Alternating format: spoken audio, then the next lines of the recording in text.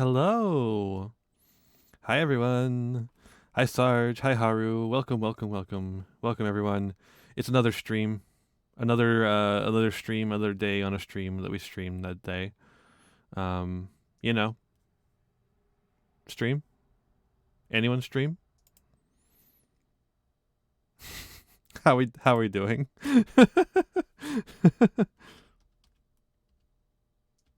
Stream. Uh how we doing? It's Sunday evening. Sunday evening.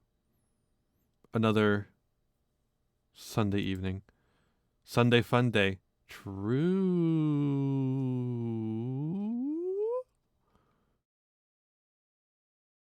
Uh, I don't know. It's going all right for me. Don't have much to complain about. Not really. So, yeah, I'm just vibing. Just a vibe day today. For me. I don't know about any of you, but just a vibe day for me.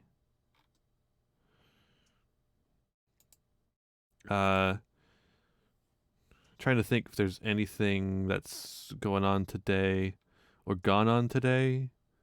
I can't really think of anything off the top of my head.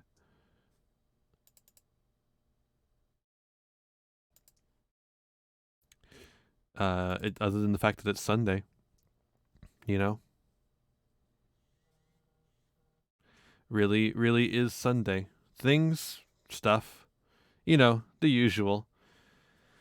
It's not much going on. A lazy Sunday. I could use one. Actually, most of my Sundays are lazy. Because that's my day off after museum day. Although this week I did not have museum because it's Easter. Oh yeah, Easter. Happy Easter, everyone. I hope you had a good Easter. Uh, a good one for you and everyone else. Uh, in your life that you enjoy.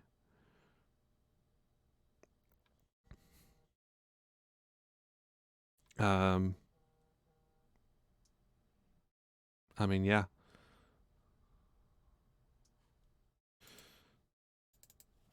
it's been all right for me. I had a little bit of candy. Uh, I fucked up some Reese's eggs, one of my favorites. Have you have you ever had a uh, have you ever had a Reese's egg? Everyone in chat has to answer this. Have you ever had a Reese's egg? And if you haven't, go have one. You need to have one.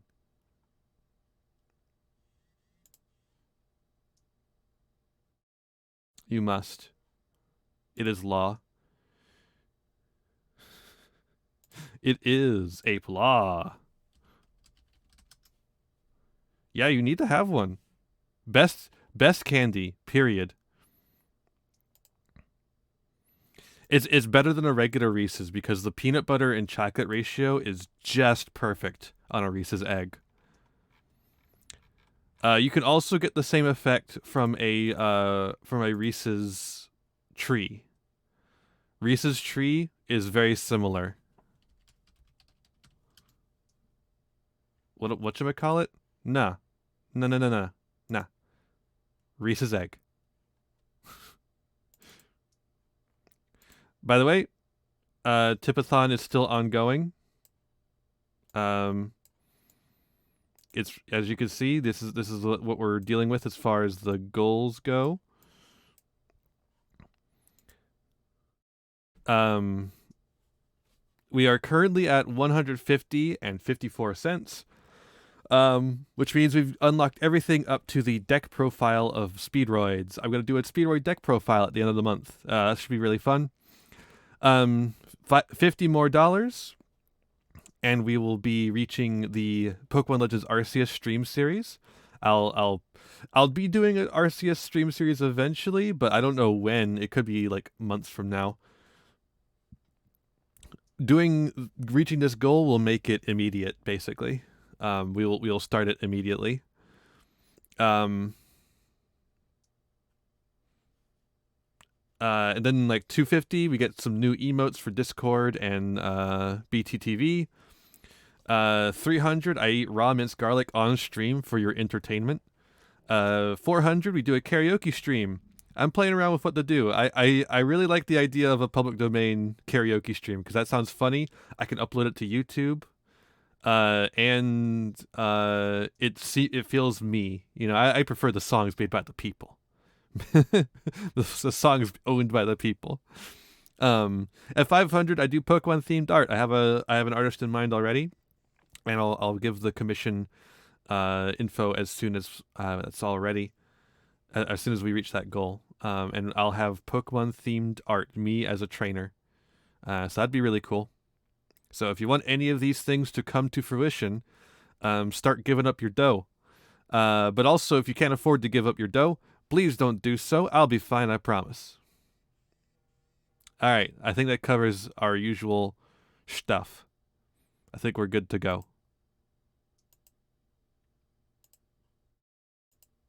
What the fuck? There's something there. There's like an invisible little thingy there. I don't know what it is. But it's making it so I can't click on things. That's really weird. On my computer, there's an invisible thing. What is it? What the fuck is going on? Okay. So, this calls for a Control-Alt-Delete. Give me that task manager.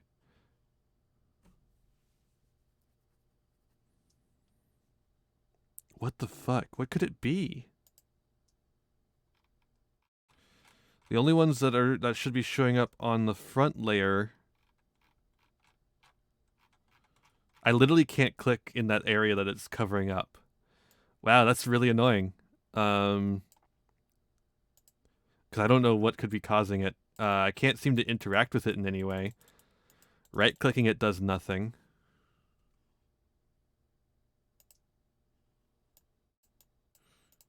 You can see the border of it.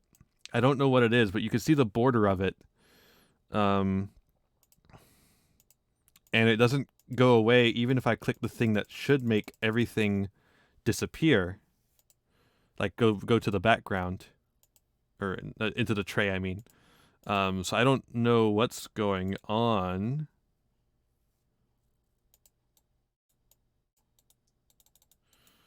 Oh, that's not good. That's not good at all.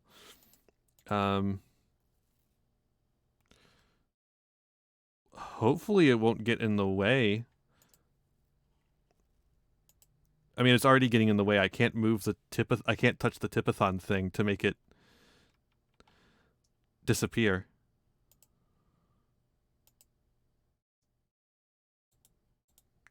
Tipathon, disappear. What the fuck?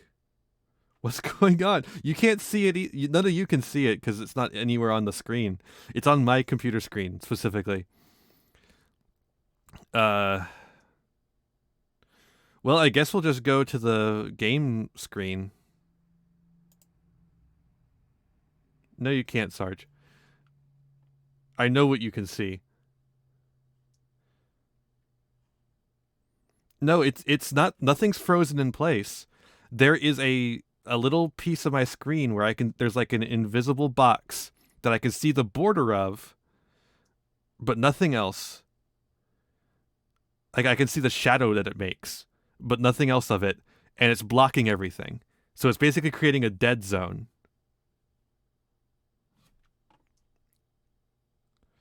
I don't understand.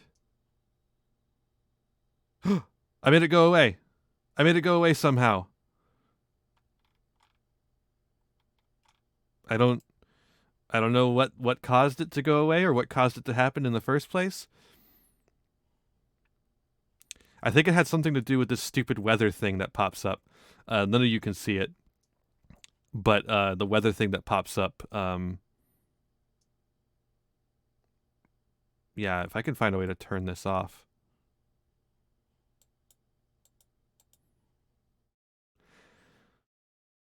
Yeah, I'll deal with that after stream. Anyways, let's fucking go. We're close to the end here.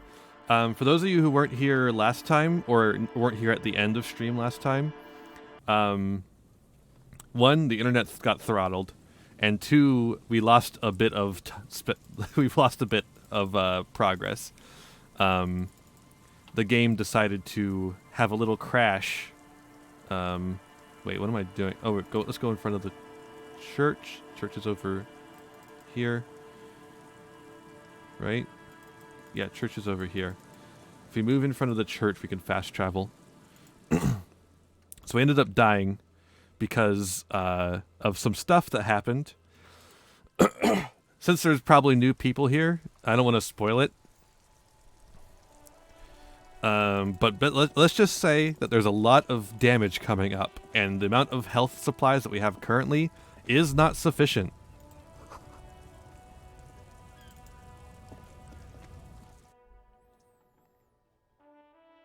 Yes. So what we're going to do is we're going to buy a shit ton of these. A small cabinet on the wall is filled with various medicine bottles, nasal sprays, and blister packs. They all bear the Saint Baptiste Pharmaceutics logo. That's funny. We could get a Druamine, but because we have so little health, it doesn't really do anything for us. So we might as well just keep getting Nosafed. Can I have a Nosafed? Okay, here.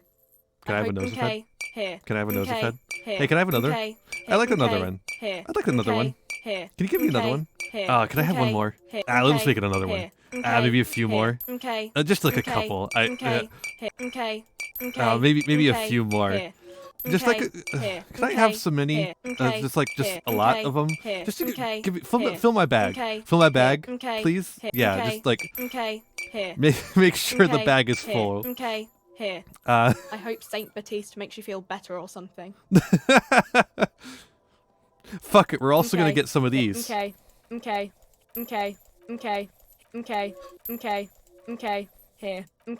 Here. I hope Saint Baptiste makes you feel better or something. I am invincible.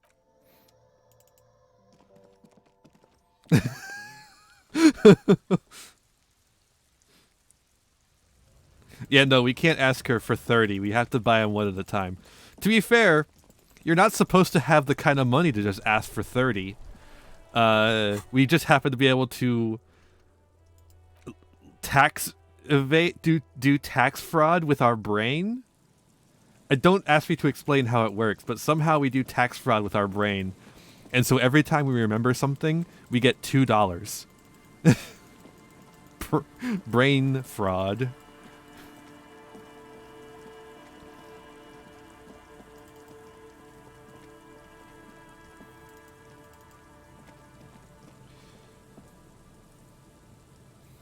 Okay, we're gonna do it the regular way this time. Last time we teleported up, and that was really cool. But it was such a low chance of success. An old pipe peeks out from beneath the rotten boards of the boardwalk. Could this be an alternative path into the fell building? Could be. A building like this must have multiple doors serving various functions. Perhaps a basement access. Your eyes slowly begin to adjust to the darkness inside the drainage pipe. The lieutenant looks over your shoulder. What's in there? there? The pipe is sleek with rain. What else? As your eyes adjust, you see some trash. Crumpled up newspapers, cigarette butts. Someone has half-heartedly spray-painted skulls on the right side. Did you miss the church dancing last session? You did not, because we were not able to successfully dance in the church. And nothing. Broken glass from bottles thrown against the walls of the pipe. A syringe. Can we get into the felled building through this pipe? Given that this isn't a martial arts thriller, it's highly unlikely, and not without risk to our health either. However, the pipe suggests there may be an entrance to the basement around. Lieutenant pushes aside the reeds and looks around. He means the pipe must be coming from somewhere in the building. And it's right here, a maintenance door.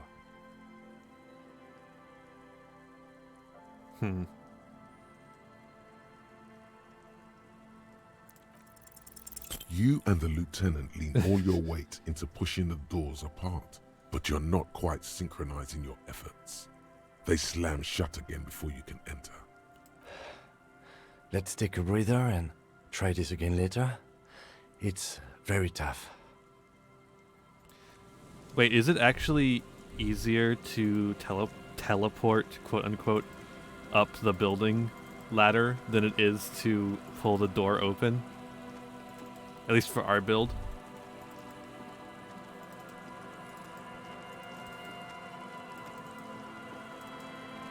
Yeah, it's definitely teleporting, Sarge. Hardcore!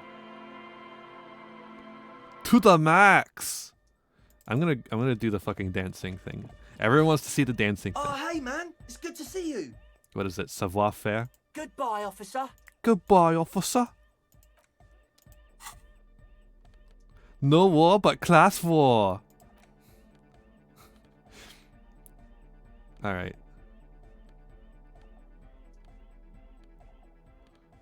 Where's our savoir faire stuff? I know we have some. Are we already wearing it?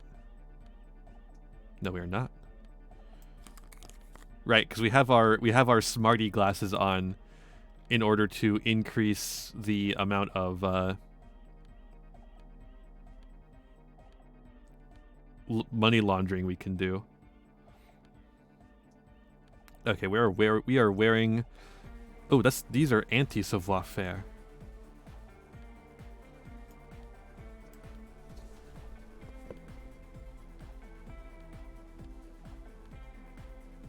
As are these.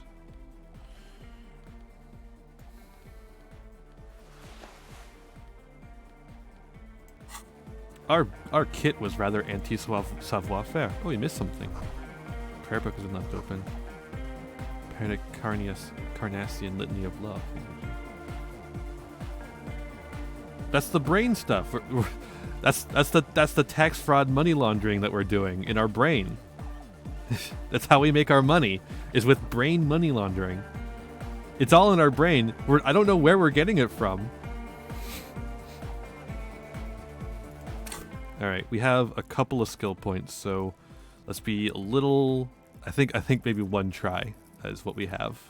Assuming we can even level up savoir faire. Okay, we can. Oh, hey, man. It's good to see you. Even odds. You close your There eyes it is. and vacate your skull, leaving your brain to wonder, where did that little fluttering light go? Total darkness. You sink down the darkest fathoms of your own personal deep, vertebrate by vertebrate, through the unformed skulls of your mind. That says spine, not mind. Here it will begin. Where did the church go? Who fucking cares? Good? No, not good. Orgasmic. Where'd the music go? Oh, don't worry. The music's still there. It's you who is gone. No, really, why can't I hear anything? This is a pivotal moment. Try not to piss yourself. Concentrate on hearing. Nothing. Just the immaculate silence of your spinal fluid. What was that about unformed skulls? Electrified. What was that about unformed skulls? I'm gonna let you in on a little secret. You're a new Every character. vertebrae in your spine is an unformed skull ready to pop up and replace the old one. Like shark teeth. The one you're currently in has a little brain forming in it, What? waiting for its turn. To rule the world. Who are you? I am the spinal cord. What do you want? From what I can see, it's about to bust a move. Let's fucking bust a move then. Foolhardy, do you even know what's happening on the surface? Maybe 1,000 years have passed. Or maybe you started spazzing out like 2 seconds ago. Did Macho Man voice the spinal cord? Maybe. Ooh, yeah. I'm gonna snap into a Slim Jim. With your eyes still closed, the first thing you feel, all the way back in the pivoting darkness of your own torso, is warmth. You have become a triumph of rhythmoplastics, somewhere in a smelly wooden church on the coast of Revachol. The wounds from the war you waged on your body are healing, twist by twist, turn by turn. Open your eyes and dance like you've never danced before. You have become a flawless interlocking mechanism, a flesh and bone approximation of the throb coming from the speaker setup of the one called Eggheads, entirely, rigidly imbecilic, without pity or fear. Hell yeah. I'm holding a flashlight. Free from self-awareness, no deliberation, only, and I mean only, execution. The flashlight makes it better. Also, the extra large crowbar is hilarious. Oh my god! No way! Yes, With his reel-to-reel mixer blasting the anthem of a future that will never come, the young man observes your moves for a second.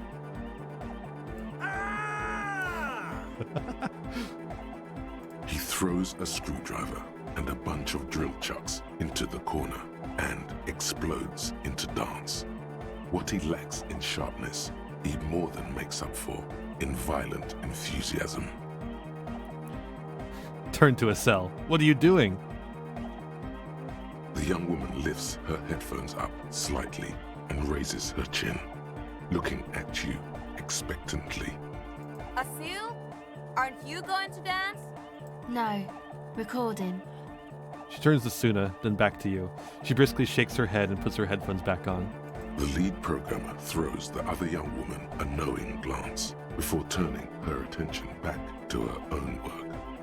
She's still at her mainframe, pressing buttons, reading printouts, but she started nodding her head along to the music.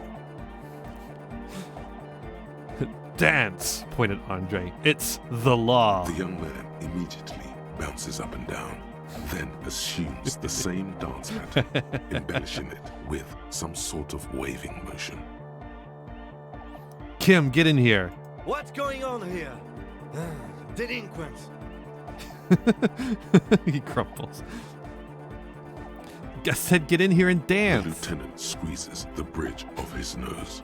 The light reflects off his glasses, giving him the appearance of a surgeon in the middle of a tense procedure. He's having trouble adjusting to the new reality before him. What's happening?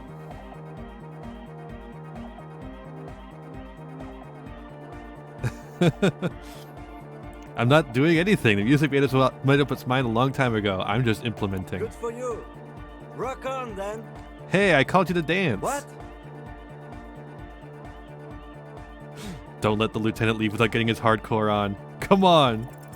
Who's the one? Yeah! You are. Lieutenant, I'm only going to pull rank on you one time, and that time is now. Are you kidding me?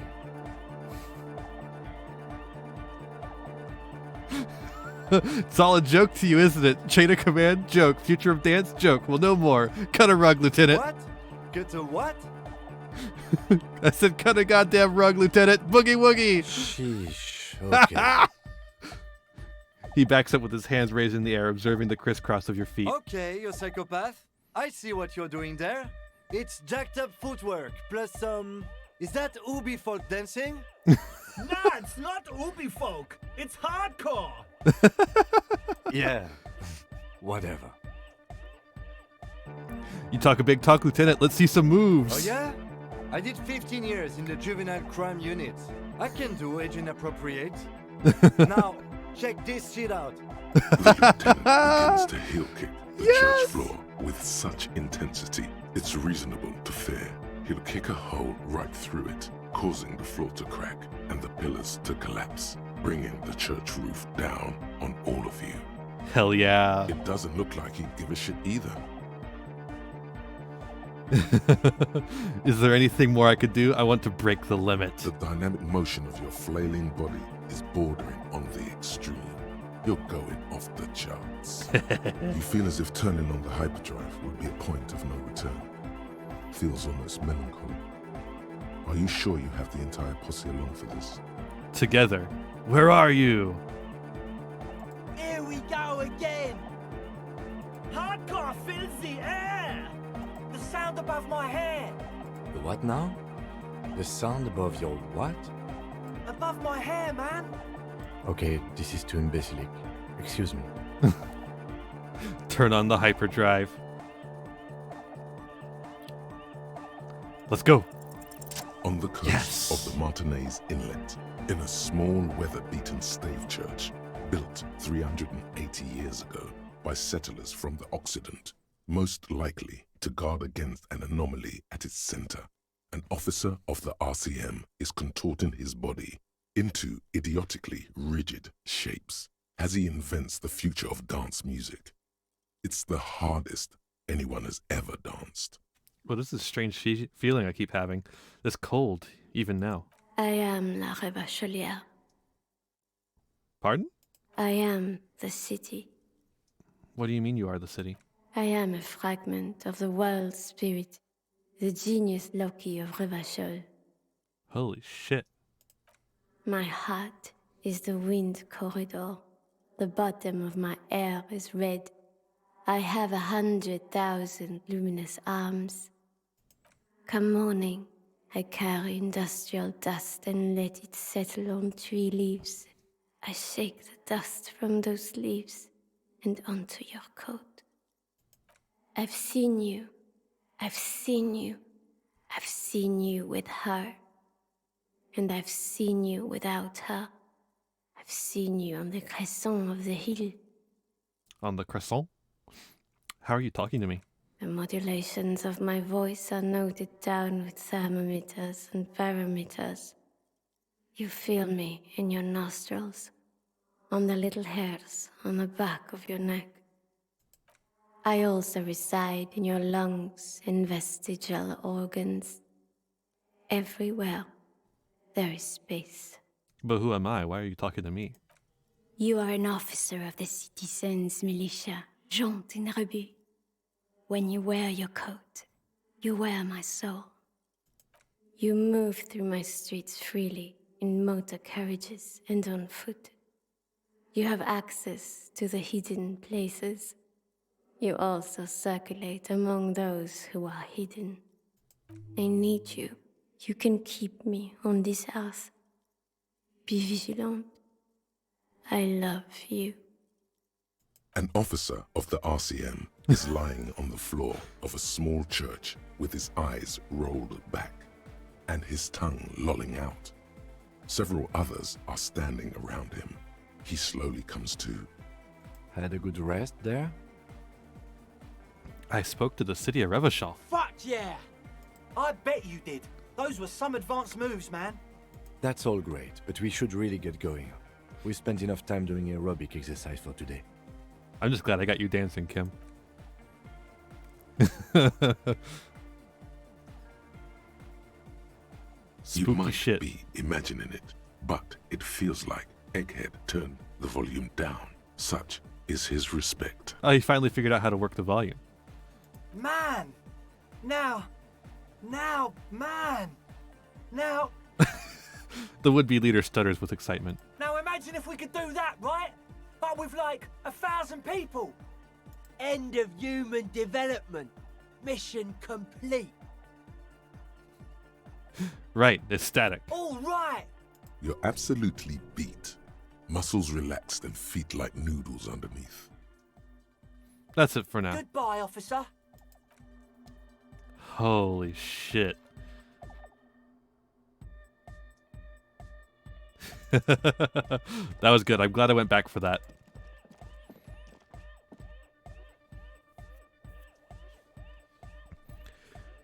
We fucking danced to a higher plane.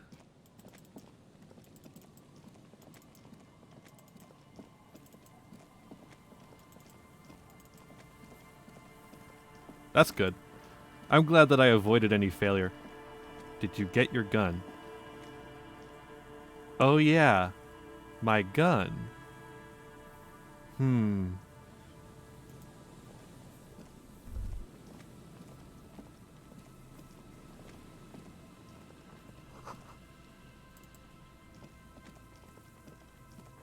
Yeah, the gun. I never did find a lead.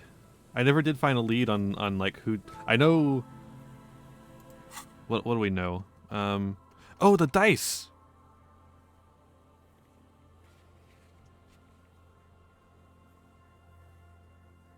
When do we order those? Friday, 1456. Oh, they're not ready.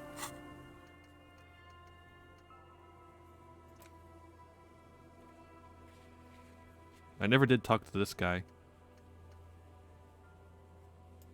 I don't really care about that.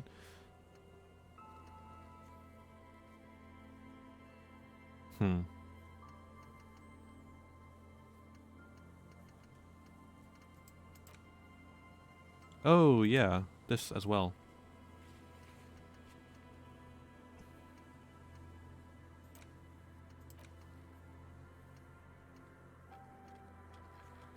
Where's the gun? Shouldn't the gun be one of our tasks?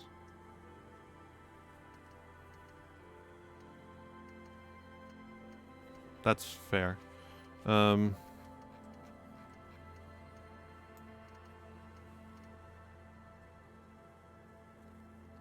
Track down your gun.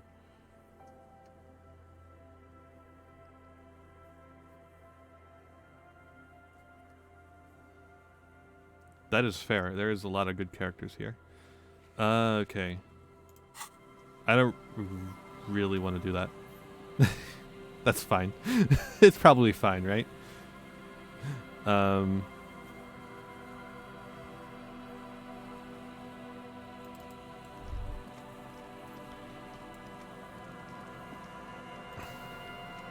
rusty ladder. Yeah, that doesn't look good. The distance, in addition, the first run I'm skipping is going through to this be because tough to reach. It's what, not to mention. we did this last time. What if you were to Astral projection. Teleportation is not a thing. This really has nothing. Oh yes, it could hurt a lot. Oh, yeah, this is way easier.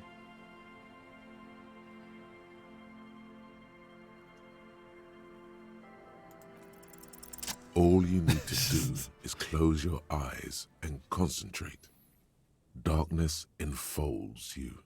You can feel the distance between the bench and the first rung of the ladder. All you need to is... Do it. Zoot, zap, pow, crinkle. It's like magic.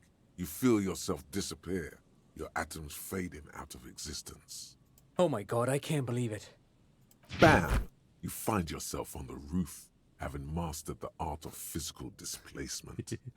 Don't gloat. Just stand there like a Samaran master. You know, for the record, you didn't teleport there. You just climbed the ladder with your eyes closed.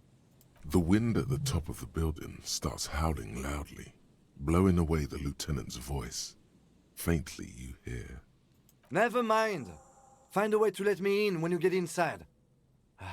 Don't go adventuring without backup, especially if we think the suspect may be hiding here.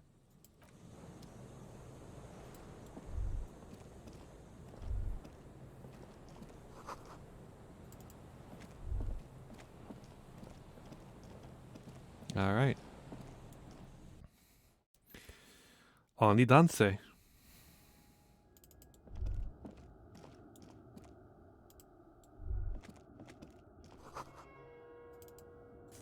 That's the postcard.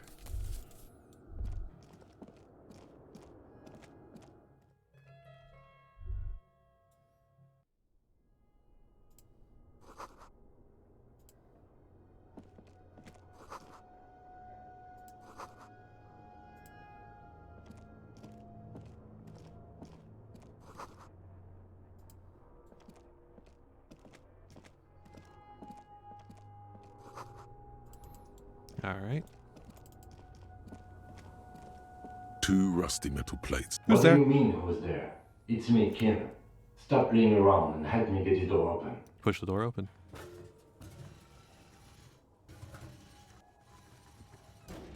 It's much easier from this side. The panels on the rails slide once you dust the sand off.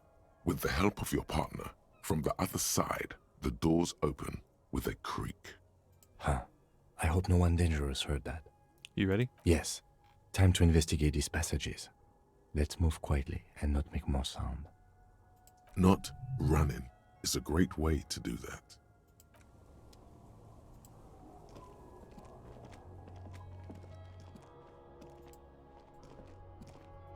No Jamrock Shuffle. Last time we did the Jamrock Shuffle all over the damn place. This time I'm going to try not doing that.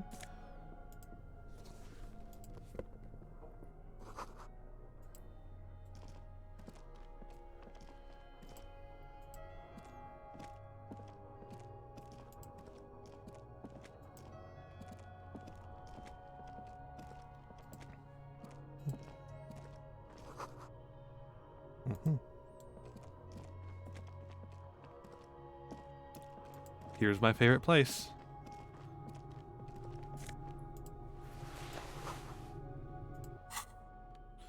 Let's put on my favorite hat. This hat is so soft, so warm. It wraps around your head, and your mind tingles with all manner of socio-economic theory. This is an Ushanka, right? Kraz Mazov would have worn this Ushanka. Mazov knew where to cook those thoughts. That's why it bears a Mazovian logo. Glory to the revolution, comrade.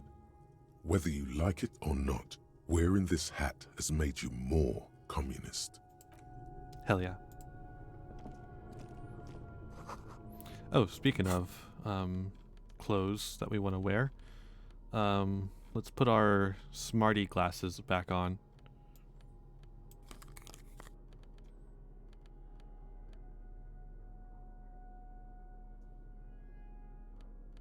Kind of fine with everything else as is.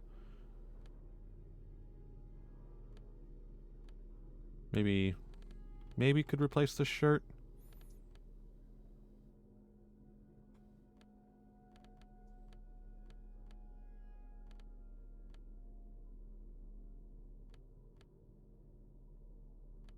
Right, I always forget about that.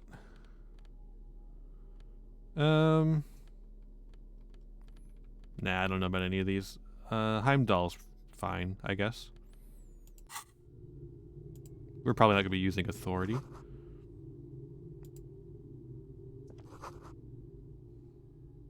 Could this have been the killer's hideout? And this narrow window, the point of origin of the shot that killed the mercenary?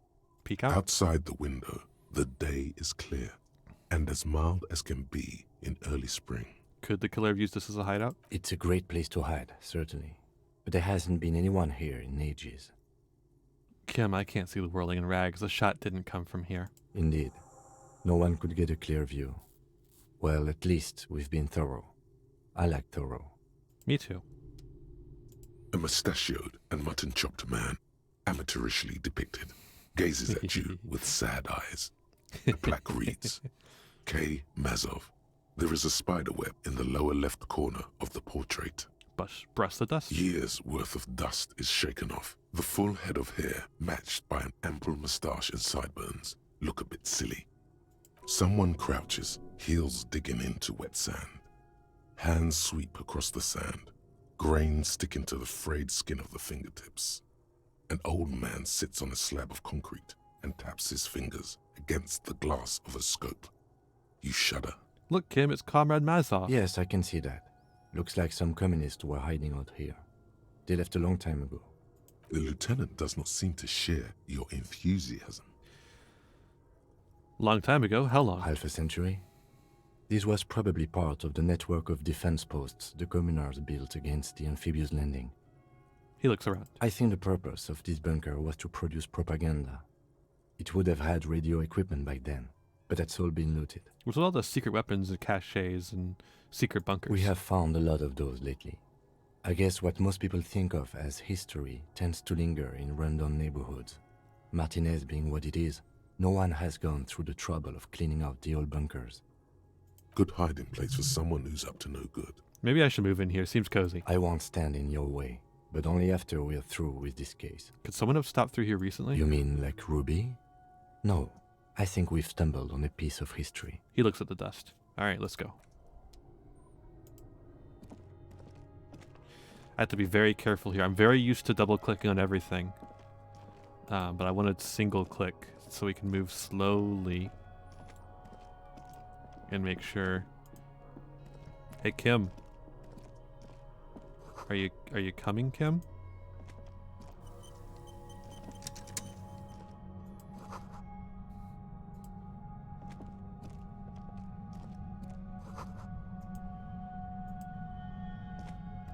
Kim, there you are. All right. Let's go. We did get an autosave. I wish you'd have done that last time.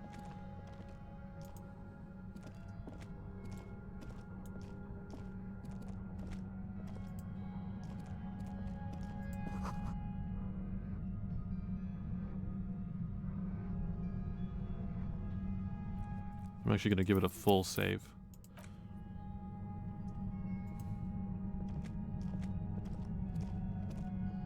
There it is again, like a swarm of hornets buzzing under your scalp. A strange tingling you can almost smell. Lieutenant, do you feel something? No. What do you mean? A pain, a strange tingling. I don't feel it, but we should still be careful. There were footprints back there, and I'm pretty sure they were fresh. You really don't feel anything? No, but you are the sensitive one. It's not a quib. The situation is dangerous. I saw them too. Footprints with the right sole worn smooth. Looks like our suspect. If she's in here, we need to plan our next step carefully. What do you mean? Once we detain a credible suspect, who knows what the Union and the Wild Pines will do? We'll set in motion events we have no control over. You will upset the balance of power in Martinez. The deadlock between the company and the Union will destabilize. Keep calm. Go over the whole situation in detail. We met Joyce. We don't know what she knows yet. Definitely. I think she knows something about the mercenaries, maybe. And But she the won't little- be around if the situation explodes. The only way to find out what she knows is to do her dirty work, and I don't want to do that. How bad do you think things could get? Well, we are not responsible for what we can't predict, are we? I don't think the entire city will be razed to the ground. He smiles in the dark. If you can't predict it, there's nothing you could have done. What do you think is waiting for us there? I think I see a cavern. Maybe more cellars? I think we've been careful enough. We still have the element of surprise. Hell I yeah. wouldn't be so sure. You haven't exactly been sneaking. What? I have. Or maybe not. Either way, once we go deeper, there will be no turning back. I did my best.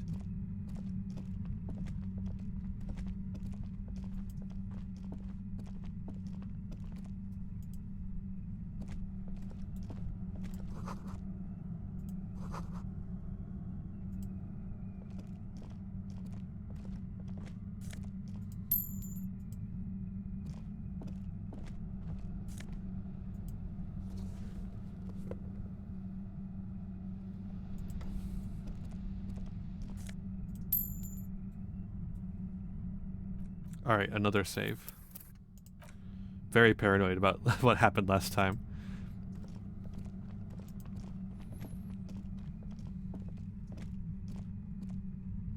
It's not really a good way to walk around it, huh? Suddenly, Yep. your entire body is paralyzed. Aggressive white noise fills your skull. A strange pain, like you've never felt before. Through the static, you hear a woman's voice. It's like 1,000 radio stations are being blasted into your head all at once. But her words are the only ones you can make out. I know you're feeling pretty uncomfortable right now. Don't move too much or fight it. That'll just make it worse. Says the shadowy figure by the machine. Can't say it's a pleasure, officer. I was really hoping not to make your acquaintance. But here we are. As she says the word officer, you feel a spike in the agony. It sounds like the entire radio frequency range is screaming directly into your neural pathways. Cover your ears. No, buddy. That's not going to help. You can't shield yourself from this. It's an entirely new type of experience, way worse than all the previous ones. Don't focus on the pain. Focus on doing your job. Tell her she's under arrest. No, Volition, this is one instance where you're not helpful. What's happening to me? I'm using a pale latitude compressor. You and your partner have been caught in its field. You're using one of those devices used to send signals through the pale on me. Wow. Check out the big brains on you. You're not entirely wrong. A pale We're gonna skip latitude those. compressor is used to sort of make the pale more manageable. With a lot of these, you can force a radio signal grid on the pale, literally crunch the distance across it. Signals are relayed across a series of repeater stations fixed to buoys. Not a fun job manning those stations. All alone out there in the pale, people lose their minds in just a few years. Sounds like she knew someone who used to man one of those stations. But she won't tell you about her. Boy, you're one empathetic police officer to have guessed even that right now. So, what we are experiencing is a concentration of radio waves. He gestures towards something with great effort. Precisely. This is an industrial strength paraboloid. It's meant for forcing dimensions on something that doesn't have them. Needless to say, the frequencies used are out of this world. At the upper limit is the large prime number generator station. It's used specifically for pale latitude compression. That's why you may be hearing some numbers. But you might also hear, or think you're hearing, local radio chatter. This must be how the twins heard the radio in their heads. They must have been standing by when she tested it. She likes telling you about the machine. Keep her talking. Look for an opportunity to break loose. How'd you get your hands on this I thing? built it myself. She nods towards her torture device. That's illegal. I'm guessing it's patented. But we are beyond that, aren't we? Oh yeah. Thanks, Kim. Way beyond. She studies her death ray and the law officials trapped in it. Officials. Will I stay like this forever? No. Once I shut down the compressor, the pain will end. It may take a few minutes for you to steady yourself, though. It's a bit like waking out of a very confusing dream. Have you experienced the compressor yourself? Yeah, I stuck my head in there before using it on you. It seemed like the ethical thing to do. Can't say that I enjoyed it. The field was weaker, but I can imagine what you're going through. This is all great. Let's talk about the man who was killed. Yeah, let's not talk about that shit. You were hunting me and fell into my trap instead. That's all there is to say about it. So she thinks of you as hunters, not cops, and of herself merely as prey. Please, could you turn it down so I can ask you something? If you've got something really important to say, you can do it through the white noise. Then this... Lieutenant clutches his head, grimacing. God damn it. She regards you and Kim with sudden sympathy. Fine. If you really want to talk, I can dial it down. I've also got a gun, by the way. She steps reluctantly out of the shadows. The pain lessens. The gun she's carrying is a two-barreled front loader, not like the murder weapon. Well, it doesn't feel much better, but you can form sentences now. Thinking doesn't seem to hurt as much. There's only 3 meters between you and the machine. If you keep her distracted for long enough, maybe. Be careful when you make your move. That'll be it for questions. Bide your time. We don't actually want to destroy the machine. We want to talk her... Because things don't add up with this investigation, so we're going to try and figure out what's actually going on. How do you know we were coming? I heard you in the passages, and I've been preparing for quite a while. By hiding bullets under floorboards? So you found my shack, huh? I'm not surprised. Her tone is bitter. She thinks she's been betrayed. She didn't rat you out, by the way. Isabel, the washerwoman. So nice. That's one knife I didn't want to find in my back. As opposed to the other knives she's finding there now. Hardy for one. Preparing for the worst? I was. Before I caught you in the pale latitude compressor. I'm fine now. That's her admitting the bullet was an emergency exit. I heard you in the passages, so you found... Her tone is bitter. You... She thinks she's been betrayed. You don't need that. Not anymore, no. This could have turned out pretty bad for me if you hadn't walked right into 25 bands of ultra-high frequencies. I mean, there's not much choice I had. That's her admitting the bullet was an emergency exit. Did you shoot Laylee? No, I didn't do it. I only helped stage the lynching, though I doubt that makes much of a difference to you. Who ratted me out, by the way? Was it Titus? No, he wouldn't have broken first. You're right, Claudia was the first to share her suspicions. I knew the kitten had claws, but not like this. But she couldn't have known I was on the coast. How did you find me? Titus told me it took some convincing. Oh, fuck. Took some convincing my ass. And those guys liked me, I know it. If this is what happens to people whom people like... A dull despair is creeping into her voice. How the fuck do the rest of you get by? Honestly, I don't know how I do it. I just stumbled in here. Can you please explain this shit to me? What shit? I told you I didn't do it. Sounds pretty simple to me. A strong moral compass. She still wants the opportunity to make a case for herself. Would you say that Laylee was a likable person? I didn't like him. Hardened mercenaries aren't particularly likable types. Did you feel protective of the Union? Yeah, sure. And I didn't like Wild Pines sending in those foreign hirelings. Me and a fuck ton of other people around here. Yeah. She didn't hate him, okay? You don't feel... There's nothing more personal you had against him? You think I was envious of his conquests? Look, pussy's not a problem for me. Yep. And definitely not a reason to off someone. See her confident gaze, her toned arms. Yeah, she wouldn't have had much trouble in the intimacy. I'm not even going to ask about the sympathy for mercs. I'm listening. Do you have an alibi for when Laylee was shot? Man, I was with the boys the whole night. I hope they at least bothered to impress that upon you. There were 10 minutes they couldn't account for. You mean the length of a toilet break? That wouldn't even have been enough time. Our investigation has shown that 15 minutes was just enough time to commit a murder. Wow. Now I'm curious. Please, explain. There's a secret way from the first floor of the whirling to the Don't know it. But also, the shot couldn't have come from the roof. Or we would have all heard it downstairs. Which is what I'm saying. She has a point there. No one mentioned. The pain stops him from finishing the sentence. That didn't go super well. You've got to lay something better on her. You have a gun. And? Where'd you get it? The gun store. What gun Trigger store? Happy Jacks. That doesn't sound like the name of a real store. What did you think? That I'm going to squeal on my gun supplier? Sorry, I'm not that kind of gal. I see it's a front loader. Do you have another gun somewhere? Sure don't. A breech loader? No. This is such a wipeout. What? I can't tell what kind of gun is it. A knocked away 80 front loader. 2-barreled. Not really what you were looking for, I'm guessing. That isn't it. Do you collect guns, maybe old rifles? No, they're not practical. Break too often. Fair. There's other evidence I want to ask you about. Yeah. Evidence. I hate this one. I considered her a good friend, yeah. Are you a girl liker? Are you any girl What the likers hell, in chat? Man? Yeah, why not? I've gotten worse. You want to be more than friends. Oh, so that's where you were going with this. She said you wanted to run away with her. That's a very sentimental way of putting it. We both had pasts we didn't want to catch up with us, and we enjoyed listening to music together. Why not go on a road trip?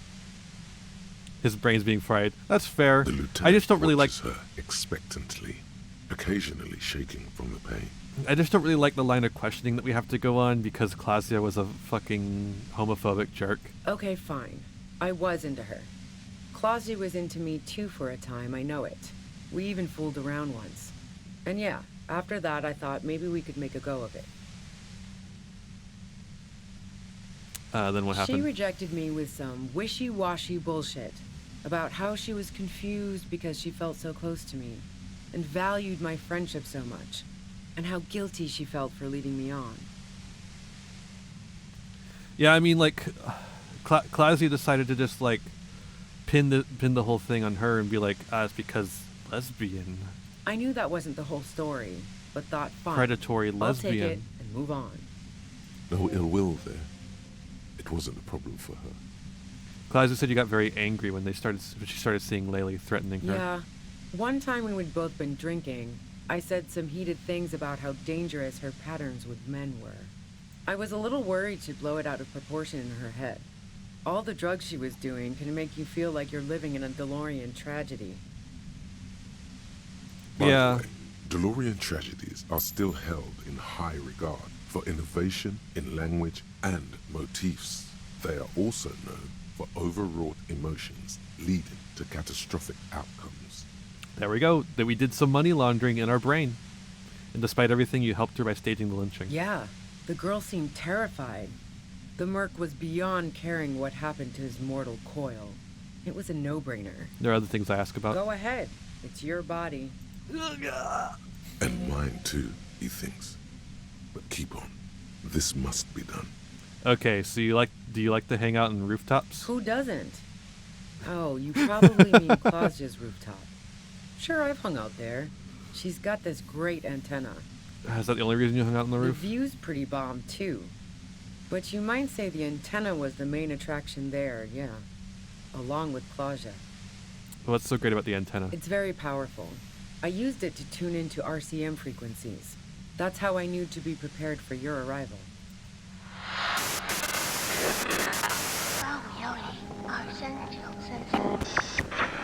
So you're sure you didn't shoot the merc from the roof? Yes, I'm sure.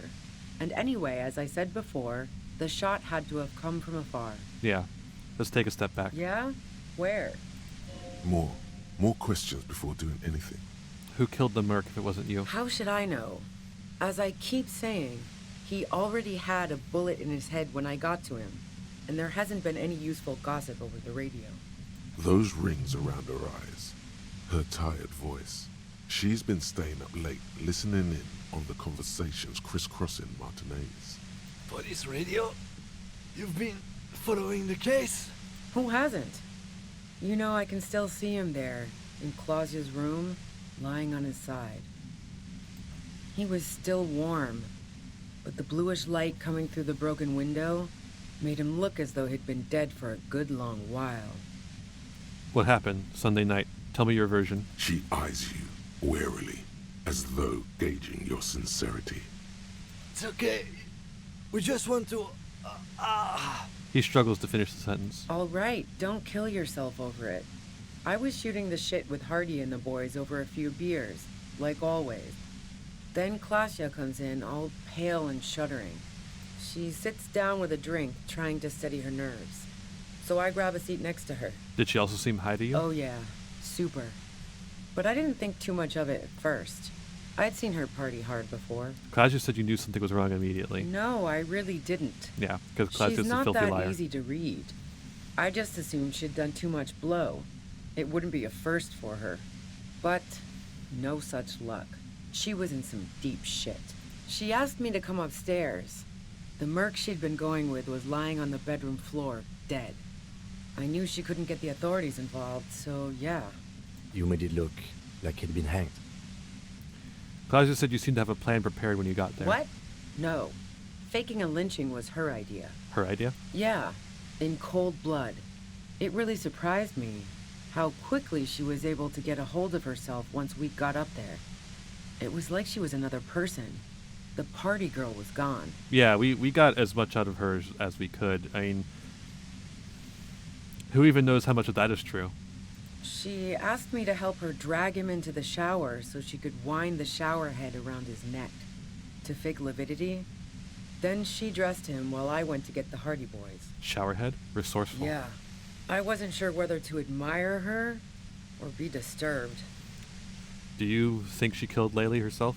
As I keep telling you cops, we didn't hear anything downstairs. I know. No gunshot, It's nothing. the only option I had. But even if this is true, weren't you worried this lynching might lead to... War? The thought crossed my mind. But the mercenary's death was going to have repercussions either way. Although the way things are going, fuck it. I'm not responsible for these people after what they did to me.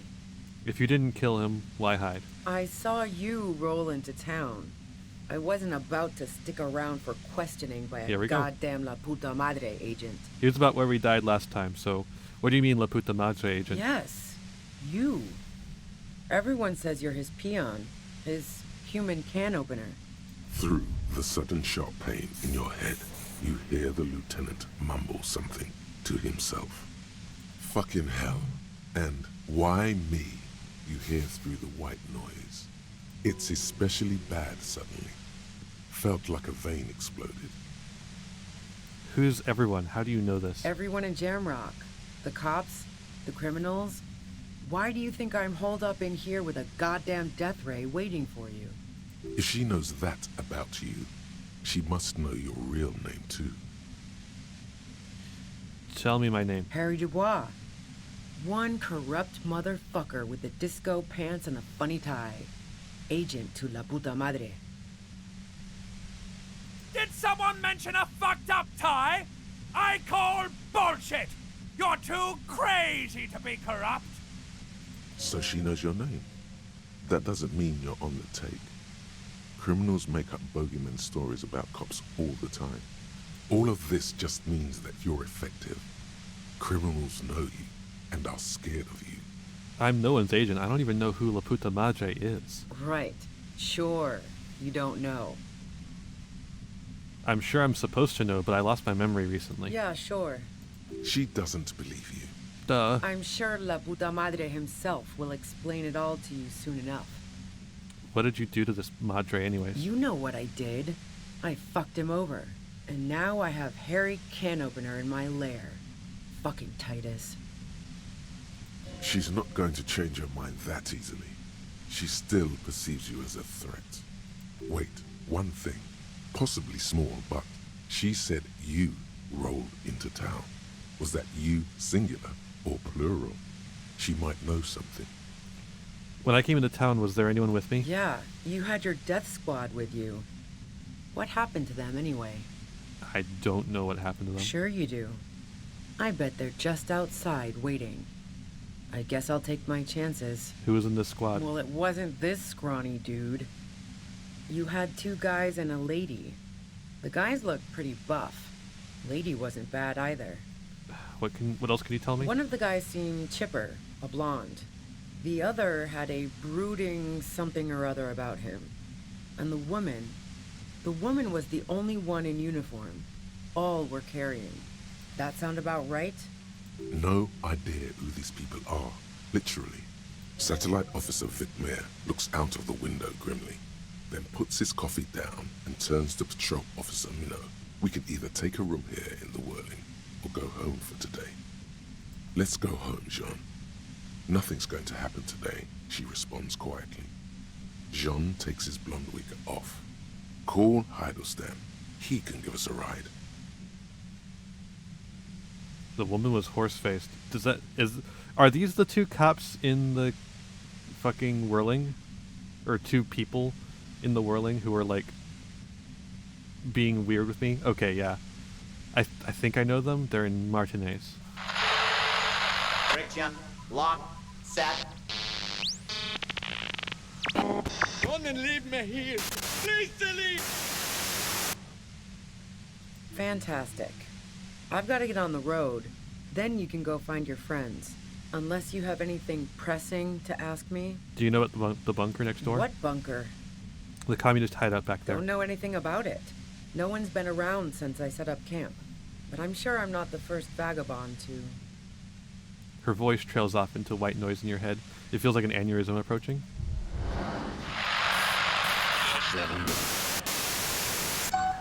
That's where we died last time. Keep calm. Breathe in. After the pain recedes, it's a little clearer.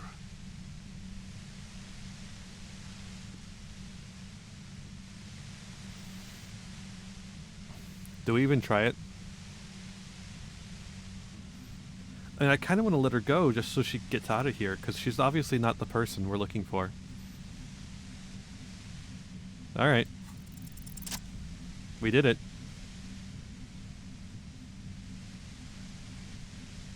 And she shoots us. And she shoots us. And she shoots us. And she shoots us. And she shoots us. And she shoots us. And she shoots us. You did it. The Whoa! compressor lies broken on its side. It's quiet in your head again. It still hurts like hell, but... You okay, Kim? All good, officer. Be careful. She looks at the machine, assessing the damage. Her hand trembles. Oh, fuck it.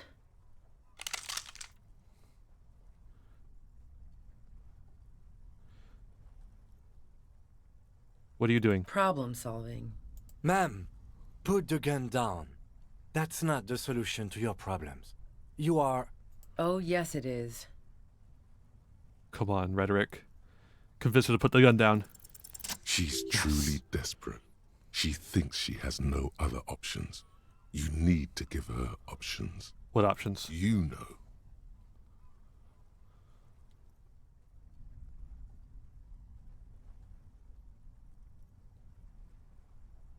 Maybe I can still talk her out of it. This is how you talk her out of it. It's the only scenario in which she lives.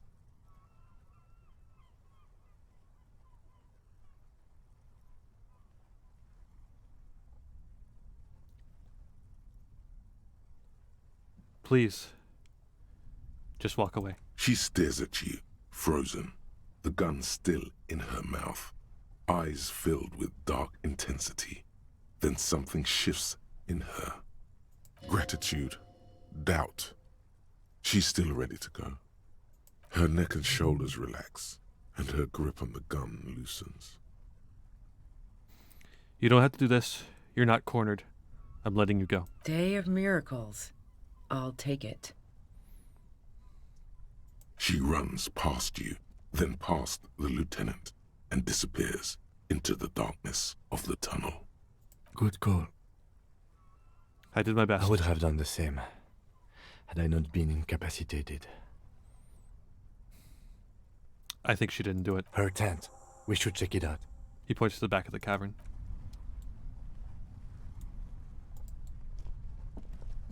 Oh, we can run again. Thank you. Ooh.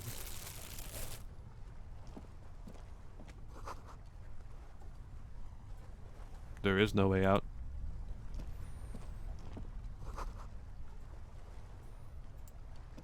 Porridge with bananas. Sure. $8. Hell yeah. Thanks, Kim. The plain Just red get in tent there. stands by dispassionately. It was pitched by practiced hands. She's used to camping out. Look inside. The tent looks old, but well maintained. In the darkness of the tent, a rolled up sleeping bag, cooking utensils, some books, and a kerosene lamp. It reeks of cigarettes. Shine your flashlight on the books. Assorted soft covers, mostly pulp horror. A motor carriage lies buried in the snow on one cover. On another, a ghost airship. You also see a collection of radio enthusiast magazines. See anything? Lieutenant peeks in over your shoulder, sifts through the magazines. You're Radar in there more than Monthly, I am. Journal of Material Science. More Technological Digest. One of the magazines doesn't have images on the cover. It's not a magazine. It's a leather notebook. A notebook. You Take pocket it. the worn brown leather journal. A trusted friend left behind. We should read this immediately. Like, right now. Yeah, probably.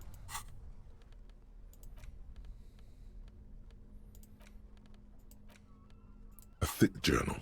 The cover is worn like someone used to carry it around in their back pocket. Examine the cover. It's made of full-grain leather. The lower left corner of the back cover sports an embossed brand name, Schneller. Schneller is a stationery brand from Gottwald, beloved among architects and engineers. She's got good taste and must have taken whatever she recorded here seriously. Unwind the strap. The journal falls open. About 2/3 of its ruled pages have been filled. Study the handwriting. The large cursive of someone who writes quickly and confidently, perhaps too confidently. Many phrases and even paragraphs have been crossed out, with tiny corrections scrawled above and in the margins. Flip through the pages. It's a mix of logistical notes, diagrams, and personal reflections, all dated. It's good she left in a hurry. We could learn a lot from this. What kinds of logistics? Hard to tell exactly. It's mostly noted down in code. Looks like contact information, quantities, directions. There could be useful information about local operations in those notes. We have a junior sergeant at my station who's good with codes. I can give this to her after we finish this. What are the diagrams of? Esoteric radio technology. The most recent ones probably pertain to the latitude compressor, sketches, calculations of distance and density. You make out a familiar spiral shape. Anything personal? Short, wry observations of people and places. Probably a way to pass the time on the road. Also, what appears to be attempts to sort through some difficult decisions. There are a few passages with many questions in them. How far back did the entries go? The first entry is from August 2nd of last year. It reads simply, I know my position is precarious. All I can do is make myself as useful as I can while looking for a way out. Remember, no one is indispensable. What did she write the day Laylee died? Nothing on March 4th. March 5th, though, well, that's bound to come back and bite me in the ass. I'm bad at this. Loyal to a fault. But that's another matter entirely. You have no idea what she means. These are personal notes. Don't expect to understand all of it. Anything about La Puta Madre? That name isn't mentioned as far as you can tell. Small wonder. Would you talk about La Puta Madre in your journal? You do see an M, though. La Puta Madre. M is mentioned on March 9th and March 15th. Read the entry. Great. M's peon is coming to town, no doubt to investigate the lynching. But also, I feel it in my gut to finally put a bullet in my head while I'm napping in my lorry or on a smoke break. Well, I won't stick around just to twist my own neck by constantly looking over my shoulder.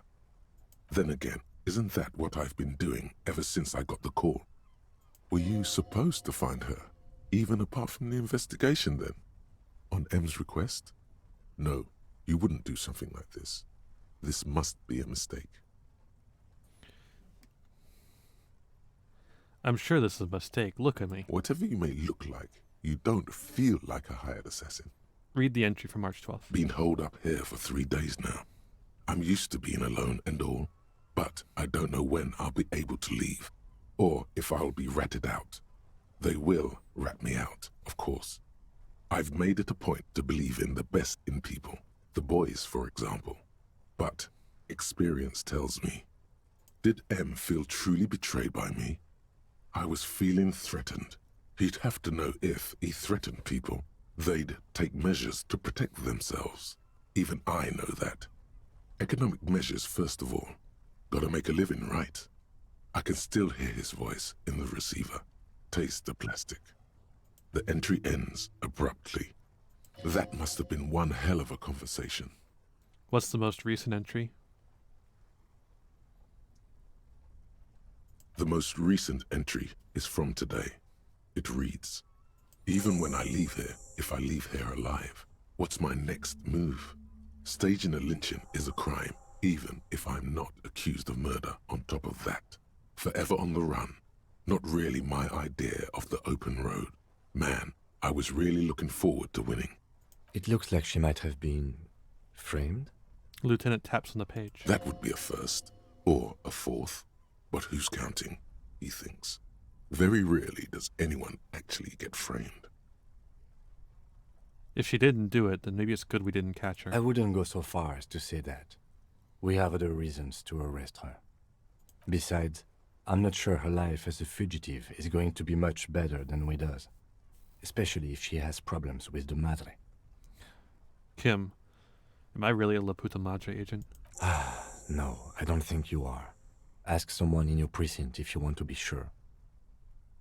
Who is La Puta Madre? The head of a major Jamrock gang, specializing in drug production and trafficking. A very bad person. Who do you think killed the merc? Classio was the one who pointed the finger at Ruby. Perhaps she was trying to steer us away from herself, or... But no one heard the shot, Kim. Maybe she had an accomplice.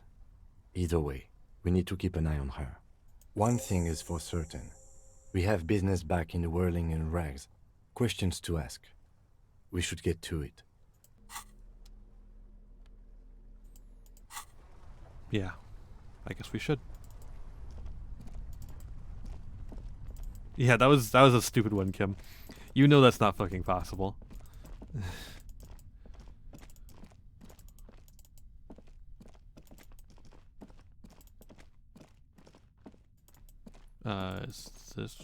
Is this way? Yeah, it's this way.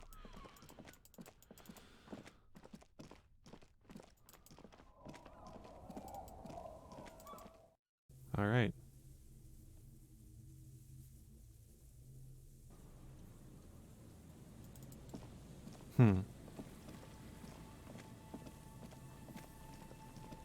Look who's not here anymore.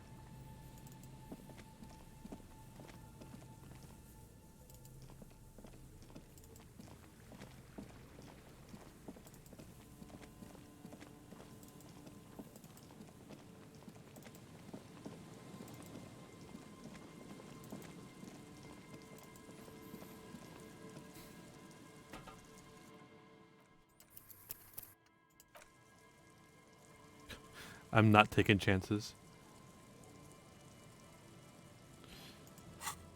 Yeah, to do that, we still have to go the same way. Am I not allowed to fast travel anymore?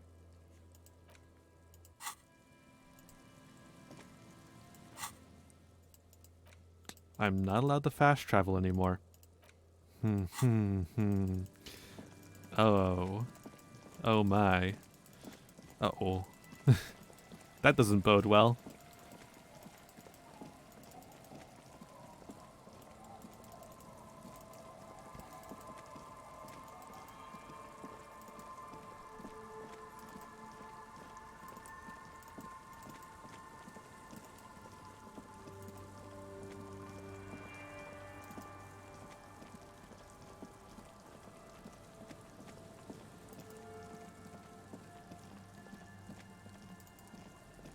All right.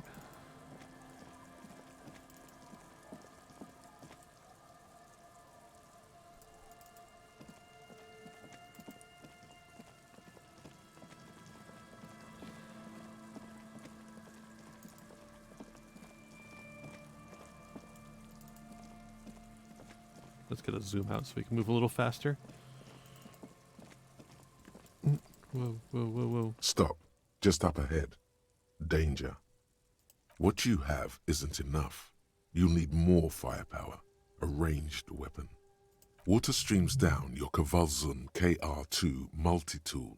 It looks impressive, but what can it do against military-grade weaponry? I'm not sure I feel ready for what lies ahead. Then you'd better get ready. Whatever happens, I've got your back.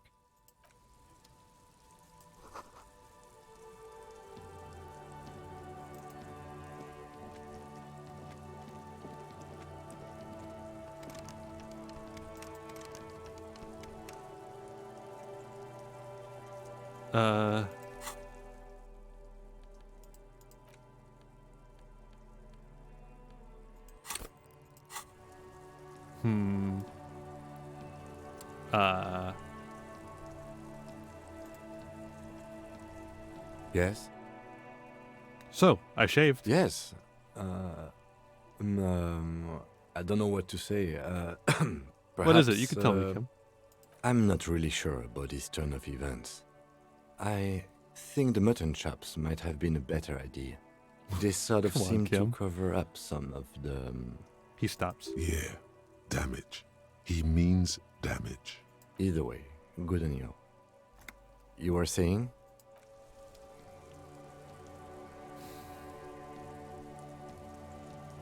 All right. I'm all out of shits to give, loincloth. Welcome to the fucking reckoning. Put your damn gun down. People are gonna get hurt. We need to talk this through. All right? Shut up! You're not gonna talk yourself out of this, loincloth shit fuck. This is the scab leader. His chest rises and falls under the ceramic breastplate. His fingers reach for the butt of his sidearm. There's something very wrong with him. He's dangerous. Shh. Lieutenant raises his left hand. This is a misunderstanding. Nothing irreversible has happened yet. You can just return to your unit and forget all about this. The Kypt is merciful, willing to spare us if we just forget about our murdered and humiliated commander? Her tone I is... think we should just kill everyone, Courty. You are all drunk. Come to your senses. You won't gun down 7 people in the middle of the street. This isn't a frontier town or a jungle outpost. Easy, Lizzie. Let me handle it. I know guys like this. I'm sure we can come to a peaceful agreement. Ain't that right, fellas? Peaceful. It sounds like the armored figure is weeping. What the fuck is this guy? Nest in your abdominal cavity like a little wild mouse. The masked man's words are barely intelligible, but you can hear them. Fuck. There are 3 of them. I was hoping there would be less. The lieutenant points to the helmeted figure. The lieutenant is genuinely worried for his life. You should consult him before getting in there. What do we do? My plan is not to get killed, but we have to intervene.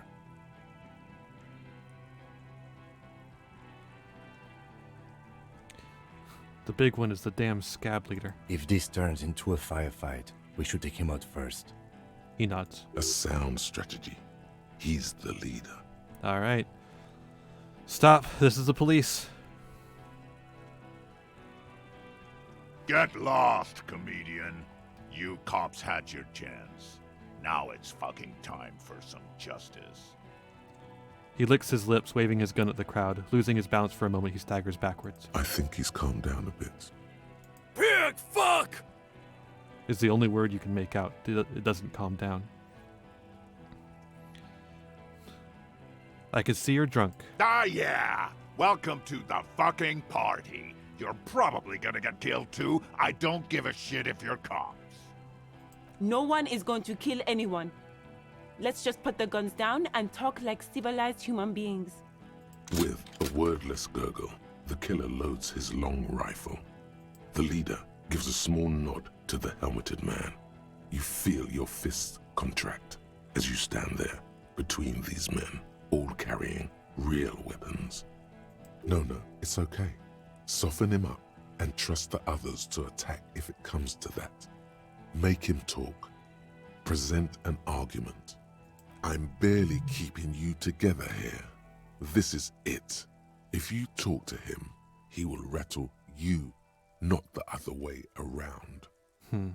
Peace. Always peace. It has worked thus far. Start with the first idea you have. Move down from that. Please.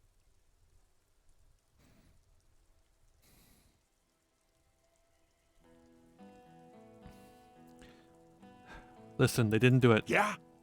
Who did that? It was someone else. Someone who's not here now. How fucking convenient. He was shot from a great distance. A sniper did this. You think I'm fucking stupid, cop? What if I just shot one of your pals here, right now, huh? How about the kid? Tell me, it's a magic fucking sniper one more time. Magic sniper? What do you think a sniper is? Listen, please. This cop and this drumhead court marshal won't decide who...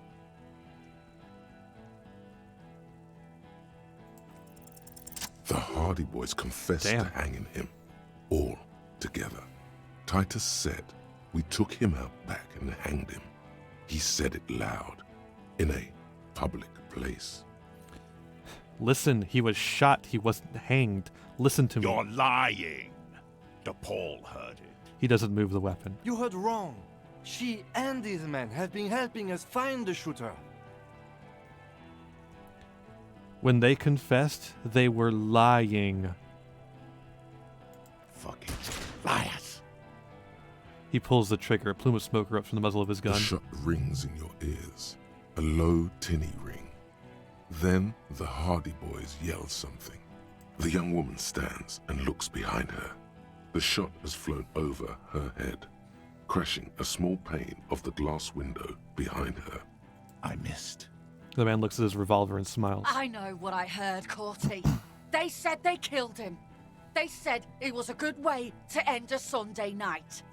That doesn't sound good. You need to change the topic now, or there will be another shot.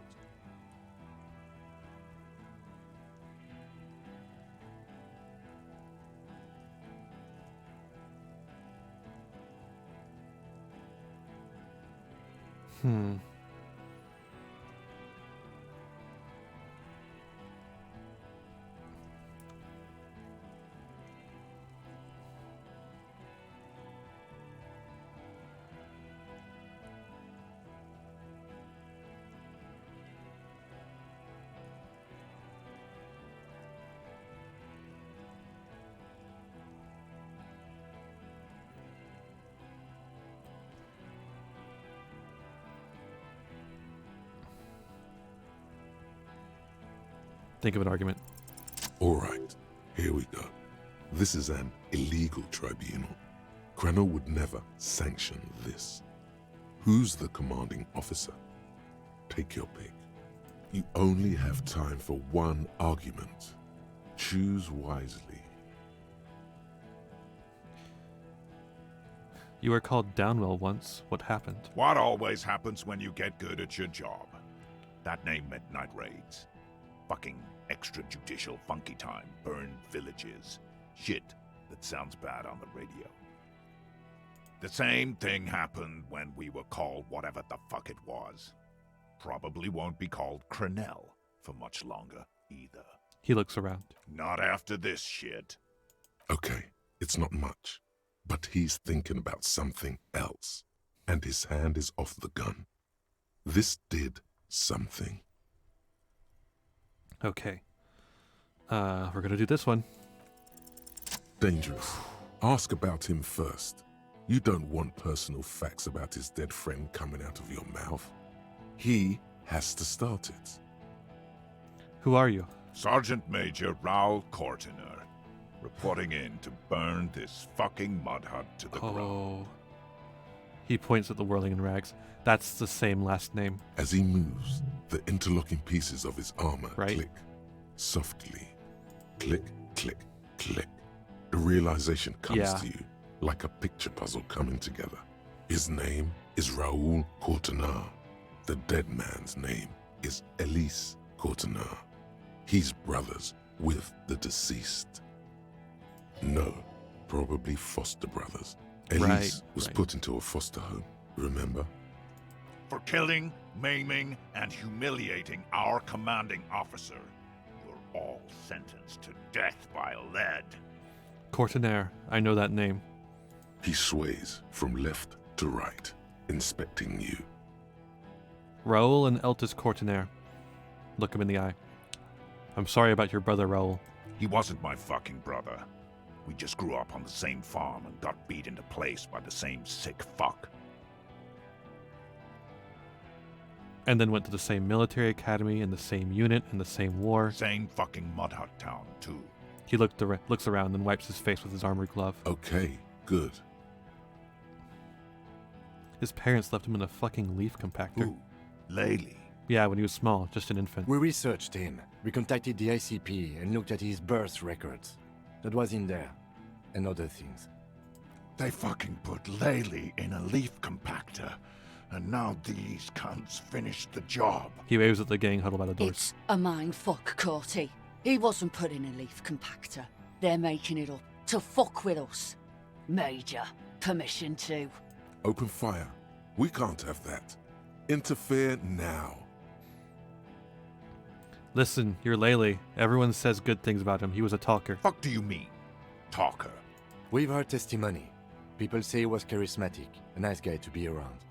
Yeah, he liked to chat up the natives. Share leaflets. Squeeze a bit of kip-tass here and there. Great fucking idea that turned out to be. He points toward the yard. If Laylee was here, he would spare the lot of you. Maybe shoot one for show. But me, I'm not a big fan of public affairs, clay monkey. I'll gun every one of you down for what you did. Ready to open fire, Major. At your command. He had blue eyes, didn't he, your brother? Baby blue, yeah. Like someone fucked up and put a baby's eyes on a grown man. He smiles, pulling his face in a strange way. It was creepy, but bitches like that shit, I guess. Or, I don't know what bitches like.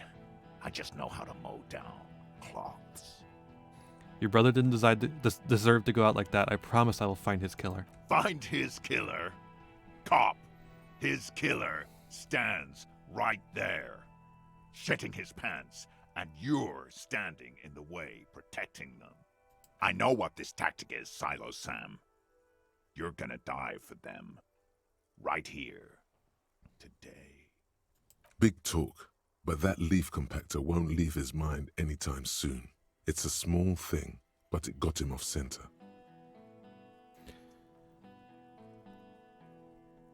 Wild Pine's rep does not approve of this. You think I care what that company cunt thinks? It's a hollow laughter. He isn't just boasting. He really doesn't care. Back out of this now, or it'll get bad. Alright, let me just say one thing. Fucking waste this fuck!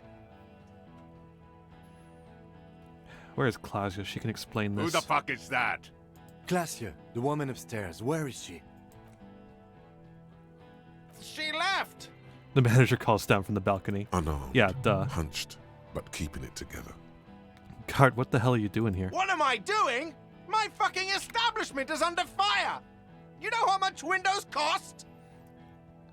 What do you mean she left? She left! Her room's cleaned out! Right before these assholes showed up! Pulling her into this? She made this! I don't give a shit! We should have arrested her. You can feel how upset he is with himself. Just for a second. Then the fear takes over and he's back in the moment. Hey, Bushman! Your little cunt isn't gonna help you out of this one! You're all drunk. Look at yourselves. Yes. So what? Your judgment's impaired. You'll regret this. Nah. I'm clear as day. Fucking government-ordained super soldier. Enough already! What is this? We didn't come here to fucking chat! Interrupt me again and I will execute you on the spot, Lance Corporal. The outburst is accompanied by yellowish saliva around his mouth. Why did I not find my lost gun? What's that, loincloth? I can't hear you. Sounds like you got your mouth full of dick. Rude. Shit, this is it. Tell him anything. I've retried. Tell him you have more information.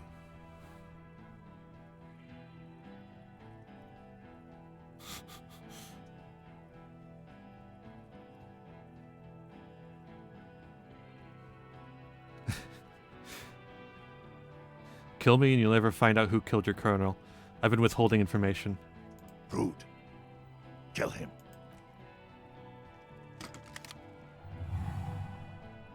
The porcelain man raises his rifle and takes aim at you.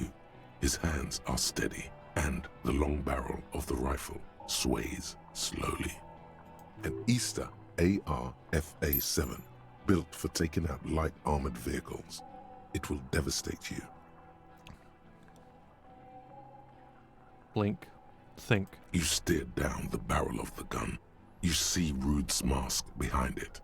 His eyes in the slit of the helmet, like a camera lens, focusing on you. God, you're so frail. Too frail to think further. Time is running out. Kim, where's Kim? From the corner of your eye, you see the lieutenant raise his pistol and aim it at Rude. He's trying to find a straight line of sight before the rifleman can take you out. I really wish I could save here. Alrighty. Let's roll the bones. The shot Ouch. rings and you stumble.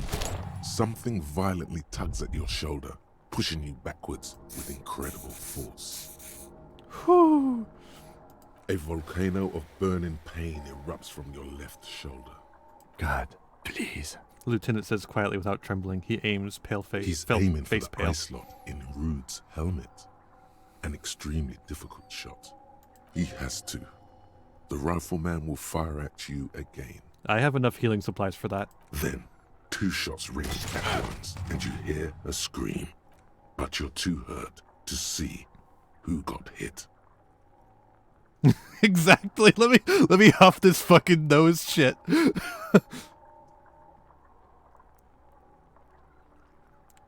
Kim, did he hit the rifleman? Blood gushes from the helmet's eye sockets as Rude staggers back, disoriented. The sounds coming from his helmet are not human. God damn. An unbelievable shot from the lieutenant. Who screamed? Glenn, dying in a puddle of blood behind you. I don't His care about mangled him that torso much. has 2 gunshot wounds. Blood gushes out of them like red geysers. I prefer he didn't die. Oh God, watch out. You see 2 cold eyes looking at you through all the smoke and panic, and a pistol raised, aiming at your chest, point blank. Then the man squeezes the trigger. Look him in the eye. A look of happiness. His eyes seem unnaturally bright, shining like stars. Something in the fear must distort him somehow. He is evil, and the end. Here it comes. Death.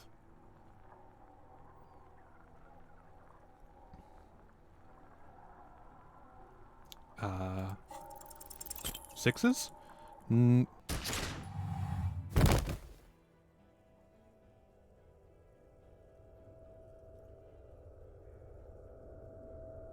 can't. There is no time.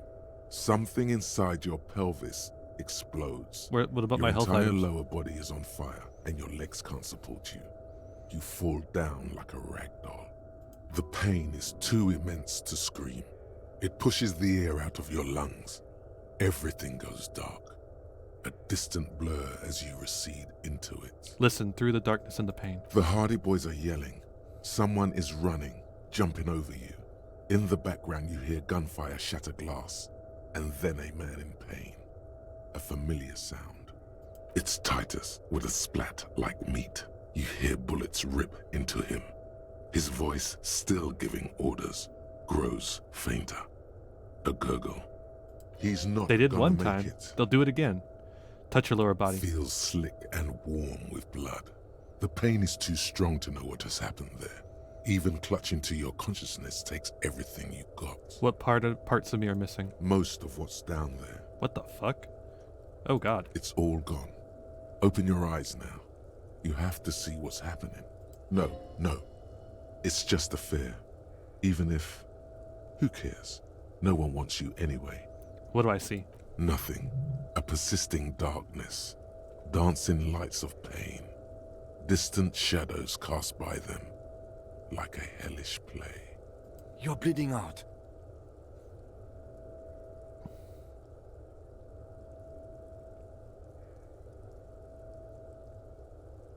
It's so dark I can't see anything. Stay with me. You hear me? Stay awake. Look at me. But you can't. It's so hard. Your eyelids grow heavy, and the sounds ever more distant. And a cold comes over you. The lieutenant, too, is somewhere far away, almost gone, when suddenly you sense something behind him. A shadow towering. Someone stands there, raising his pistol at him. The lieutenant does not see it. He's pushing down on your wound with both hands. No, Kim. There. Fuck off. Behind. You hear your bloody lips mumble, but he does not understand. He does not look into your eyes and see the fear there. He does not trust you. Yes, he does. Fuck off. He just shakes his head, still crouched over you. You hear a distant gunshot, velvety smooth. A red circle has appeared on the lieutenant's jacket. It's growing fast. Like a pillow, he falls on you, cold nylon and blood slumped on you as the lights go out. All the lights. The last thing you hear is the sound of his spectacles landing on the pavement next to you. Fall into total darkness. This is death. One more door, baby. One more door. No. Let me back in the fight. Let me save Kim. Kim, there is no Kim. There is no fight. It's over. It was. Have mercy on yourself. Take the door. He's not taking it. His body is not taking it. Oh God, no. He's not disintegrating. He's swelling up instead. Over the hours, hurting, moaning in his sleep, and rotting, and being disinfected, and smelling of drugs, and feeling saliva in his mouth, drifting in painkillers, thrashing in his wound sleep. He can't go. Not before the case is solved. There is a radio in the distance. A radio of the world. Playing sounds. Good morning, Elysium. Soon you will return to the world. Hours turn to days. Soon we will get up again and go through it again. Finally we know what the infernal engine was outside. The clarion call. It was him. He is the infernal engine. He never stops. He only gets worse.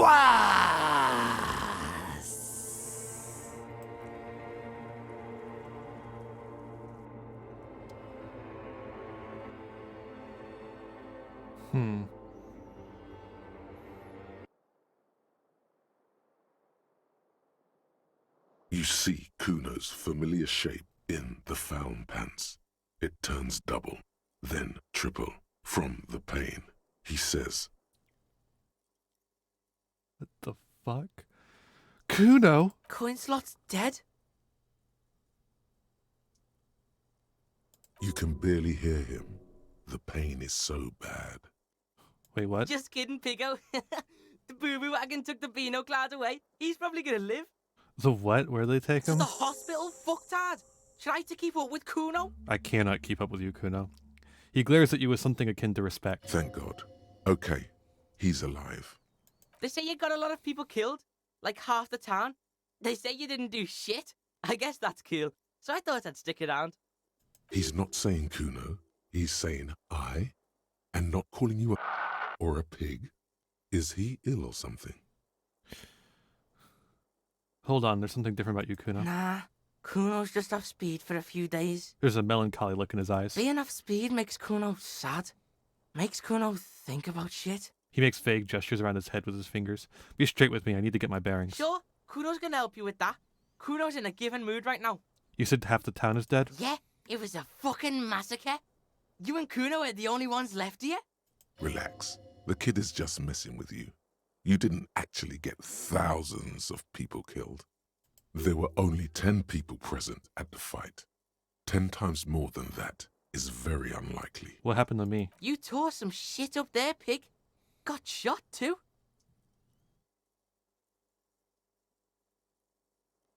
Kuno is looking at you like a tamed wolf would look at his master, like an equal. How badly am I hurt? How would Kuno know? Kuno's not a fucking doctor. He looks at you like you're an idiot. Kuno thinks Sure. you got shot twice. In the shoulder and in the leg. The leg's pretty fucking nasty. But a doctor looked you over and took the bullet out. The shoulder's fine, probably. The doc didn't seem too worried about it. Said the bullet went right through. Okay, clean. The bullet must have passed through your shoulder blade, missing your lung and your heart. You lucky son of a bitch. Can I walk? Are your legs attached to Kuno? Can the Kuno move your legs? The fuck should I know? You can walk. If it's possible, then by pure willpower alone.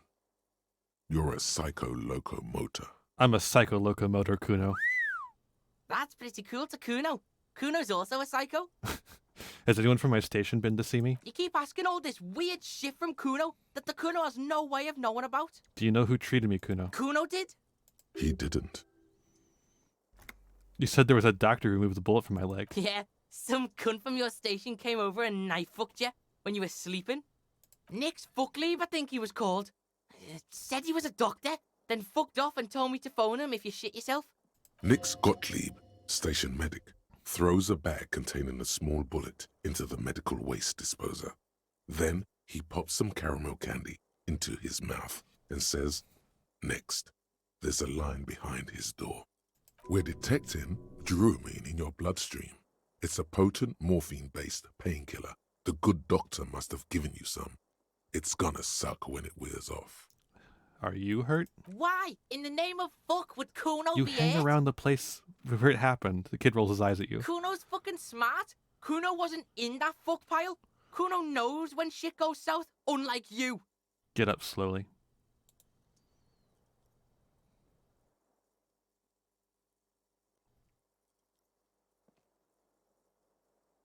Go easy, pig. You want to lean on the Kuno or something? Ouch. Ouch. The kid turns double for a second. Damn, that hurts. Breathe. Your balance is way off. You feel like you're about to fall over. So, how is it?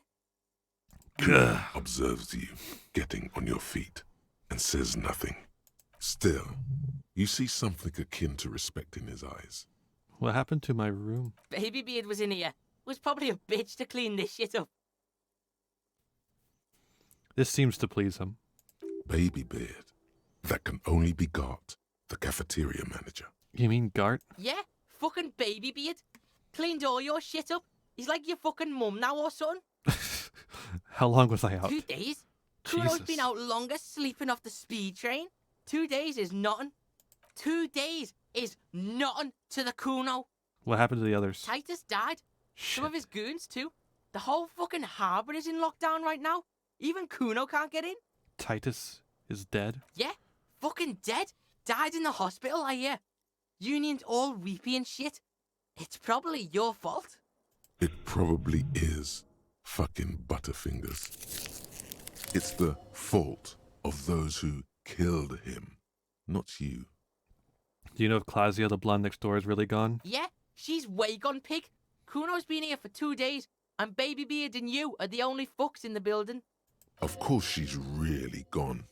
What did you think? Yeah. Do you know if Joyce is alright? Rich bitch. Yeah, probably. Boat's gone. Yeah. Kuno'd be fucking fine too if Kuno had a boat.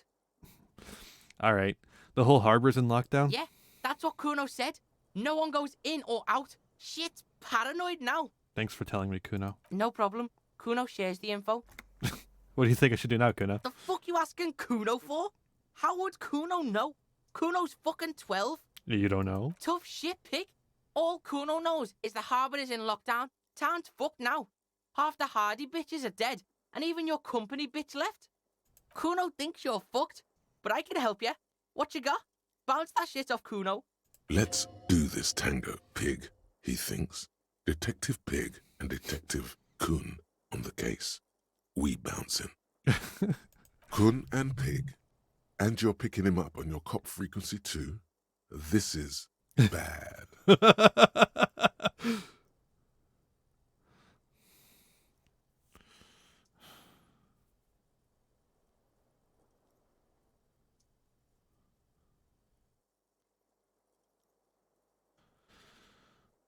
Yeah, exactly. Fucking Maybells, Kuno, the flowers. Yeah, what? What bells? They're on the roof. I didn't catch them. Fucking Butterfingers. Fuck, pig. Kuno doesn't know about this flower shit. Kuno's not feeling it. He's wrong. What does he even know? Somehow this is connected to the case. Sure, pig, sure. You better have more than some fucking roses if you want to bust this. There are some fingerprints in the dust in the room behind There are closets. fucking footprints everywhere, pig. Pigs are too into this footprint shit. Kuno just saw footprints outside on the sidewalk.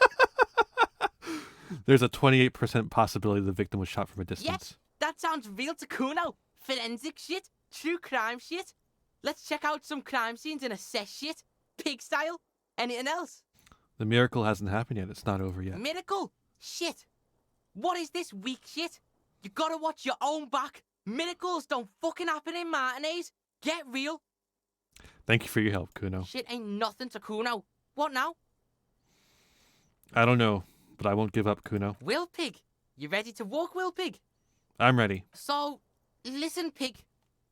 Kuno's been thinking about shit and, Kuno's coming with you.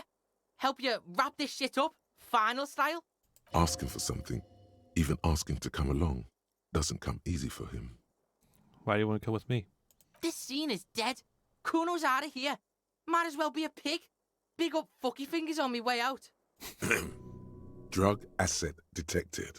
Look, this might be his only way out.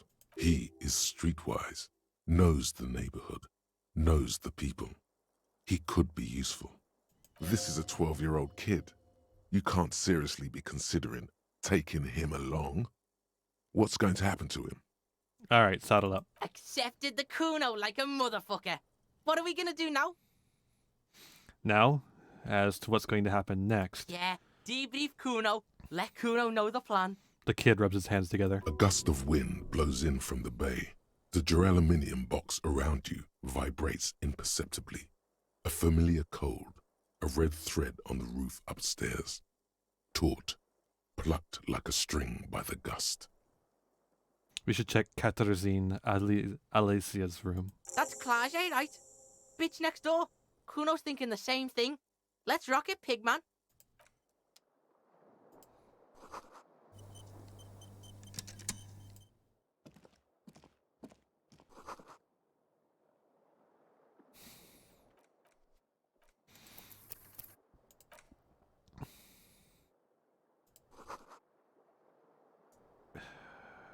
Rise and shine. God damn it, it is. Uh-oh. Organization hasn't exactly. You must, but it won't. They live underground. Let your nose know. We really have no idea. First, again, you could also just... Here we go. All right. Just let me do my things.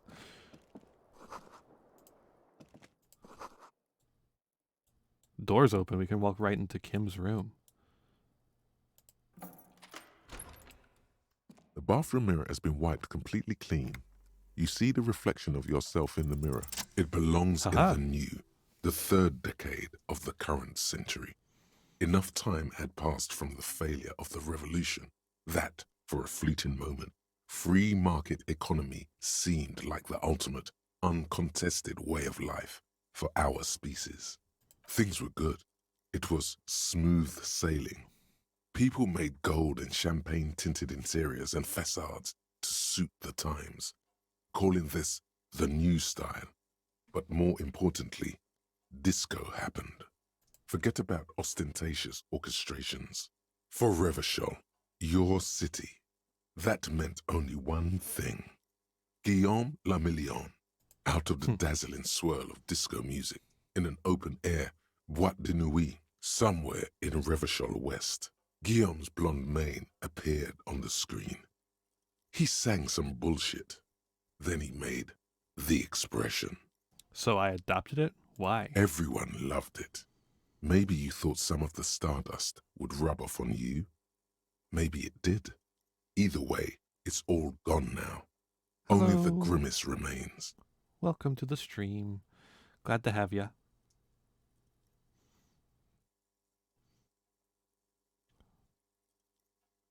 I know you don't drop by very often, so I'm glad to have you around. How long was the news? There is a vast ocean of time between right now and the expression. Looking good on you, or anyone. 2 decades, if the calendar is to be trusted. Humanity has run aground in that time. It's a different world now. The expression is a relic. I feel the need to add a clicking sound when I make it click click. The click is used to spur on a horse. It also features heavily in Guillaume Lamillion's regional mega hit, Don't Worry, Your Pretty Little Head. Sometimes you like to add finger pistols to the mix, because, unlike Guillaume Lamillion, you are a police officer. It's your nifty little way to say, I'm armed and dangerous. Anything else, like who I am, why did I become a cop, why did I drink myself into oblivion? You have some understanding of the near history of disco, plus the trivia you've picked up along the way. Episodic memory, however, remains in the dark. It may never return. You should prepare yourself for that. Does this have anything to do with ostentatious orchestrations? Not really. OO must have just stirred your mind. They're more like a disco rock band anyway. I guess that's it then. It doesn't have to be. You can swoon over Guillaume and his champagne-corked smile whenever you want to. Maybe some of the stardust will return. All right, let's try and stop the expression once and for all. Still not happening. All right, I do want to check before we go. I want to check this. All right, now we can.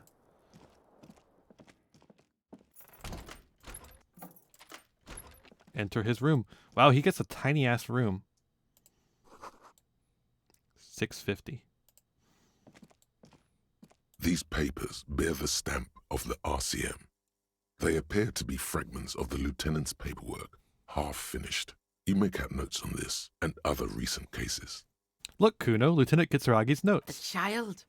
Dom's unfinished. Dom's unfinished too. The man with the hole in his head. Boring ass shit. He concludes. Ah, motorcycle emptiness. That's a cool case. Kuno can solve that shit for the Beano. Don't call him that. No one tells Kuno what to call something. But the Beano was alright in Kuno's book. Kuno's pig. What has he written on this case? Very little. This is a daily write-up. He's just started copying notes from his notebook, preparing them for filing. The case appears to be named, however. The name we gave it. What is the name? Yeah, the hangman. KK57 0803 0815. The Hanged Man. 28 kilometers to the northeast, in the infirmary of Precinct 57, Lieutenant Kim Pinball Kitsuragi rests under a heart monitor. A triage sign, colored yellow, hangs from his injury record. Safe, it means. He coughs, propped up against the pillow. "Why are you here?" asks the man as the cough fit resides. His eyes are black and moist. "To inquire about the Lieutenant E. Freighter, sir. I am his partner," says Satellite Officer Jean Vicmer, standing in the doorway. "Then why are you wasting time here?" coughs Kim. "He's out there, in Martinez, unsupervised, without cover. You need to get there." His cough gets the best of him. He grabs a glass. On his right-hand side, a little blue notebook, open at case notes. What about the other cases? What do we have here? This year, you can see references to The Child, Dom's Unfinished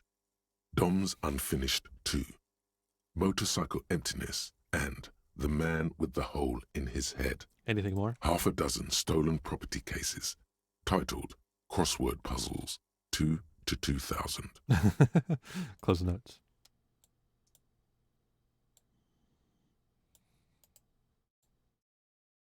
That seems to be everything. Oh. Rise and shine, comrade. It's time to get to work.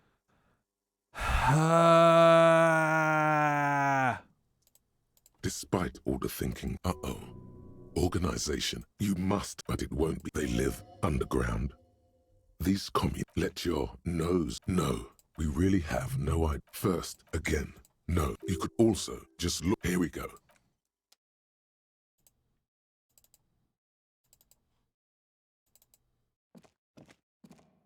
I have considered it once or twice.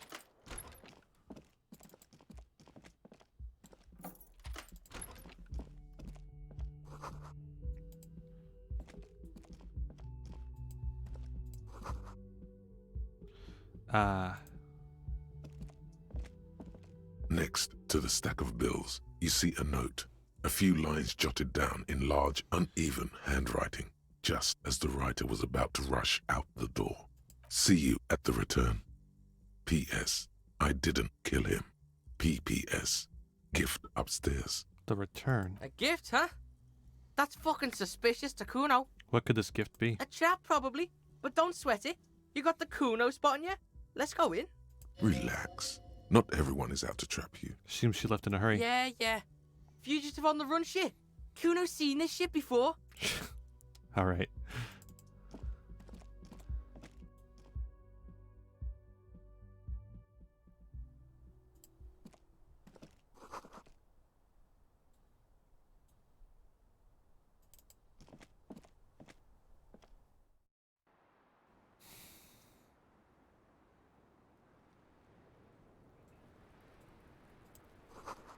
Thread is tied to the antenna.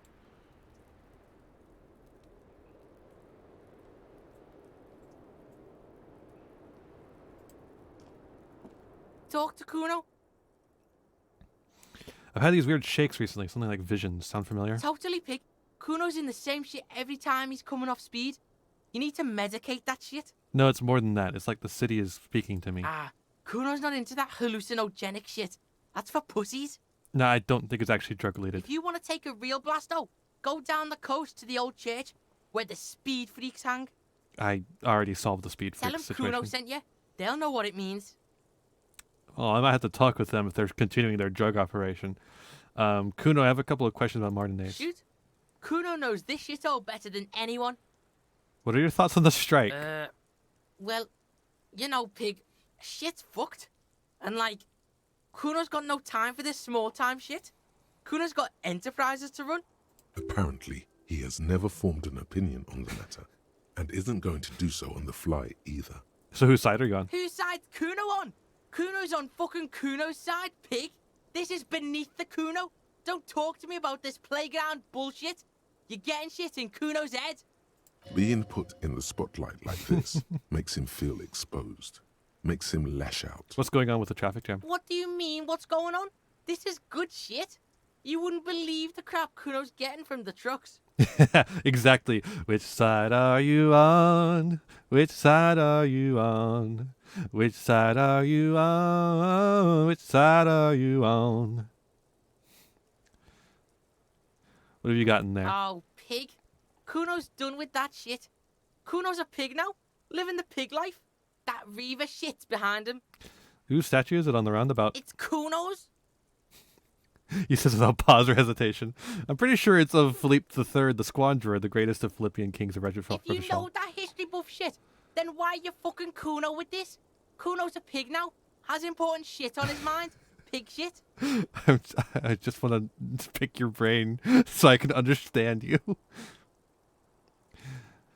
What do you know about the village southwest across the canal? Kuno used to hang there sometimes. It's a real shithole. Everyone is old, or a fucking drunk, or dead. Except what? Except nothing.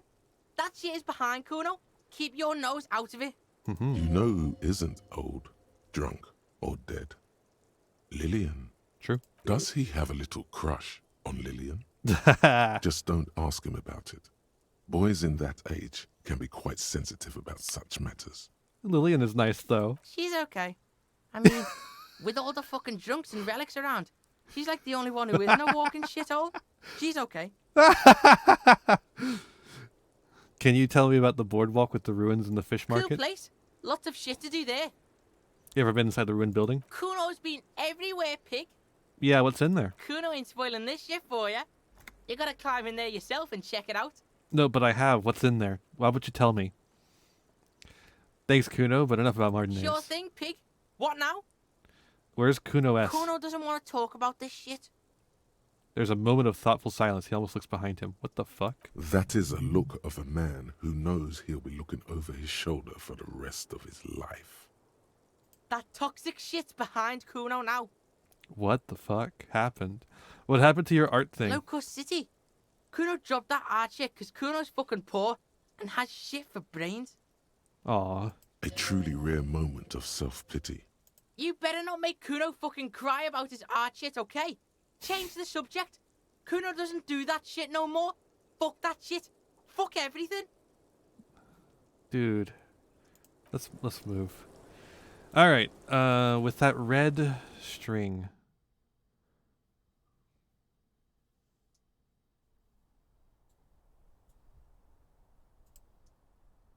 You see the same... Oh, Kuno knows this shit. Ballistic shit, science radio shit. Shows where the shot came from. A ray of backward motion explodes from his mouth to the roof outside, A prime, to then widen into a radius of locations in Martinez, B prime, B double prime, and B triple prime. And where does the fucking thread lead? It suggests the bullet came from the extreme upper quadrant of possible angles, from a point beyond the roof, B triple prime, the island in the bay. Is Klasia trying to tell us the shot came from the islet? Pig? You're really fucking onto something there. How did she know how to do this? Kuno's got no fucking clue. You need to pig this shit, cop style. This is the only point of origin I haven't ruled out yet. Cool shit. Sub-Zero shit. Kuno's listening. You got his attention. So what's next? Looks like we need to go to the island. The wind blows in from the open window. The boy squints, looking into the cold distance across the water. Kuno, let's go to the fucking island. Yeah, why fucking not? Just one question though. How are you gonna get to the island? Kuno has his ways, but that ain't for your fat old ass. Maybe someone in the fishing village can help. There's this lady in the village. She... yeah, there are boats there. You go, do shit there. You'll get one on the coast. All right. Thanks, Kuno. A red thread. The window is too close to the stairs.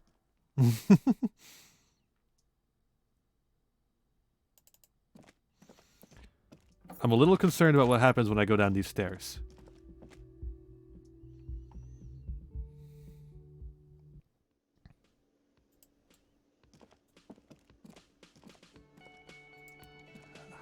Hi, Gart.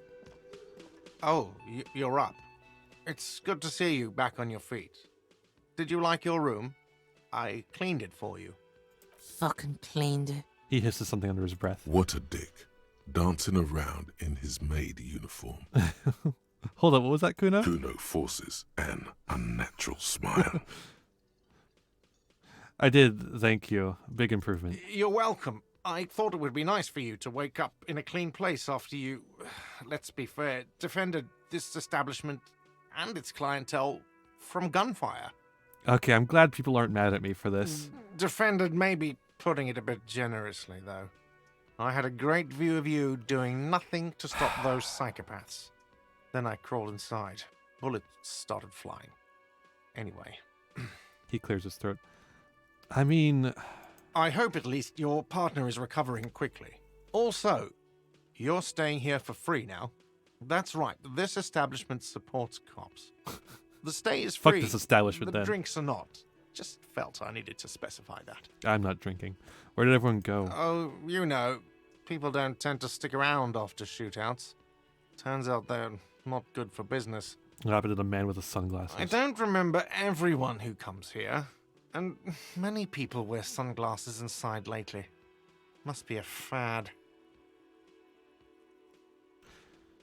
What I had to mention, when it happened, you were right out there on the balcony. Yeah, I was. Yeah.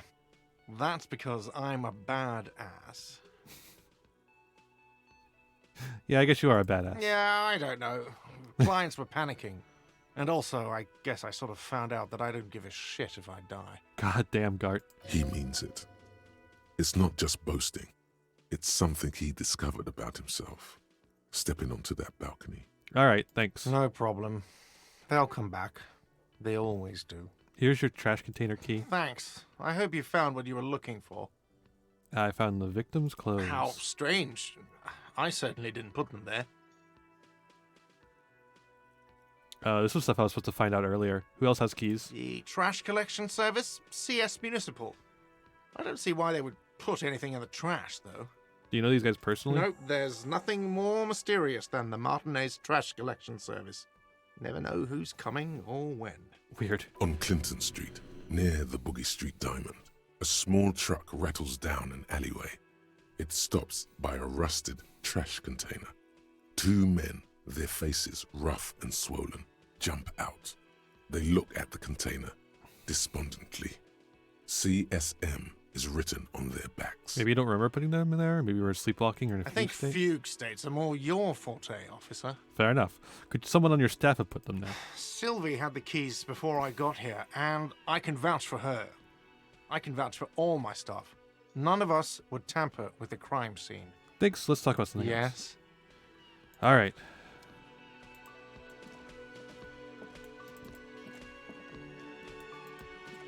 You're still here. Shoo. Seeing you approach, the bruised man clenches his fists. Oh no. You fly solo on this one. Those guys have been going around town, crying about their new asshole. Kuno can't handle this emotional shit when he's off the lightning. He probably means they've been mourning their lost friends. Oh, it's you. Didn't think we'd see you walking anytime soon. Elaine, look. It's the cowardly cop. Cowardly cop? I got shot twice! Huh? What? He looks up, his eyes full of confusion as if he'd just woken up from a deep sleep. He's very, very drunk. Is he okay? Does he look like he's okay? He does not. His unshaven face is almost grey, and he reeks of piss, sweat, and booze. How badly was he hurt? He wasn't. That's the thing. Titus, Theo, Dennis, Angie, they're all gone. Damn, But four he of got them. away without a scratch. Maybe you guys should have guns. If you're gonna fight mercenaries, maybe you should have guns. There's nothing left. Nothing. He has lost the will to live. It's survivor's guilt. He feels like he should have died with the others. He may kill himself if he doesn't find a new purpose, or else go on in this way.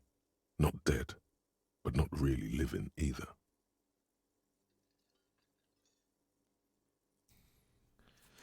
Shit is tough, but you need to get off your ass and finish this. What?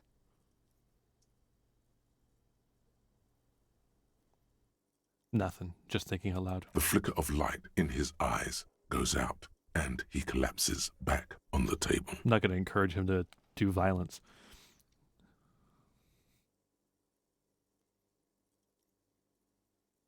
It's going to happen to Hardy Boys now that Titus is dead. Titus is fucking dead. What's gonna happen to the Hardy Boys? Look around you, man. This shit is done. There are no more Hardy Boys. You two are just going to go back to hauling containers in the harbor? No, man. I don't know. I guess the Union will still be policing the neighborhood, but who's gonna do it now?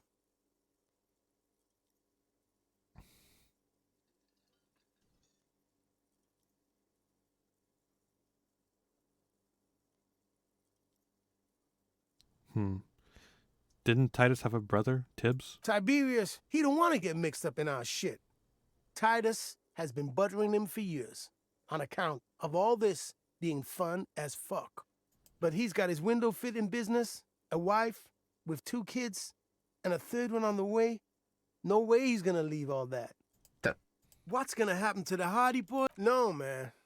I don't know. I guess the Union will still be policing the neighborhood, but who's gonna do it now? He will. You just need to sober him up, that's all. Elaine, he won't be leading anything. I mean, look at him. The man's broken through and through. Any idea what happened to Claudia? Damn songbird of misery, that one. You have any information about her whereabouts? God said she took off sometime before the firefight. That's all. Trying to remember if there was anything. Oh, yeah. He said she seemed to be in a real hurry. She's gone. Face it. Take care, guys. Yeah, you too.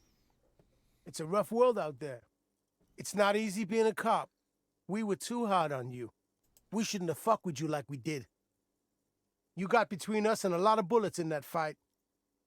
Matinees owes you one. Okay, so you do acknowledge that I took 2 Yeah, bullets. that Detective Pig. You're a fucking hero now. I wouldn't go that far. But you got a home here if you need it. And 2 busted up Union men who are grateful to you. So take care, okay? He really means it.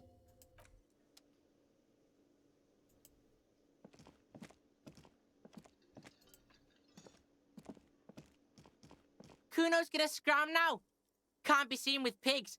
Can't shit on Kuno's good name. So yeah, see you on the C4 island. Try not to get shot or drunk again. Kuno's counting on your ass. Sure. All right, Kuno.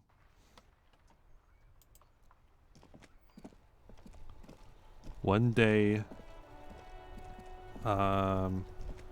Shit, I don't know the rest of this. The I graffito will- has been painted over the traces Or of not- the no, fight that took place here. It smells of blood and heavy fuel oil. This was Cindy the Skull. Looks like Cindy the Skull finally found the words for her masterpiece. The red-dyed fuel oil glistens. This was painted very recently. The return Does this have anything to do with the return Catherine Elazia was waiting for? of what? And to whom, you think? Spoken as the something that will one day return, or as the someone who's waiting? The return to her side. The return of light. I smell heavy fuel oil. And blood. Some of it may even be yours. Looks like a giant mop was used to turn it into lettering. Heavy fuel oil. Isn't that flammable? Set the graffito on fire with a lit cigarette. The fuel oil catches fire immediately with an ominous hiss. A bright orange flash across the surface of the letters. Black smoke rises from the burning message. Disco Elysium. The flames warm your face. Then, a gust of cold wind, and the fire falters. It's time to go to the island. Slowly, the flames subside, the fuel burning out. The air still smells of mazout and springtime. So they said that the harbor's on lockdown. Does my key still work?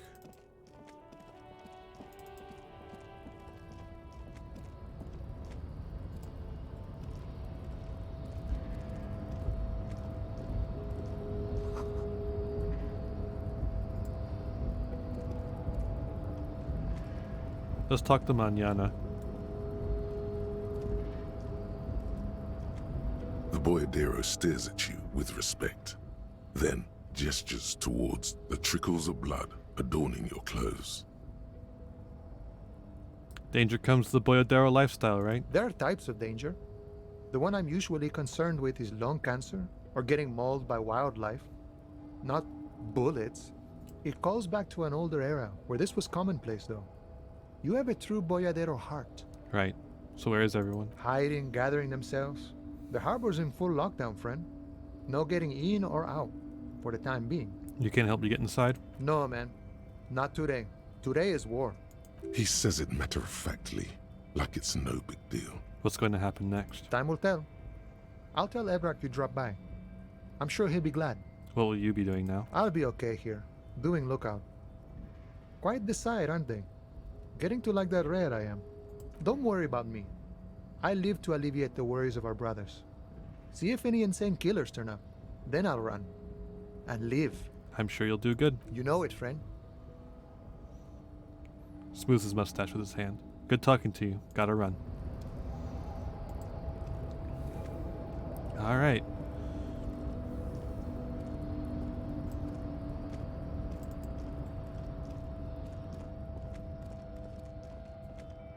A lorry stuck in the traffic jam. The windows are clear. They've been recently washed. You can see a lorryman's cabin with personal belongings, stickers, insignia. Fumes of heavy fuel oil waft over you, making your eyes sting. The odor mixes with cigarette residue. What kind of stickers and insignia? The driver has adorned his space with a substantial collection of peculiar paraphernalia. Proclamations about honor, strength, and purity are glued to various panels. A large metal pendant hangs from the rear view mirror. The pendant features a sun crowned with wavy rays. It is the seal of Royalist era Revachol. What about the back seat? The back end of the cabin has a small perch to sleep, large ashtrays. There are several suns and wheels sewn into the curtain.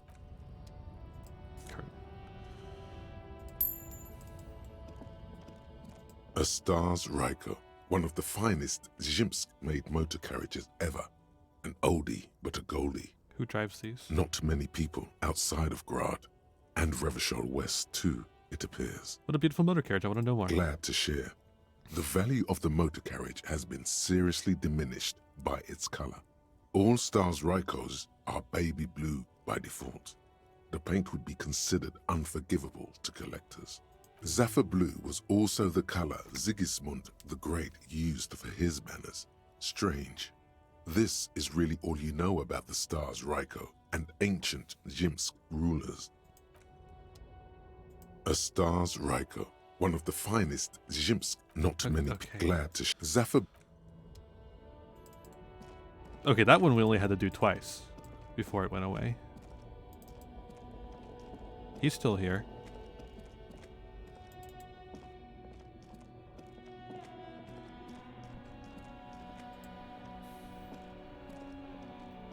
My man, you're alive.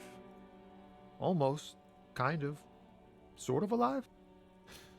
Alive or no? Yeah, alive, limping with a punctured lung. Man, what a day. I missed out on most of the action, but I heard it was quite the encounter. Had a strong sense of finality to it. So what's next? You heading back to Jamrock now? Talker's local union muscle were behind it all. I'd reckon the case is closed, even if it kind of turned into a shit show. It wasn't the local union muscle, by the way. Hey, that's just what I heard. Old wives' tale. So, what next? Still looking around, loose threads to tie up. Good luck with that, my man.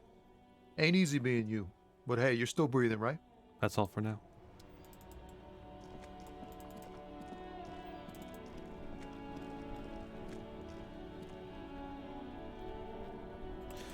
Real quick.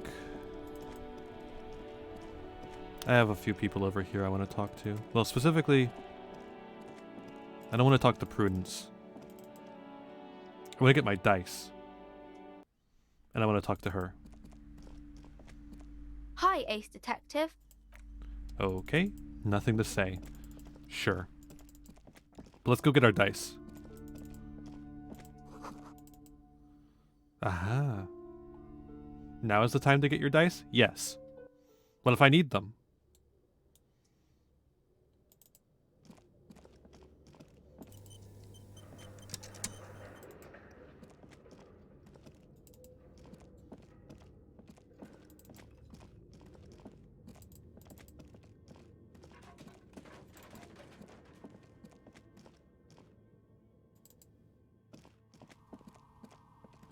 Oh, it's you again.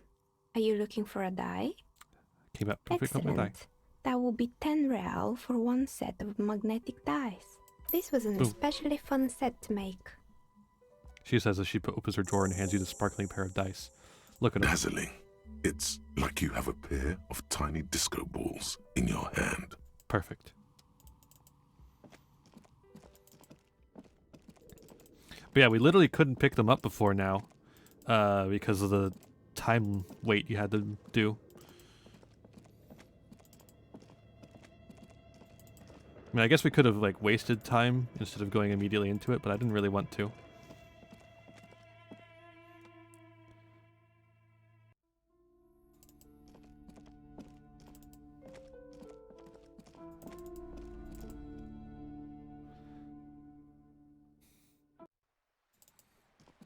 All right. Ooh.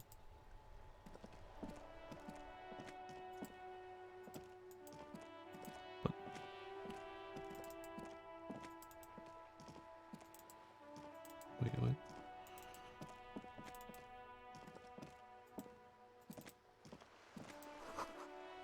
Ah, okay. It was that. Like, what the fuck is going on? Ooh.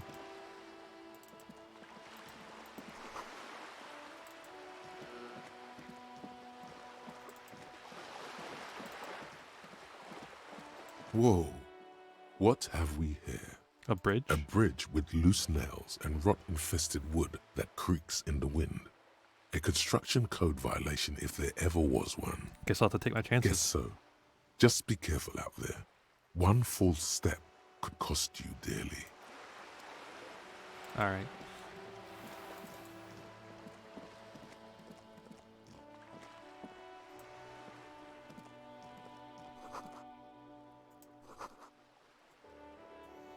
I don't see Cindy. I don't know where she would be. Oh, right. There's like one that's marked. I don't remember.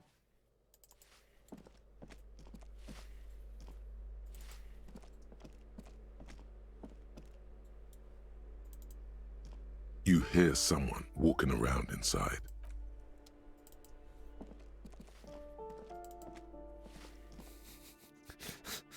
Cindy's moved on, doing school shit.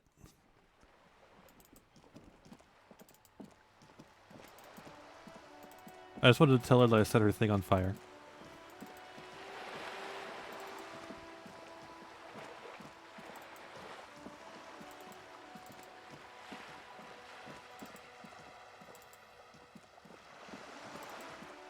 Wait, did they actually get to be skulls? Where? Oh. This guy's here. The other one isn't.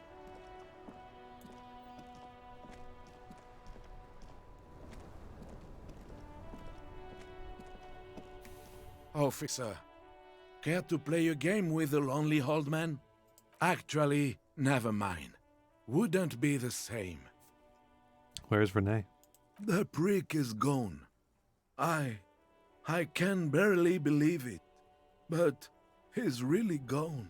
He is trying to retain his jolly facade, but the underlying sadness casts a deep shadow over his wrinkled face. Gone where? Hell, most likely. He was an absolute Kent. Was he... What? Was he killed during the mercenary tribunal? Oh, he would have liked that. Violent lives ending violently. That's how he wanted to go. Sadly, it was not the case. How did he die exactly? His hungry little heart finally gave out. The dock workers found him in the guard booth this morning. Wasn't even supposed to be working for another week, but he just had to prove how tough he is. Did he feel like he has to prove he can still pull his weight? Doesn't need handouts? Uh-oh, did we do that? Yes, he was about to head home. 'Cause when the dock workers found him, he was wearing civilian clothes and not the Kuketu uniform I saw him in all the time. Sometimes I thought he was wearing it just to piss me off. Now the joke's on him, 'cause he's gonna be buried without it. Do you think our conversation about his job pushed him to go out there? No. René was the most stubborn man in Revachol. Nothing you or I could say would ever push him to do anything. The man was completely immovable. He has doubts, but right now, he just wants to move on and not think about it. Was he really that bad? I repeat, an absolute Kent. Even his old army buddies didn't want him around. He was like an old viper. The only people who could stand to be around him were Jenny and me. She saw something in him when we were just kids and she never lost sight of it. And I thought if the most beautiful being in the world can love him, then there must be something worth holding on to. Do you love him? We've hated each other our entire lives. So much, in fact, that... He falls silent and looks at you, eyes filling up with tears. Yes, I loved that angry prick. He didn't deserve it, but I did. You know what his last words to me were? Tell me. In Guillaume's time, you'd have been shot without trial. That's what he said to me. He lived a cunt, and he died a cunt. Let's leave it at that. Do you know what happened to his medals? I took them for myself. Took them to remember that old cunt. Nobody knew him better than I did. And I want to remember that old cunt by something. Strange how old cunt sounds almost gentle when he says it now. Here, something to remember your friends by. Let me see. This was 60 years ago. We all went to that parade. Young René looked so happy, and Jenny... Eyes blurry with tears, he has to stop. I'm sorry, officer. I just... Thank you. Thank you for this little memorabilia. It really means the world to me. I offer my sincere condolences. It is what it is. Part of life, really. But to know someone for 79 years, then one day they're just gone. Despite their differences, these men played such a significant part in each other's lives that now that one of them is gone, the other feels just lost. I just don't know anymore. About anything, really. But you must need something. I wanted to ask you about the Union again. Officer, I just can't do this right now. The Union, it just doesn't matter anymore. Okay.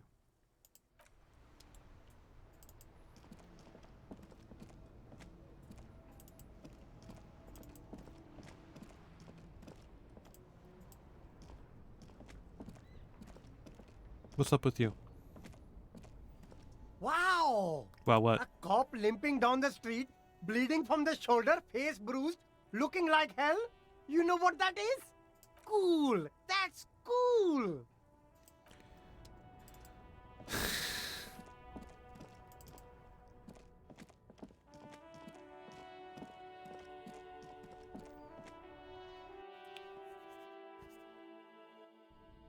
All right, let me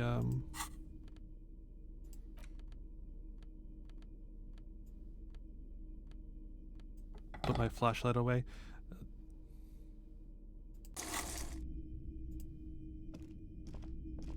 Between you and me, this is why I don't get involved in local politics. Colonist politics? In its purest form. Now, what can I do for you? It's violence, my dude. Not all politics is violence. Read some theory.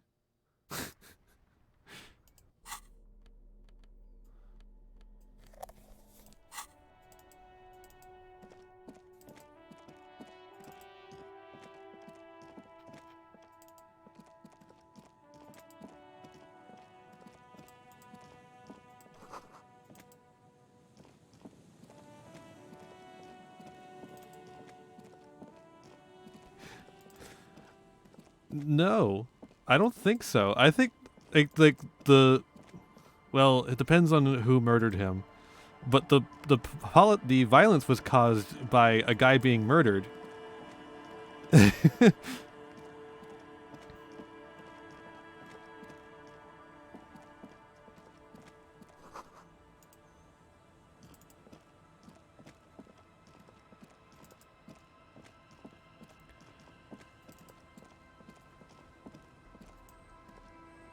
And why was the guy Our murdered? tenant, We the don't know. policeman. We don't know I hope yet. the We don't know who waves the don't keep murderer you up was. at night. What can I help you with? The guy wouldn't be here without the strike. Okay. Then okay.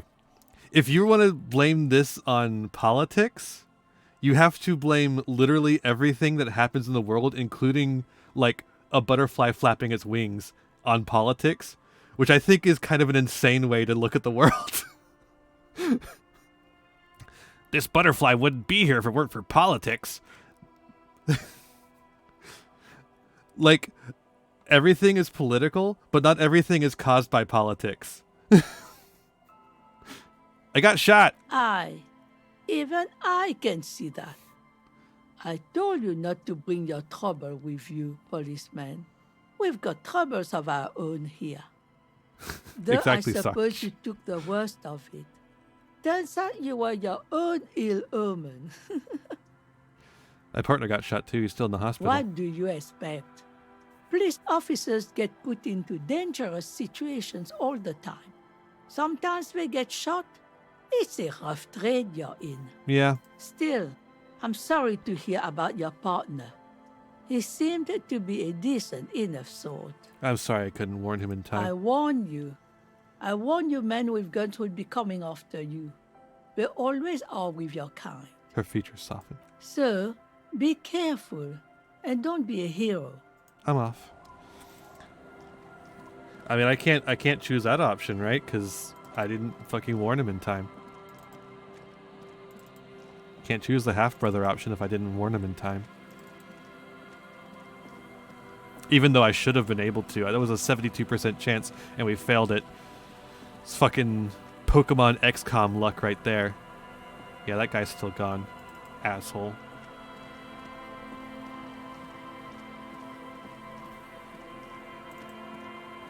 I got one more place to talk to before we talk to the lady about getting a boat. Pokemon XCOM would be cool. They made that. It's called Pokemon Conquest.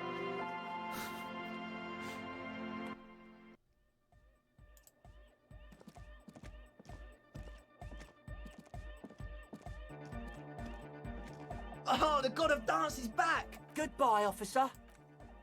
Okay, nobody here has anything to say about it. Alright, I'm out of here. I'm just going to assume that nobody else has anything to say about it since I... Yeah, talk to them. I would assume that if one of them had something to say, all of them would have something to say. Have you not heard of Pokemon Conquest? You should look it up. I mean, technically it's not XCOM, it's Nobunaga's ambition. I did. I shaved him. I think it was good for him. He needs change.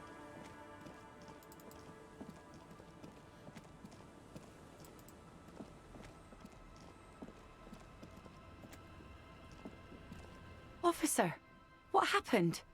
You're wounded. Why are you wounded? You look terrible. Some people hurt me. Is this from the shooting in town? We heard gunshots. Not that we don't hear gunshots all the time, but they were closer than usual. Pokemon Conquest for next stream game? Nah, I have some other things planned. But I will play it eventually, I'm sure. 'Cause I love that game. I also got shot in the chest. That's nothing to brag about, officer. That's fair. I have a question for you. Of course. Can I help you with something? Yeah, I do saw the expression. I need to get to that island. That won't be a problem. It's wind still and the tar just dried. We've got 2 days of relative sunshine ahead.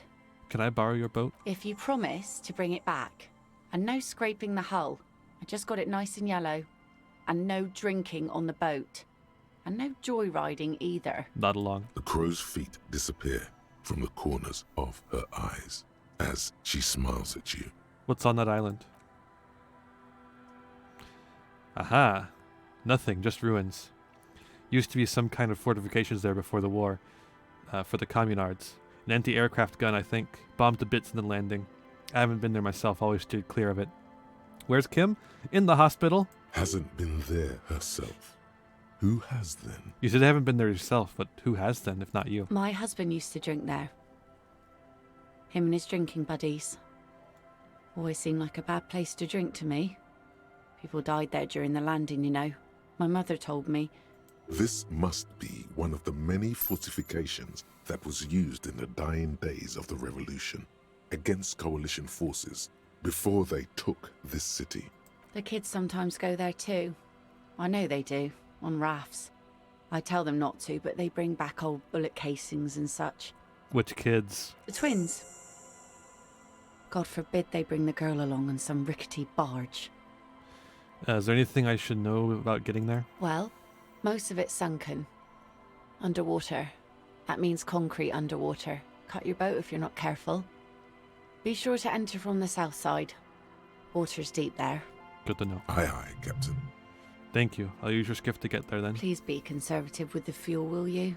Just filled her up, but it's a small tank. Be seeing ya.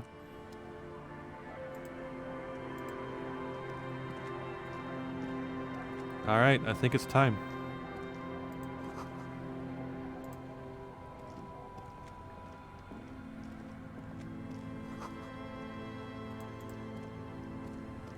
A skiff with a small steering engine in the back floats on the calm mirror of the sea. Its 2 seats are empty.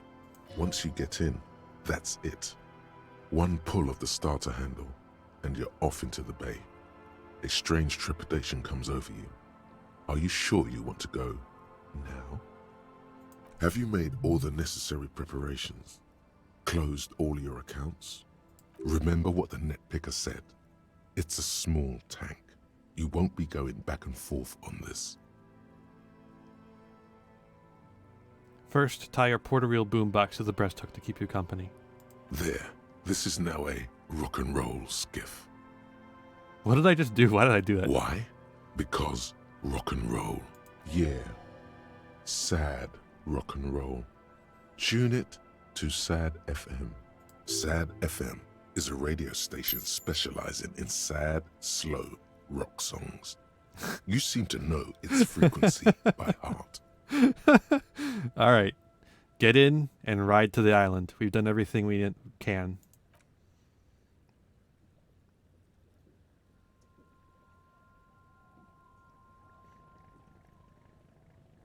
And away we go.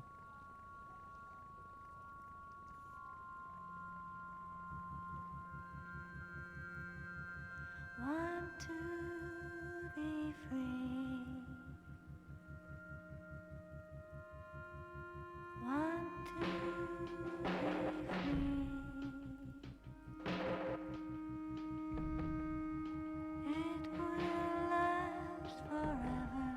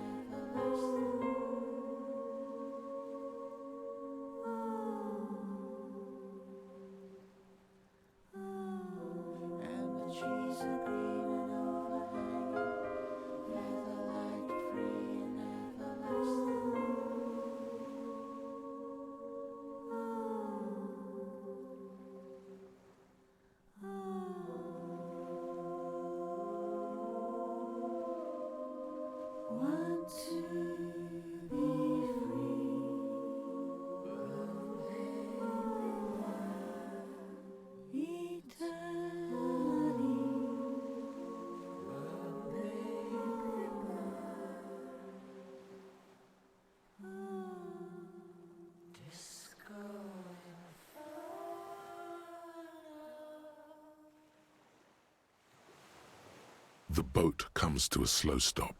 You turn the engine off. Then there's silence. I hope that song isn't like copyright. It's not gonna get copyright struck on YouTube. In the silence, a sputter of wings. A flock of quails takes off in the distance. There is very little wind here today. The ghost is standing still. You look at your arms, then the cliffs above you. Good. You made it? Oh yeah, Kuno's here. Kuno stands with his arms akimbo, looking at the shadow of the ruined flak tower looming overhead.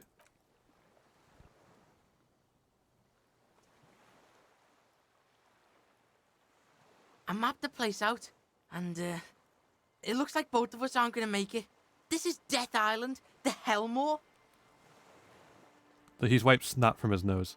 What the hell are you talking about? I don't know. He throws his hands in the air. Maybe Kuno's just pessimistic because of the massive speed hangover.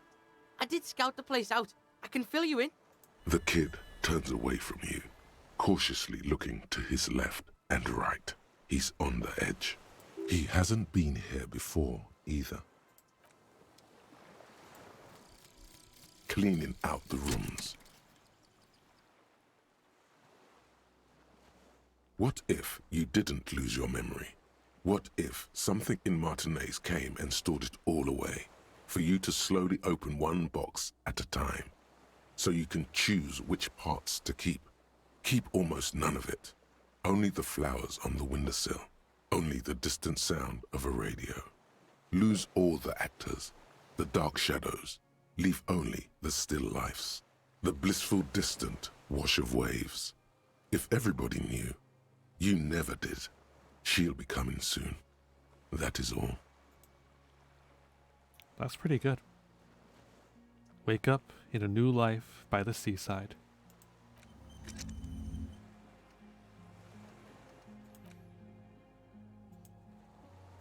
I don't know if we have enough time to get anything else, but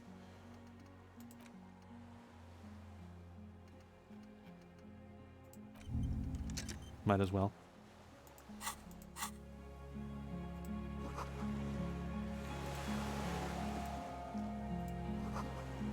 The chain trails off into the ocean, connecting the island to the supply depot on the coast. This leads to the depot in Land's End. Cool fucking chain. What do you think it was used for? Fuck does Kuno know? Kuno would use it to bring shit to the island. Now's the time to spend points. Yeah.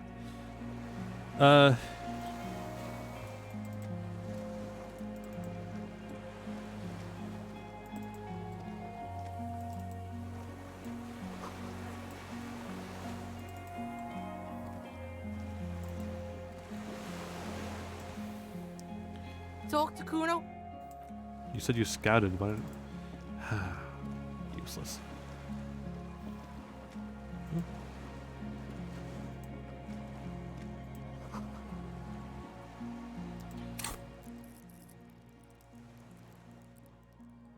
Yeah.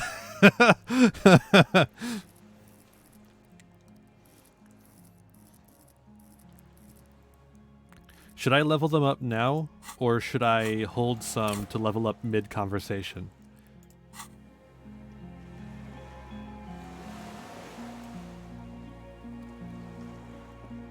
Like, are there any white checks? Any red checks?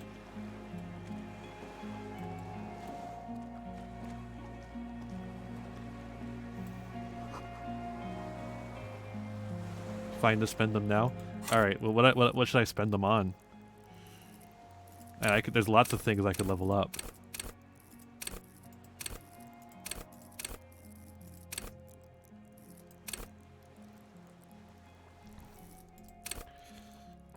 Empathy is at its max.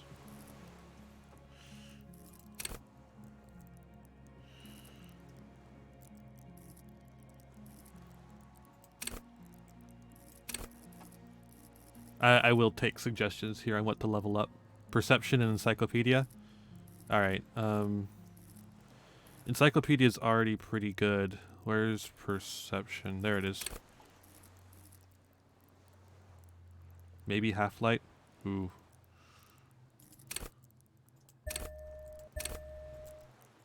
that as far as I can go? Whoa. Mouse is being fucky. That's weird. What's going on? There we go. Can't level it up anymore. Okay, perception then. And that's as far as that can go.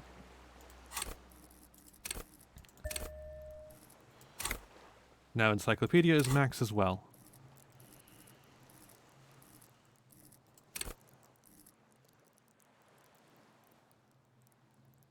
I'll save a skill point, just in case.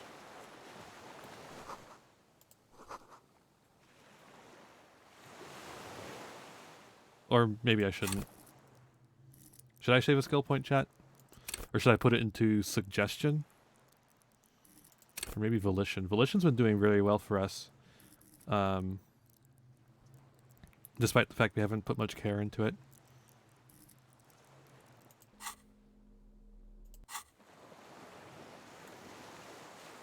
Volition? Sure. Clothes. Yeah, this seems good enough. Definitely keeping the hat. No way am I changing the hat. Ooh, ooh. Talk to Kuno. Let's move. Shit.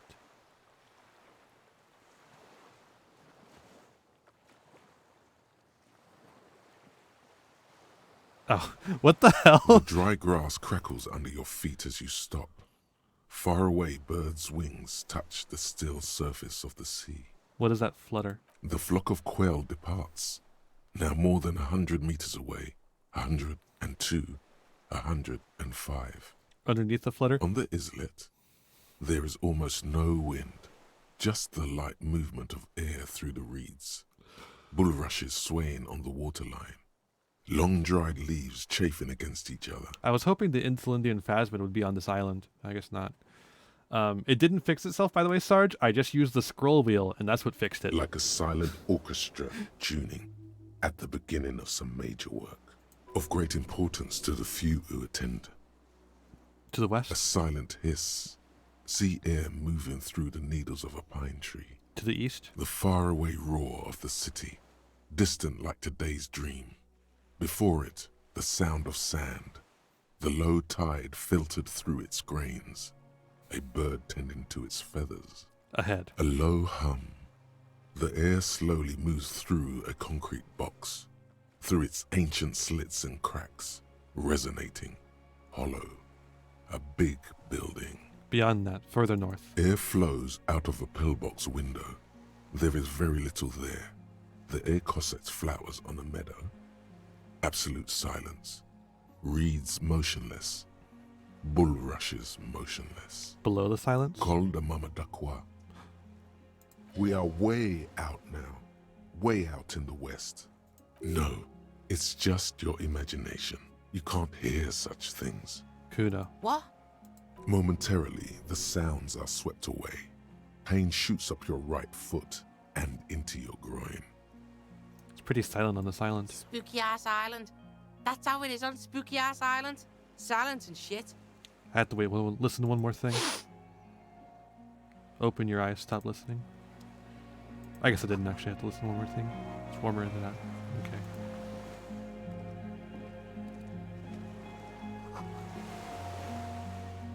I see him.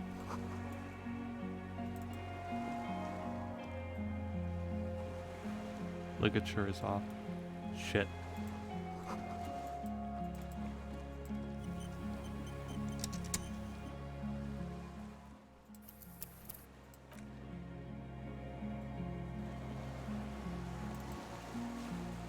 ICM?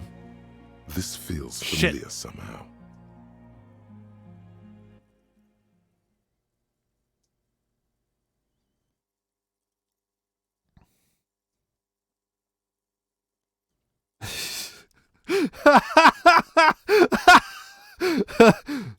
RCM, it sounds like RCM, Revachol Citizen Militia. Yeah, pig.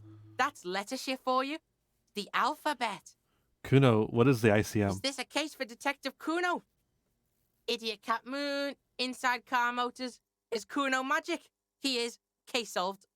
Sounds an awful lot like. RCM, yeah. A white star. Shit looks upside down to Kuno. He leans to his head, tilting his head. With its leans horns to his in the side. sky, the symbol of the commune. Are those speck stars too? Dunno, maybe. Sorta looks like stars to Kuno. Or like islands, maybe? Fuck does Kuno know? Thank you, Kuno. It's the DeLorean symbol of Insulinda, the face in the sea. Looks old. What's it still doing here? Who the fuck's gonna move it? The island janitor? Fair enough, Kuno. Finish thought. Start this thing. Aha! Oh, shit.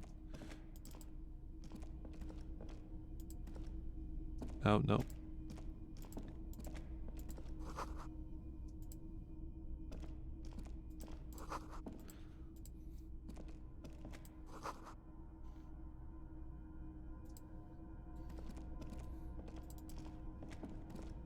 An old cylindrical generator is nested above the ammo lift, with makeshift electrical wiring running out of its side and across the floor.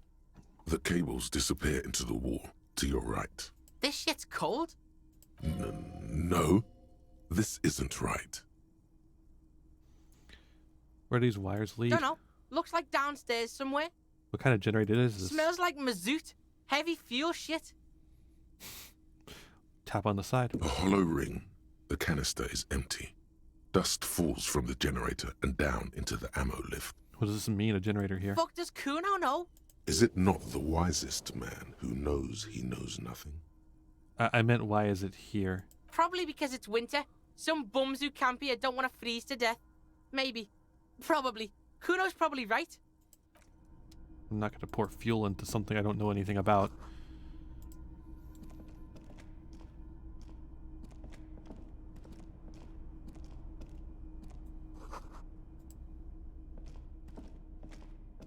There's a greasy old spring mattress in the corner, resting on piles of soft cover books. White linen and a pillow are visible under a worn-out caracal blanket. Check this shit. Someone's been squatting here. Kuno knows because this shit looks like Kuno's place. How A recently? flash of pain interrupts you, making you grimace instead of spewing out the words. Hey, Kuno doesn't want to hurt your feelings, but you look like shit. Maybe you should lie down in the bed. Like, recover before you die. Maybe a little You bit. face the concrete wall. There's less light there, in the dark corner. Like a dog, you lie there. Curl up with your knees close to your chest. The blanket feels cold. The entire room does. Concrete and cold. Minutes pass. Half an hour, maybe.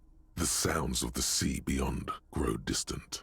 Your eyelids close. Until you feel yourself standing up in the darkness, right next to the mattress. Slowly, the world begins to hatch from the blackness. It's evening. Sleep.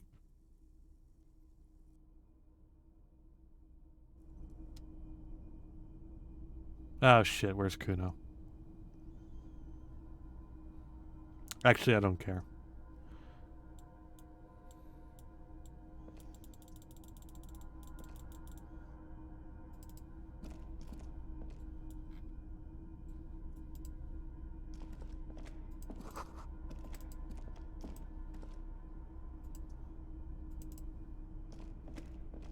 Go outside to the beach.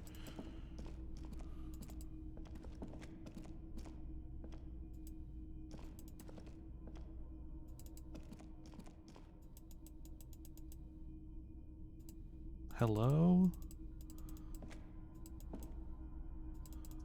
How?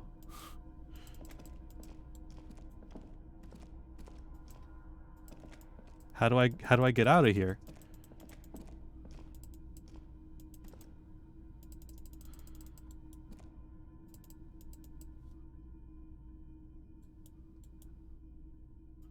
Now you're stuck.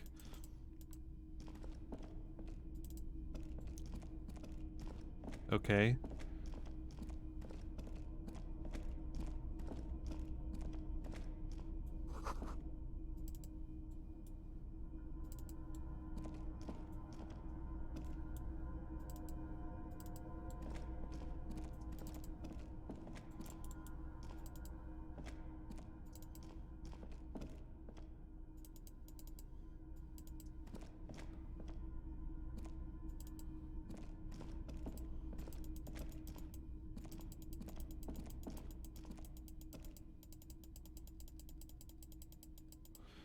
What the fuck?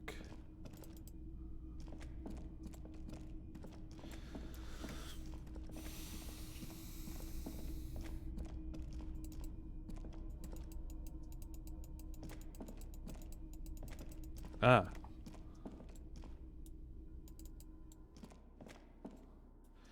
Apparently I'm not supposed to do this.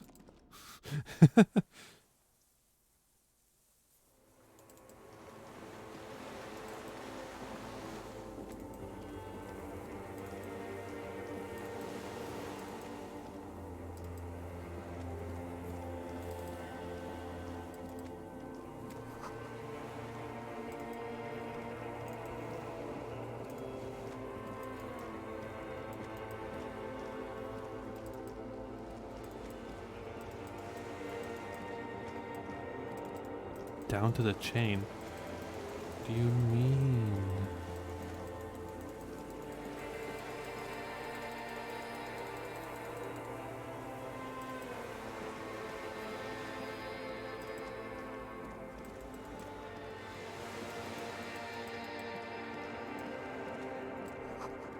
Walk in the water?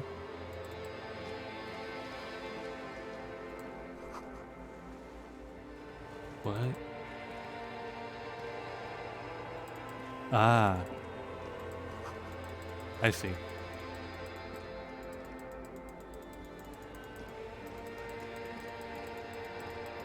Dolores Day, the innocence of humanism, internationalism, and the welfare state turns around to face you. She has an airship airbag in her hand. She seems to be in a hurry. Okay, don't say you need to talk right away. Melt the ice first. This way you're already talking. But you don't even want to talk to her. She would only be cold and mean. Let her go. Let her go? This is the holy queen of the territories of Muindi and Insulinda. Think of the historic knowledge we could glean. This is a once-in-a-lifetime opportunity to win her back. Something is off. I'm sorry. I was heading to the aerodrome. I just don't have time to... She stops mid-sentence, glances to her right, then looks at her bag. She means she doesn't have time to tend to your emotions. You don't have time to tend to my emotions? She sighs and looks over her shoulder. What are you doing? Stop saying things like that. Where are you going? I'm going to Morova. To live there, in Grad. It's 1 million kilometers away, Harry. Might as well be another lifetime. Hey. Hey. How are you doing? I'm doing really good, actually. Both professionally and romantically. I've come to a fulfilling and peaceful period in my life. Well, how are you doing, Harry? I'm dying in a ruined flak tower. Blood is dripping down my chest. God, Harry. She shakes her head, her eyebrows knitted together with worry. You have to take care of yourself. You're not a young man anymore. If you keep going like this, you'll... She falls silent. This is everything I always warned you about. What's in the bag? Just my scepter, my globe cruciger, a spare silk gown, a toothbrush, travel documents, the crown of immortality. Crown of immortality? Aren't you already wearing one? Oh, this. She corrects the wreath on her forehead. This is just a wreath.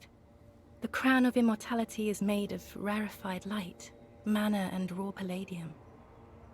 It was passed on to me by the rulers of late antiquity.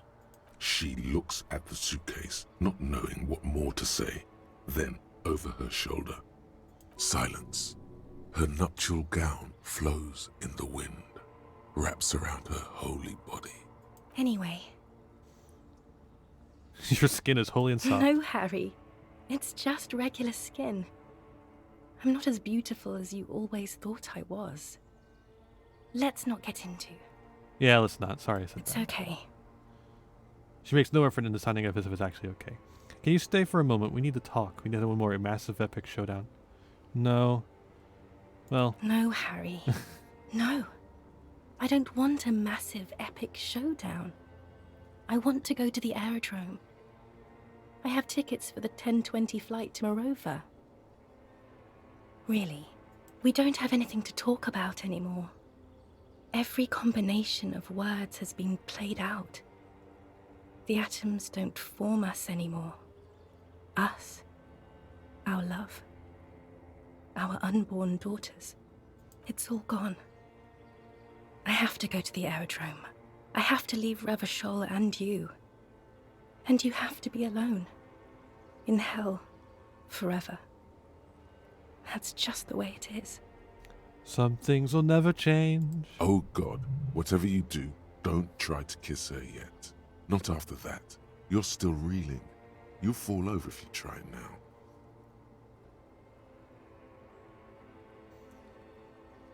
I get the feeling you're not really Dolores Day. I don't know what you mean. Dolores Day? She looks at you quizzically. It does not seem like a mystery she wants to get into. You're the morning. The morning? I don't understand. No, I meant mourning. I'm grieving, but you're not even Oh dead. my God, Harry, stop. I don't want to hear anything about the mourning. Mourning someone who's still alive. Any of that. I can't do that anymore. I'm not 80 years old, I'm 32. People my age are not supposed to mourn. She breathes out. It sounds more angry than sigh. You're the ex Wasn't something. I Dolores Day just a second ago? Now I'm the ex thing? You're confusing me. Look, I have to be at the Lausanne Aerodrome at 10:20 p.m. I still have a light rail to catch. I haven't even bought the tickets yet. We all told you. Everyone warned you. Who, everyone? Everyone. Literally all of you. I'm glad we're having this conversation. I'm getting so much closer. I'm glad too, but I have to go. My friends are waiting for me on the platform. I can't let them wait. It's impolite. All right. Say hi to your friends for me then. I will. The evening wind blows in and the gown wraps around her like a white flag. 1,000 times you beat an animal. 1,000 times you've raised that fabric. What is underneath has always calmed you, centered you, made you sane. In your mind, you could still climb inside her bed. Still the only man. Huh. Well, I guess you are Dolores Day. Yes, Harry. I am. Things have gotten much better for me, now that I am the ruler of the known world. Oh God, it's already so late. I have to go, Harry. A tiny golden watch with red straps around her bony little wrists. I bought you this figurine of a headless fawn rider. I don't want it. It looks expensive. I don't want it. Okay. Please don't give me any gifts.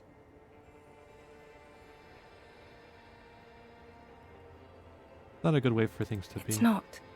But She looks at her feet. Her little golden sandals cover her feet.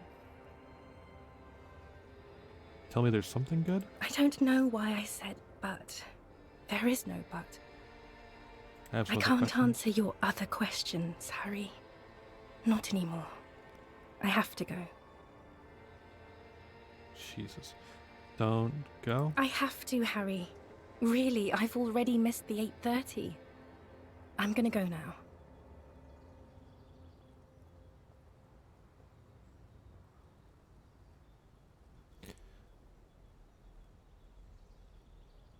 What is there to do in Morova? Light, life, culture.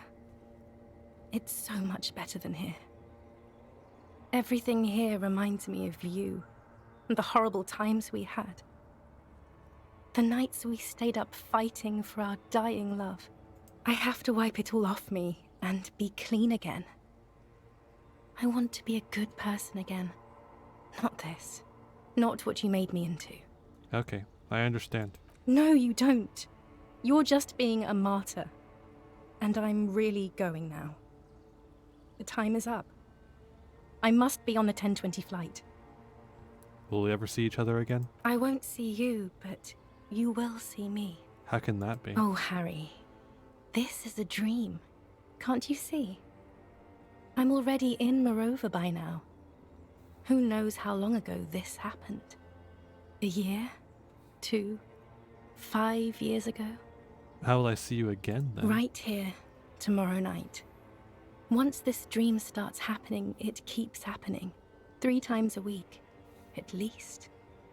And Harry, it really, really looks like it started happening again. There's the video rental. I'm suffocatingly beautiful. And young. And I smell of tutti frutti chewing gum. Like I did that time when I asked you for forgiveness.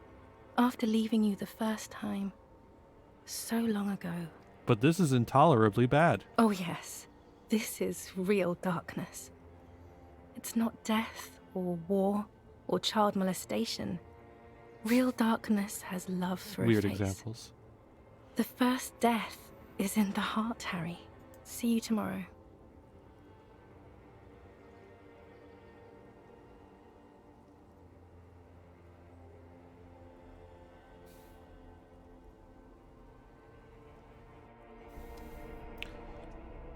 We're just gonna have to take some dream suppressants, that's all. Hi, Kuno.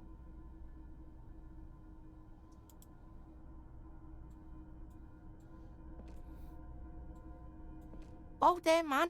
You've been squealing and thrashing around. Crazy. And now you're bleeding too? Again? He stares in awe at the streaks of blood covering your body. Kuno, I had this fucking dream. Yeah? Kuno saw that? A nightmare about bitches? How did you know? Kuno knows that shit. All the worst dreams are about bitches. You wouldn't believe the shit Kuno sees about sea. It's not good. This sea in his dreams. Uh-oh. Now let's get this shit back on the road, yo. Just make sure you don't die. Kuno's no fucking mortician. The greasy old spring mattress. Cool, whatever. Okay. I was hoping it would give more information, but apparently Books not. and magazines lie scattered on the floor and on a makeshift cupboard. They are not particularly well organized. Sift through them? Most are soft covers, serialized fantastique and detective stories from the 20s and 30s. This disparate digest includes the classic Animal Adventures, popular depictions of man versus nature by amateur naturalists T&T Harpin, husband and wife, widely read by people from all walks of life. Who doesn't like nature? Who doesn't want to survive? Among what is mostly commercial fiction and serialized stories, you find a magazine cathodique for electrical engineering. Then it's back to pulp, light erotica, an international thriller about circuit benders. Been reading shit here. Hooked on the book.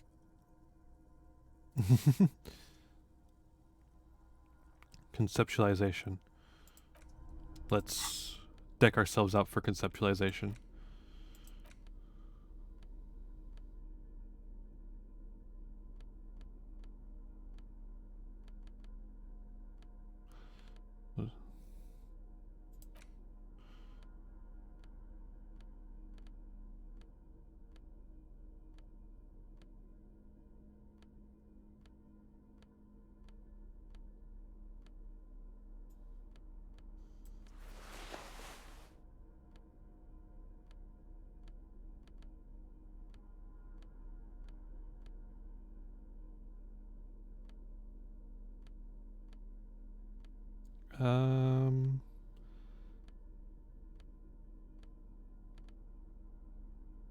All right.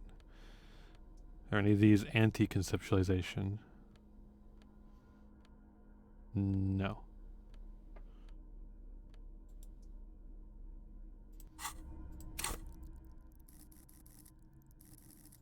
All right, we have 1 skill point to level up. So Soft covers, serialized fantastic. Oh yes, under the bed. Fuck. There is a rather extensive collection of critical theory. That is, dour, life non-affirming left-wing literature, published by small imprints such as Abattoir Firm and Ouzia. It's not exactly like reading. look, Kuno, powerful communist theory, rigorous and truthful. Yeah. He nods sagely. He has no idea what that means. Critical theory books, what do you think this means? Kuno doesn't give a shit. Kuno's not hooked on the book. Trying to get me hooked on it. Teachers and shit. This means we have a critical theory-loving vagrant here. Interesting. What does the Heimdall one give again? Physical instruments and shivers. That's fine to get rid of. We'll keep what we have right now. Okay, we'll take that. And we'll take that.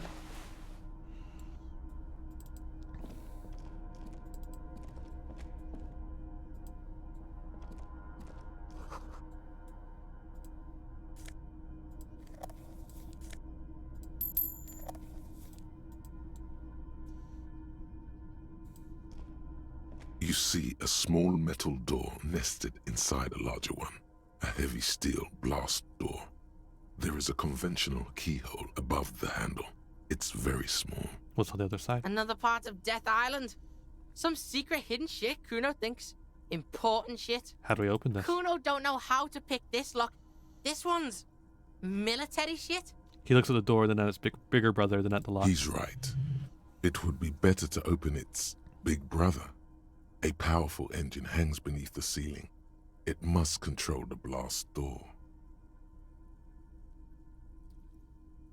You're right, we opened the big one. Do you see the controls somewhere? Yeah, the console over there. Yeah. Let's get this big shit open. Sure.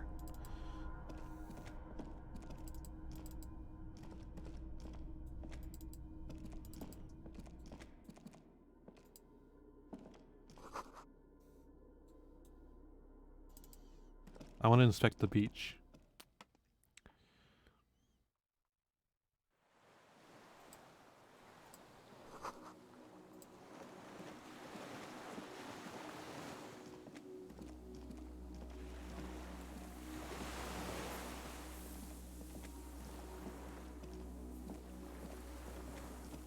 Oh, you can walk up here. Interesting.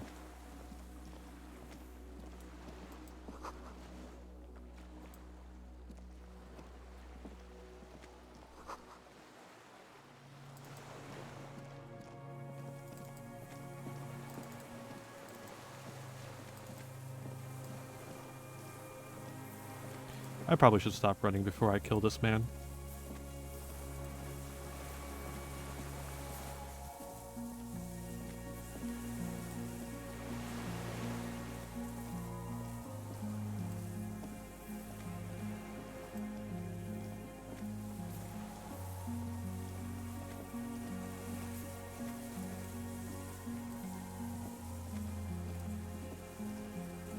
It's just so fucking slow, though.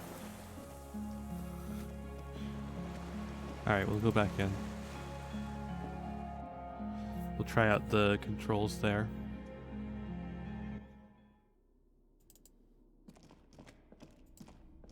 Green paint flecks off the monoblock aluminium cabinet. There are rows of switches on the front panel, a frequency band, and even a keyboard. Run your fingers across the keys rattle like teeth. This keyboard hasn't been functional in decades. What is this then? Old hardware from the big power box upstairs. Circuit bender shit. Military grade. Could this open the blast door? Kuno isn't a machine meister. Agent ouvert. Allumer. Radio diffusé. Yeah, why the fuck not? This device was used to control the electronics in the room. It could open doors, control lights, function as a radio computer. Radio the dial slides under the glass. Silently, you make out defunct stations on the UKV frequency. The words, Feld Insula, are written on the band. Whoa, told ya. Military mega grade. Also like 400 years old, I think. 1,000? It's an air-gapped system, an off-air military model. Its circuits are nearly impossible to bend, i.e., it cannot be remote controlled. Light. Nothing happens. Kuno's gonna stop you right there. This ain't gonna work. Not without the juice. You gotta fuel that shit if you want it to work. Let's look outside, maybe. What about the fuel you found in the MC? The red government-marked fuel?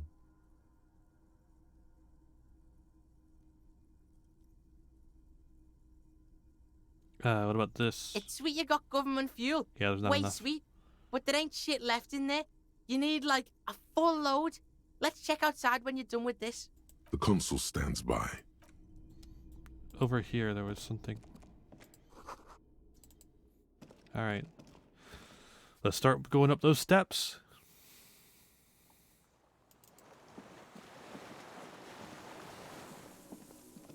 Charges 26.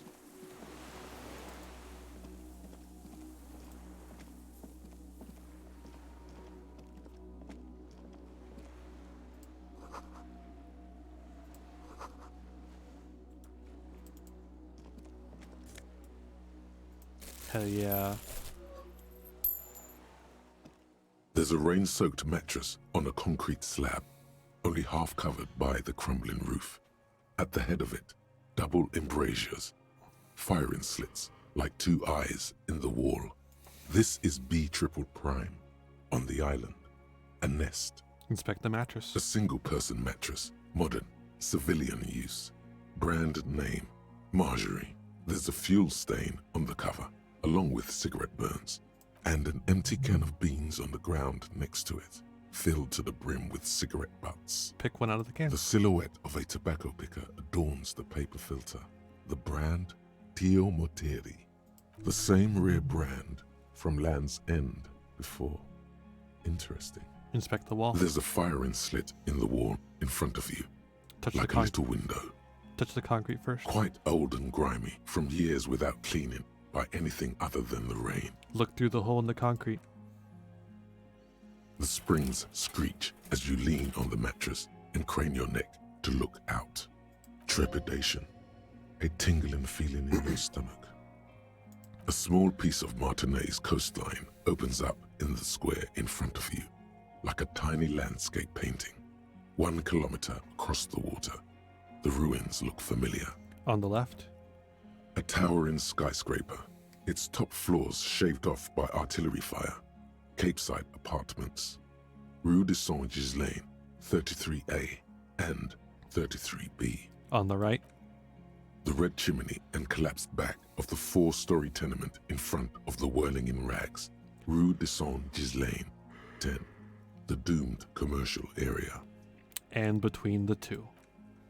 The box-shaped silhouette of the whirling in rags. Its sloped roof, a tiny fleck of light catches your eye on the rooftop.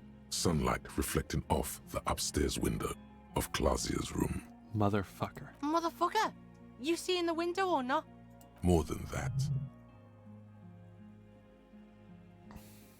Kuno, with a pair of binoculars, I would be able to see inside the room. Kuno fucking knew it. This is a sniper's nest, right? Fucking assassin action. Kuno barely understands what's happening, but he likes the shit out of it. Could the shooter still be here? Where? On this island. Right fucking on. He stops, a shudder. He feels uncomfortable suddenly. Do I remember the main menu picture? No. He feels uncomfortably suddenly. Let's get a move on. We're out in the open here. Turn away.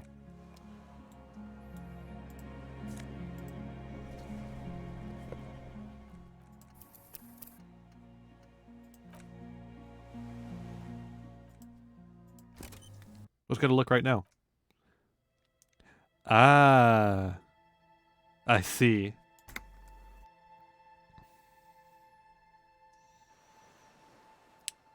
Yeah, that's our perspective right now.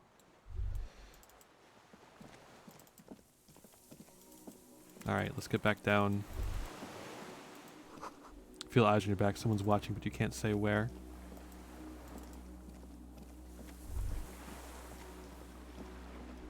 Yeah, for sure.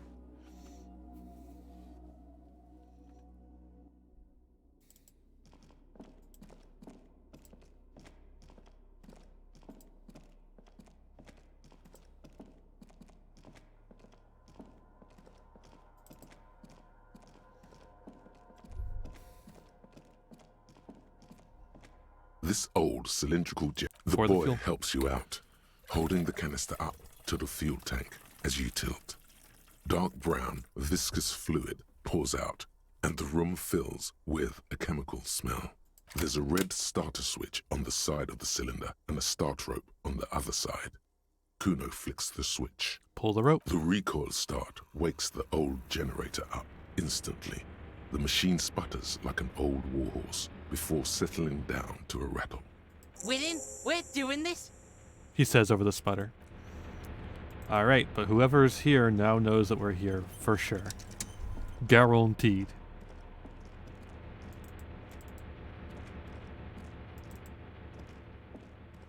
A dim gold. Ah, shit!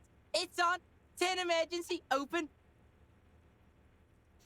Alright. The door comes screeching to a halt. Behind it, you see a hole in the concrete wall, where light shines in.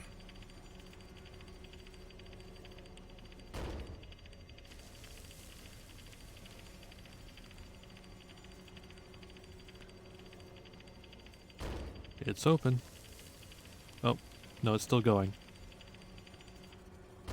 It's open. A sudden wave of anxiety makes your skin crawl. Fucking right! Kuno points to the opening. Before, outside, when we were walking across the sand, I felt someone watching me. Kuno knows? This place is spooky as fuck. What's there? Kuno doesn't know, but Kuno wants to know. Don't worry, kid. I'm a cop. Maybe I don't have a gun, but I'm a cop. Fucking great! Spooky Island shit is gonna shit on us, and we can't even shoot it. Let's go.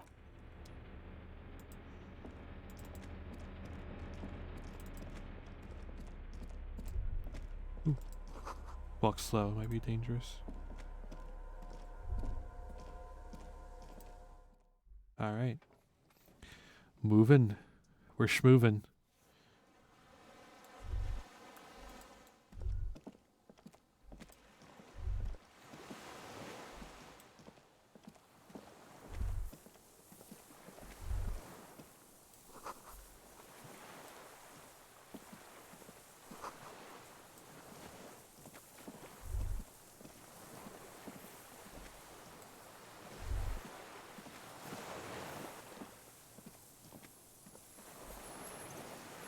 Oh, hey, there's a little weirdo there.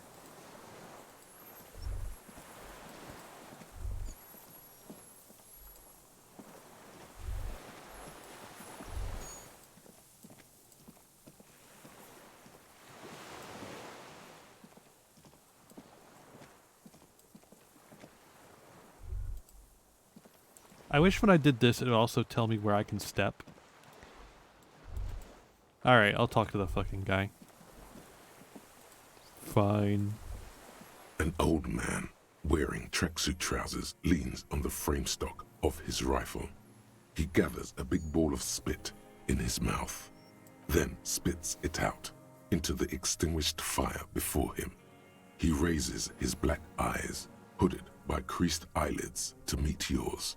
And we shine a fucking flashlight in his eyes. Unclouded by cataracts, his eyesight is sharp. He's practically tearing up from spite. Hatred got the best of him a long time ago. This man hates everything. You've retained your eyesight. My eyesight? Yes. Helps me see all the shit. A shudder of disgust passes his right side. His left side remains motionless. Did you close the blast door? I did. And you opened it. How?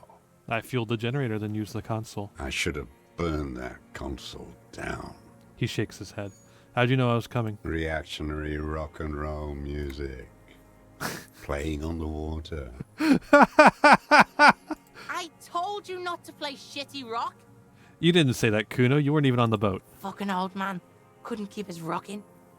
He whispers, agitated. Technically, this wasn't traditional rock. It was more independent melodic.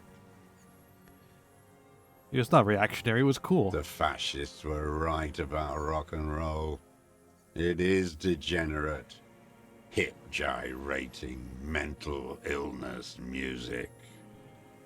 You know, when you start a sentence with the fascists were right, you're not making a good sentence. Nice gun you got there. It's not nice. It's a piece of shit. Is that a Belmargrave? It's a 3-Angong 446. Oh, but it gets the job done, is what he said. Southeast Samarin made. Exotic. Must be defunct too. No modern rifle manufacturer of that name springs to mind. Whoa! Massive gun! Kuno looks at the weapon. It was sent to us by our brothers in the Sinyao commune. Military aid.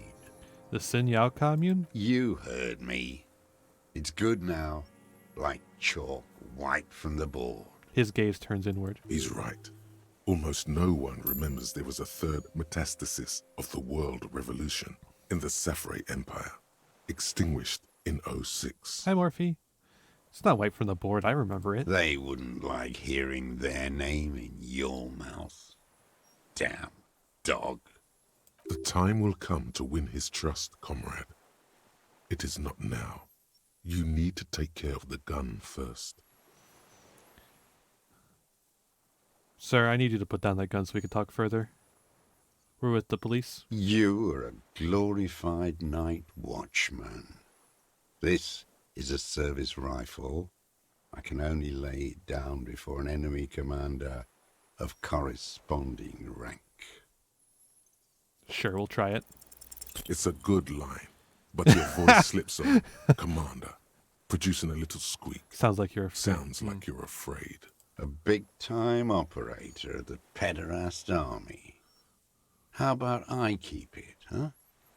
Hand it over to a real killer. A Briscard. No fucking way. Not on Kuno's life. With his finger pointed at the deserter through his jacket pocket, the kid turns to the old man. Officer Kuno's got his keel 8-9 pointed at your fucking head, and he is gonna blow it clean off if you don't drop your weapon right now! His pointed finger is moving inside his pocket. Even with the intensity he's putting in those words and the fidgeting in his pocket, the kid is unconvincing. Disarmed by a kid. To hell with it. It's a walking stick anyway. It's out of bullets. The old man lays the rifle down carelessly, then looks at it lying there. Ah, fuck it, I'm just gonna pick it up. His gaze follows your motions. The rifle feels surprisingly light in your hand. Frame stocked and patched in places with tape and wire.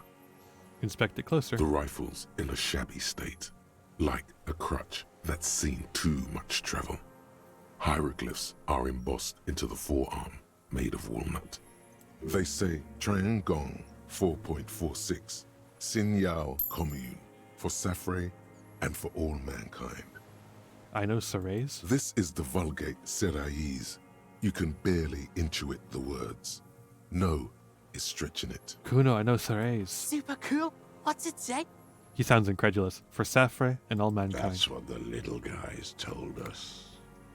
Every day at 4 o'clock in the morning, they go on and on about their Safri, their mankind, and Mazov. Those men were commandos. They weren't shit on a stick like us. They were small and... He doesn't say more. The thought dissipates on his lips. Look at the butt of the gun. On the butt, you see Vespertine writing, burnt into the wood. Triangon, 4.46 millimeter, made in Sin Yao. It's as he said, Triagong, made in his Sin Yao. This guy smoked a lot of people with this, huh? No response from the old man. The plastic cape around his shoulders rustles in a small bout of wind. This uses jacketed ammunition, 4.46. Mm-hmm. The old man smacks his lips. Stow the gun. The old man keeps following your motion with his gaze. His right arm twitches suddenly. This looked very much like the murder weapon.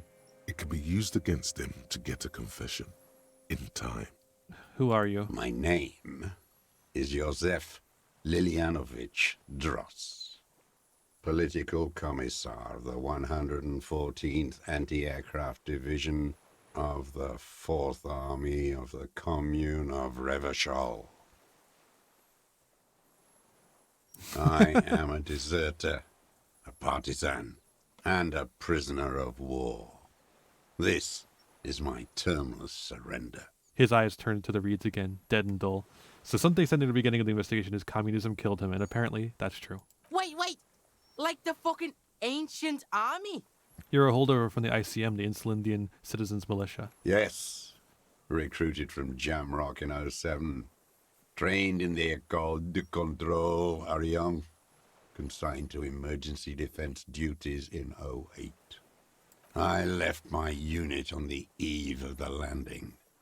When I returned here on May 14th, the commune had fallen.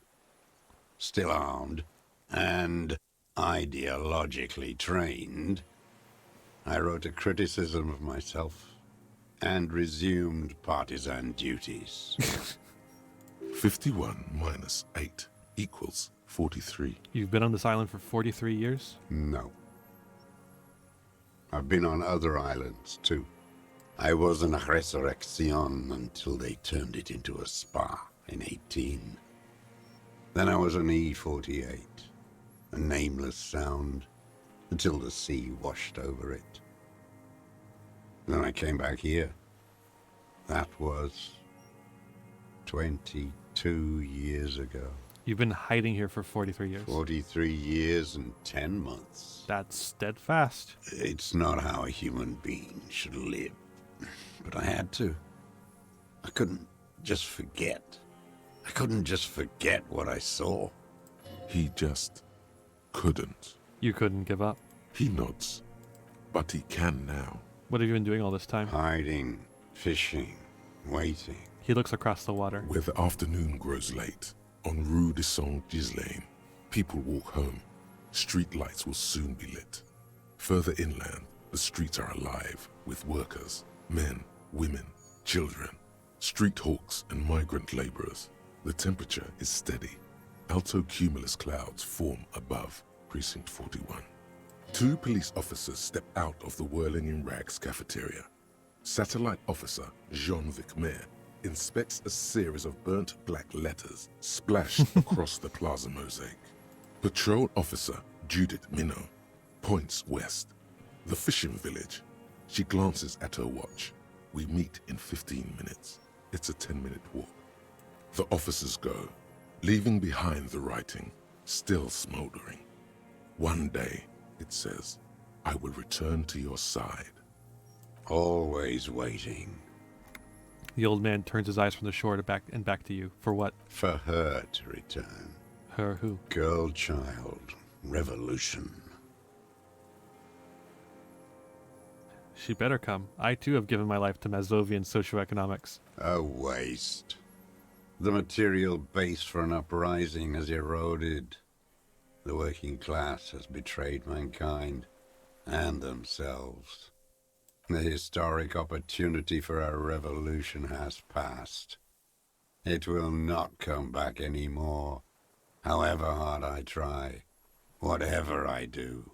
You said you deserted your unit? I was just 16 years old, 15 when I volunteered. I had a lapse of faith. And of courage, too. Lapse of faith? You could say I misunderstood the historic role of the proletariat and thought Mazovian socioeconomics were fallible. For a second, I doubted the irreducible laws of historic materialism. A second is all it took. For what? For reaction to take hold.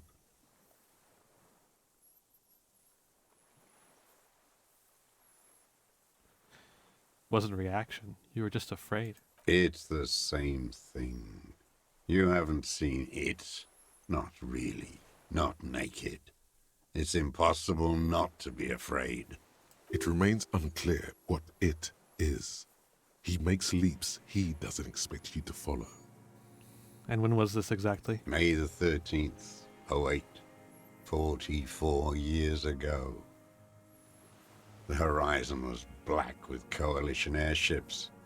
Their petroleum rose to the sky and it looked like it formed the clouds. Storm clouds. When they started shelling, it was dark magic. Dark magic? The combined might of international capital. All at once, all the greed and terror in the world tore into Revachol. It lifted streets from the ground and turned houses into ghosts. We were in the flak tower. He gestures towards it. Huddled on the floor. The artillery was 80 kilometers away in Ozon. But I knew the commune would fall.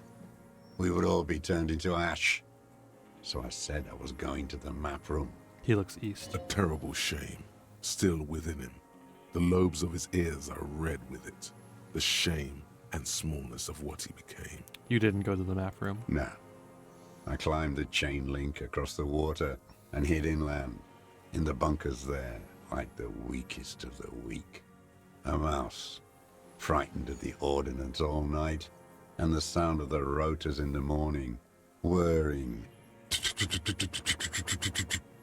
He looks at the sky. What was that? Airships. I climbed out into hell. The landing was complete. The chain was submerged. I had to swim back. The fortress was half submerged too, shattered. They'd all drowned in the lower levels or got torn to shreds above. The anti-aircraft gun had malfunctioned. So had I. I left them without ideological direction. It was real. I'd seen it. I'd seen it in reality. Seen what? The mask of humanity fall from capital. It has to take it off to kill everyone, everything you love. All the hope and tenderness in the world. It has to take it off just for 1 second to do the deed. And then you see it, as it strangles and beats your friends to death. The sweetest, most courageous people in the world. You see the fear and power in its eyes. Then you know. What? That the bourgeois are not human.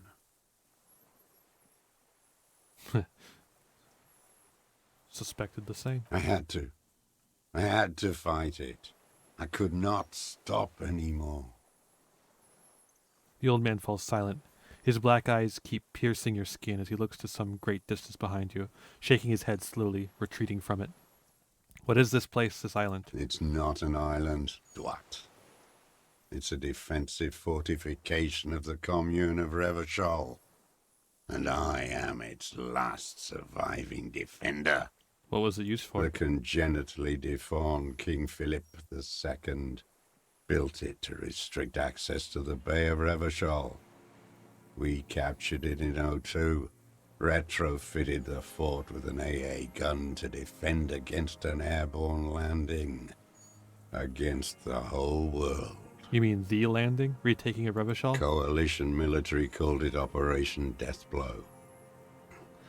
I later found out on the radio they called it Deathblow. You're one of them. Tell me, who speaks like that? We had 50 million people on Caillou alone. First, I'm not one of them. Sure you are. You're RCM. Answer me. Who calls an operation against 50 million people Deathblow? Murderers, I know what you mean. You don't know. You haven't seen it. Iblis. Iblis? The black-eyed angel. Have you survived all this time? How does anyone survive? I steal. What do you steal? Supplies, vegetables. I collect rainwater. It's the life of a dog, not a human being. He coughs once more and puts his hand on his belly. How's your health? I've been throwing up blood since winter. Red, like beetroot. Been passing it in stool, too. Jesus, dude. He does seem frail. Good for his age. More like 75 than 65. Trouble putting on weight could mean cancer. You need a doctor, my dude. Kuno's dad has this shit. Wine belly. The cops can take care of this, right? Medicine shit. With, like, facilities. Yeah, might be serious. Cancer, even. The police can give you medical services. You need to be looked over. I need to die. You don't have medical facilities. You have guns. That's all they give you. Toy guns. You also have Druamine. We also have Druamine and other opioid-based painkillers. You must be in pain. I have been running out of that stuff. A light goes on in his eyes. He smacks his dry lips. This is a serious situation. You need to be looked over. We can do it. There's nothing to look over. The triage is in, and it's black. Administer morphine. Moribund. How have you coped mentally? I haven't. I have holes in my brain. Years missing. Others filled with pain only. A decade of His eyes roll into his skull and back. I don't even know what. Inferno? Not appreciatively. I also live in hell. At least you know it. The traders of this city turned the lights back on in the 30s, after the fighting stopped. Ruins, glittering in the dark like a fucking merry-go-round. It's disgusting. He looks down at his shoes, his face parched from the sun and the wind. There's a wince of pain in there somewhere. Are they not heartbroken? How could they have moved on? How have you concealed yourself all these years? It was hard in the Thames. I didn't have partisan training. They were searching for stragglers, those bloodhounds. Floodlights on the water at night. What was it like? What was it like? There was hope. A little hope. They needed to snuff it out. Martinez and Coal City were turned to dust. But Jamrock, Forburg, even Coron, and Boogie Street, of course. Those fucking kips had Krasmasov coursing in their veins. And others too. Some cordons of Revachol was still fighting. There were cells. I tried to contact them. Soon they all went silent. The frequencies dead. How'd you get between here and the mainland? At night, I used a dinghy. I only went after dark then. When I got to the city, I stayed underground. Patrols, you lot, the commons too. They'd started snitching. So in the cities you move underground? From bunker to bunker. Not anymore. No one cares now. I don't even have to hide. They think I'm another antisocial vagrant. I could walk straight into that town if I wanted. I just... He falls silent, his gaze fixed on the shacks huddled together across the water. Why don't you just walk there? I don't want to. They're all traitors. Pigs, rabbits, and dogs. Men without ideals are only animals. He does not want to see life moving on. People forgetting, drinking, laughing. The weapons cache under St. Ghislaine 22B in the basement. Have you been there? So you finally found it. There must have been a small squadron's worth of arms in there. Belma Graves, right? They were damaged beyond use. I know. So you've been there? Sleeping. Some nights. Ammo scrounging on others. Those McGraves were shit, even before they corroded. Some had bullets in the chamber, however. You feel the dots connecting. Little dots on the map he's walked across. There's a small bunker under the Feld building. Have you stayed there? The propaganda bunker. I used to, but not anymore. Propaganda bunker? They stored leaflets there. Broadcasting equipment, too. Made broadcasts, I think. Propaganda officers. I buried them with their leaflets. They killed themselves. 2 young boys. Killed themselves? A lot of our boys did. I spent some winters there. Never liked it. Kept thinking of them. No need to go underground anymore. It's better in the ruins, on the ground. Tell me another thing. The old man looks across the water, at the city, the ruins, the motorways rising above it. You said this is your termless surrender. You're with the RCM, the coalition-appointed mob that enforces bourgeois morals in Revachol. I know that's what it looks like, but I have secret plans to turn the RCM into a Mazovian revolutionary unit. Rock and roll posturing. You're the RCM. You represent the Moralist International, the enemies of humanity who took this city. I represent their adversary, le Parti Communiste Insolente. Take me to them as a prisoner of war. I have relinquished my weapon. I can no longer serve. No superiors can relieve me of my duty. You bulldoze them all to a mass grave for trying to free humanity. His hand shakes, and he breaks into a coughing fit. A spray of blood from his mouth on the black charcoal in the fire pit. Rene, the royalist on the coast, said, You never signed the Revacholian Instrument of Surrender. Liberal reactionaries signed that instrument. Traitors who should have been burned alive. I answer to the Communist Party. Is that why you've been here for 43 years? Because the party didn't surrender? He just wipes the blood from his chin. Honorable. Honor is a feudal atavism. My motive is class. So you're a communist soldier from the communist army? No, I am not a soldier. I am an ideological officer.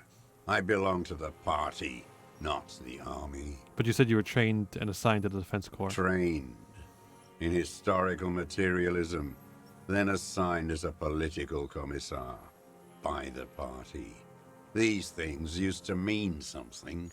What does the political commissar do? The old man does not answer. He tilts his silver head and looks at the reeds. You see a small tremor pass through his legs.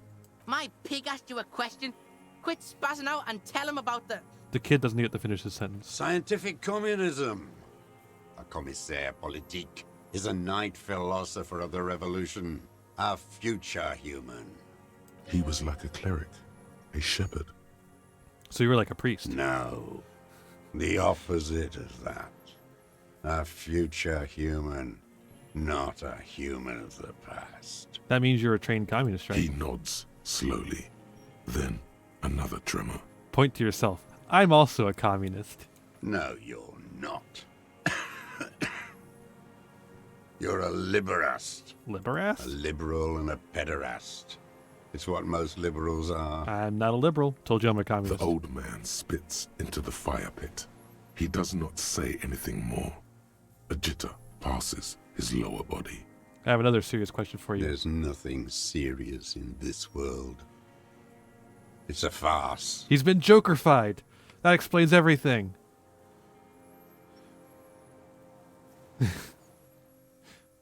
What have you been using this gun for? I've used it for killing people. Here we go. A trail of blood. Even the kid can smell it. Killing people? Like straight offing them? It's a gun. That's what they're for. You want a moralist euphemism? Defending your family and your property. I haven't done that. I've used it to kill people. You mean like lately? After the war? There is no after the war. Class war is never over. So he's continued killing after hostilities ended. Okay. Go in straight. No euphemisms. He doesn't like those. No. Be careful now. Slow and steady does it. Make him repeat it first. Don't mess this up. Remember, he wants to tell you. Get personal.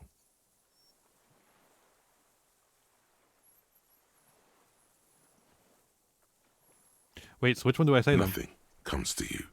Silence.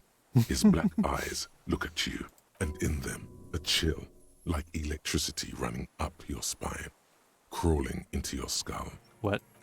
All is not as it seems. Well? So you're saying you killed people after active fighting stopped? What did I just say? He keeps shaking his head erratically suddenly.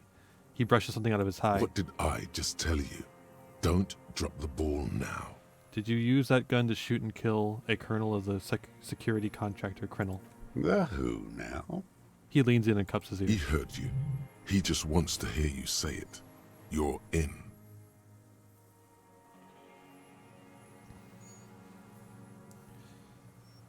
The fascist death squad who took a bullet in the mouth on the night of March 4th. Oh, yes. That one. Ugly piece of work, that boy. Did you kill him? Fucking tell this cop. I am a son of a welder and an officer of the commune of Revachol. I do not collaborate with murderers and pederasts of the liberal regime. A drop of blood in the saliva. Exhaust him with proof. Pile it all on him. Get a confession. The scent of blood in the air. But what else? There was something you can't remember. Something about the tracks. Suddenly, all those tracks are so confusing. Go with something else first.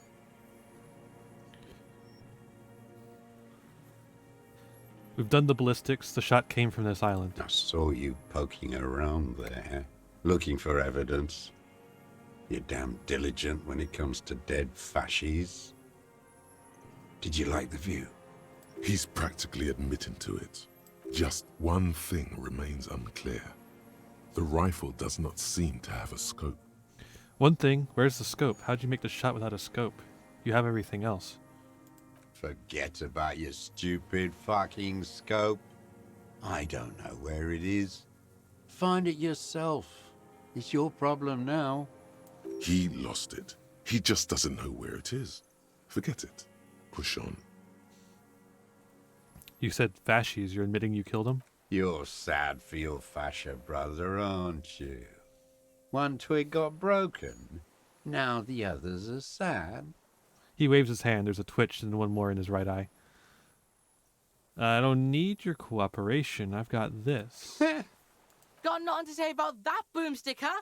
You choking? That's the stick that did it. It's a real gun. Not like the little musketeer pistols you RCM fascies have. You look like imbeciles. Why don't you ask them to give you real weapons? Going against automatic rifles with these toy guns. Of course you got those boys killed. Damn, he saw you. He's watched it happen. He would have a good view of the tribunal from here. It's not just empty boasting. So he saw you. Okay. So what? Don't let it divert you. Stop squirming. I have the murder weapon. You let them all die. Pranced around. Let your little friend be shot too. I didn't get a good look at that. Tell me, did he bleed out? Shut up. I'm calling it. I have the murder weapon. Who are you trying to prove this to, huh? Your friend? He's not here. He's dead, isn't he? He's not dead. He's in the The hospital. world will rejoice when he dies. One fascia less. He hisses and glances into the reeds and twitches suddenly. What am I forgetting? Wait, here it comes. The goddamn Maybells. The dried Maybells on Clausia's roof. Oh, yes. There were Maybells in the grass when you got here, and Maybells on Clausia's balcony. What is... And nowhere else. Nowhere in all of Martinez have you seen them. What? Wait, don't forget the footprints. The diagonal prints in the dust in the secret space behind Clausia's bedroom. Now, they're gonna come up. Of course. Thank you, Head. You got it. Remember? The boot prints were like no modern soul. I wonder what brand of boots you're wearing. Everything is brands with you individualists.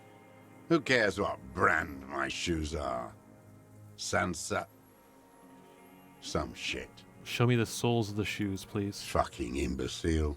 The old man stretches out his leg. A black and white spiral pattern covers the sole of the worn-out old running shoes on his feet. The maker is called Sansarique, and the size is 42 to 44. These are not the unusual horizontal pattern soles you saw in the dust on the floor of the hidden room. They do, however, seem to be about the same size. Maybe it's simpler than that? Simple? No. This is another loose thread you will never connect. Goddamn footprints everywhere. I hate them. The kid stares at you, slack-jawed. He thinks, what are you doing? We almost got him here. Not now. Stop yourself.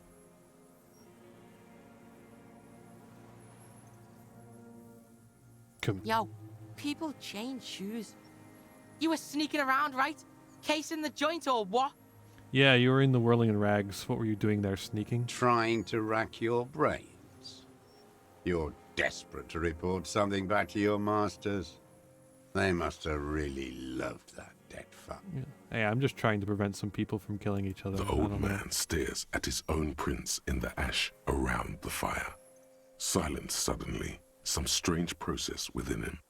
A gush of wind. Seagulls in the distance. Like, I'm sorry you Joker-fied You've yourself. almost got him. Just because the you're a last fucking little coward. push. But you know, I'm just trying to save some damn lives here. Maybells behind the victims' windows. I saw them growing here. Damn Maybells. The whole island is turning white with them. He seems tender suddenly, nostalgic even. A strange mood swing. So many this year, too. The spring is coming. No, it's already here.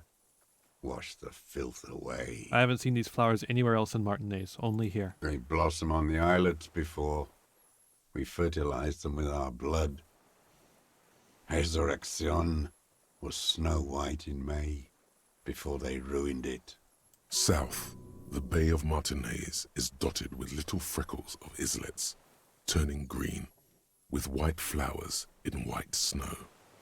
The coast, too, before they piled their containers on top of it, filled with broken, useless trash for fat-fingered bourgeois children to play with. Bet you've been sneaking around a lot. Hidden. Know any secret paths? Kuno knows paths. I may. A curious tremor passes his face. A young woman called Claudia, ring any bells? Flowers like these were behind her window. Claudia. You know her, right? She had intimate relations with the victim, the mercenary. With the victim? He turns his sight from the whitening field of flowers and falls silent. Then the muscles from his jaw twitches, a spasm. There is a small tremble. Looks like a smile. A crooked smile. Yet isn't quite voluntary.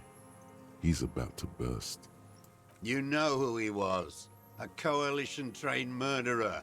Armored and armed. He wasn't human. The blunt end of a hammer. Dripping with blood. He was a rapist. I'm not saying he didn't deserve it. Beating us to the ground. Moaning with joy. You hounds get so thorough when a company-trained killer dies. I haven't seen you on this coast for 40 years. You know, maybe I should have killed one sooner. Got your attention. Now you stop beating druggies and prostitutes in your basement. Now you come to investigate. Not when they die by the hundreds. He breathes through flared nostrils. This is it. Shot him. Shot him. Say shot him, not killed him. So you shot him? Oh, the inhumanity. One paramilitary less in Revachol. You could almost see him squeeze a tear out of his eye. His fists begin to tremble from anger. Just not. I had them in my sights. Both of them. Him and the whore. I was breathing with them, in phase, and I pulled the trigger and flew on the air until I landed in his mouth. He begins to smile. I didn't think I had a shot like that in me anymore. I did. I saw him kneel there with his mouth full of death, and that stupid look on his face. And his dick still in her. Then what? Nothing. I went to sleep. Next morning there were Maybells everywhere. The world was white, or what's left of it anyway. My last spring here. I knew the fascists would come to avenge their own. And so they did. Fucking hell. The kid looks at him for 1, maybe 2 seconds, breathing heavy with excitement. Be very, very precise now. Don't make a splash. You can still mess it up.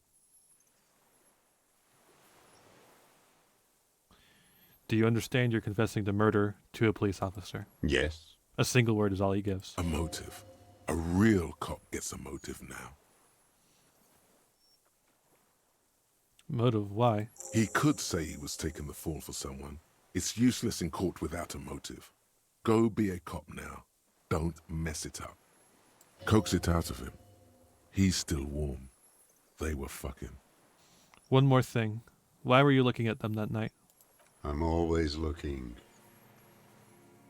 He cocks his head to the side and turns his eyes to the city. Another tremor passes his right side, lower in intensity. You always creeping on people through your scope like that? The kid squints his eyes. A rifle scope has the best magnification.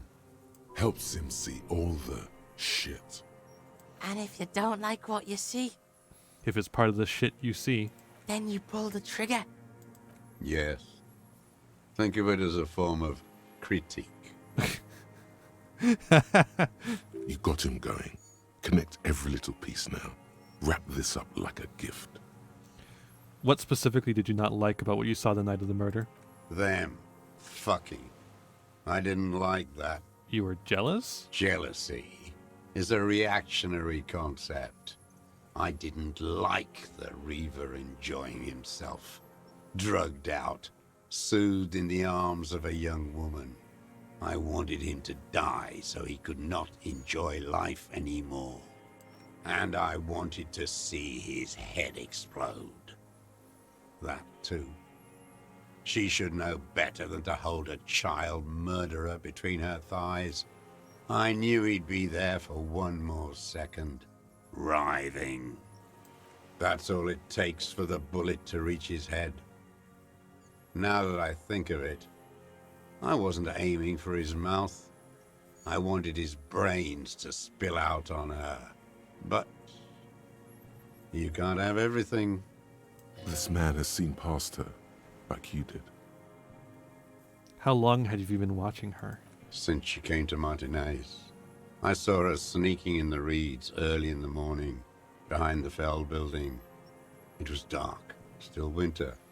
She didn't have her skimpy outfit on then, just a spot in the night, moving. What was she doing there? Hiding something in the water. She had a fag after she'd done it. I was up in the ruins there. She couldn't see me, but I could see her, smoking. She was nervous, but not scared. As if he is a reactionary. That's true.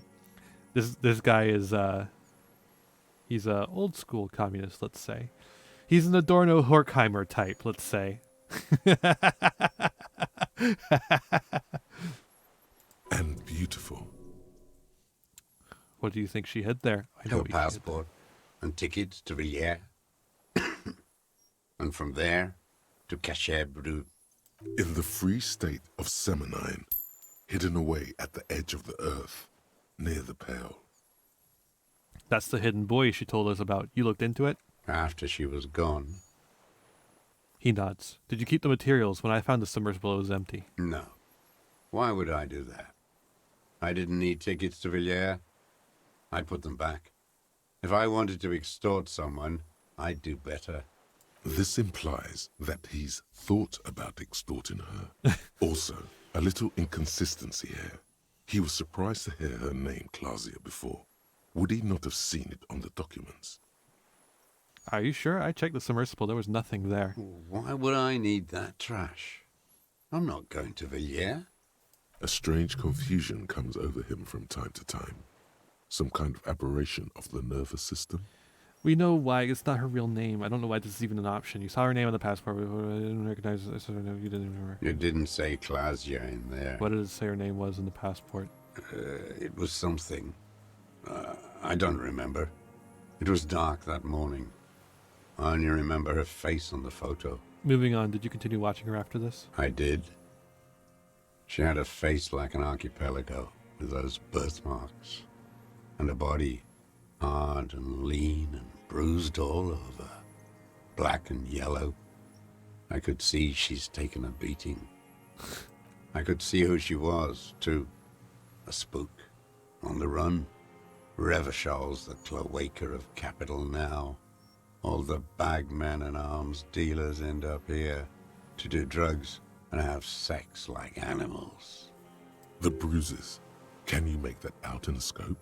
And the bruises, you could see her bruises through the scope of a rifle? You can't see that through a scope. It's just a blur there. He shakes his silver gray head. How does he know those minute details about her body? This is pretty obvious, but... It quickly comes to you. Ever see her through a window on a roof? Mm-hmm. Bending like a bow against the glass. You've been through the secret route through the whirling and rags. Those are your footprints. You just changed your shoes. I've been through all of Martinez. Every nook and cranny. And that too. Yes, that too. The things they did in that little room. What she'd do to feel good. Funny the way light works. You turn it on inside, and it gets so dark out, you can't see a man looking in. I learned that in the 20s, when they were still hunting me. I've seen people do some shit, but... He keeps shaking his head. Those two took the cake. Yeah, the lightning gets shit going. Speed freaks fucking in the bushes. Lighting, not lightning, you little dingus. He must know his way around a creaky floorboard and a rusty hinge on a door. How'd you get in there, the hidden pinball workshop? I can just walk in there now after a good wash. I told you, they think I'm an antisocial. Closing hour is a good time. The kitchen's empty. And the door, the steel door in the kitchen, how do you open that? I got that open a long time ago. Some bourgeois game merchant lived there. I don't know, 15 years ago. He left spare keys all over, and I took one. Then I saw her turn the light on one night in my scope. He points toward the whirling in rags. Andy found use for it. A spare key, like the one hanging behind the Union Box window.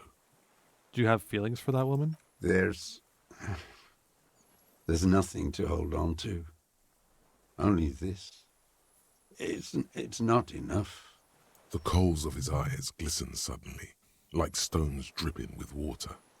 Is he crying? Man needs to feel something else. In this fight, it helps if you have your eye on something there. It's weakness, I know. There have been others? Yes, over the years. It's not unproletarian to feel something. Was that why you left the dried flowers behind her window? No.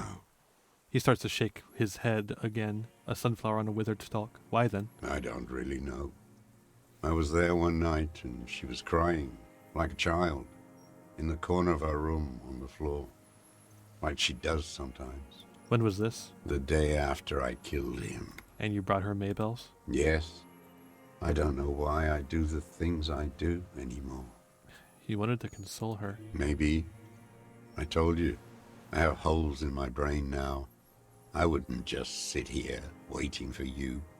A sudden pang of rage. If you came 10 years ago, I would have killed you. He wipes his eyes. So in conclusion, it wasn't about him, it was about her. Her. He repeats, staring at the ashes, then the reeds. There's a twitch in the corner of his eye. A It was about twitch.tv. bitches.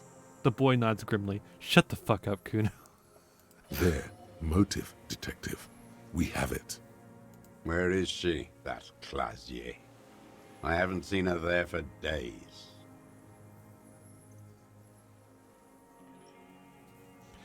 She got away, but she let us here first. She figured out someone was watching her from the sea fort. Gone. I knew it. She kept staring into the scope this last week at the island, like she knew.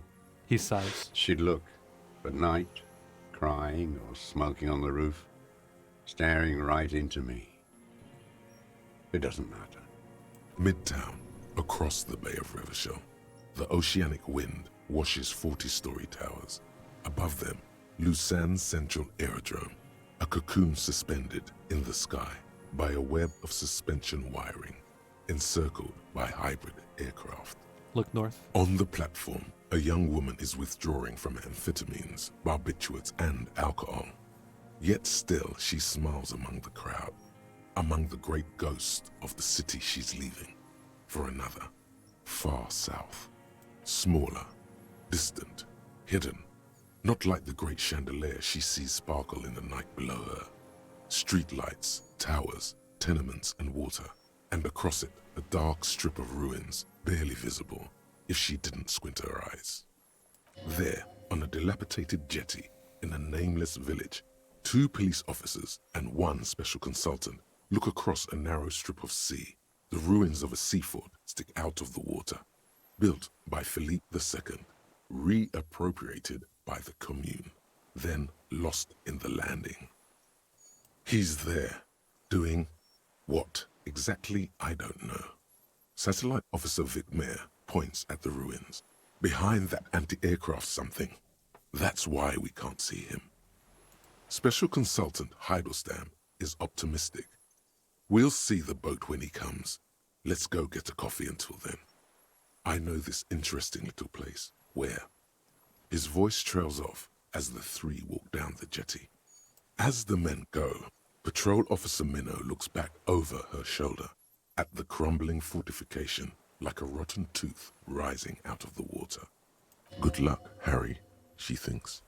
You need something good for this. We can totally get more out of him. He's squealing. Who knows what he's seen and done over the years? Been looking at anything else you haven't liked? A tragic comedy. Druggies, prostitutes, and rentiers. All right, Sarge, have a nice night. A strange little engine seems to fire up in him again. It straightens his back. The familiar put, put, put of hatred. More specifically? Specifically, the whole city is a charnel house. Stripped clean and draped in neon.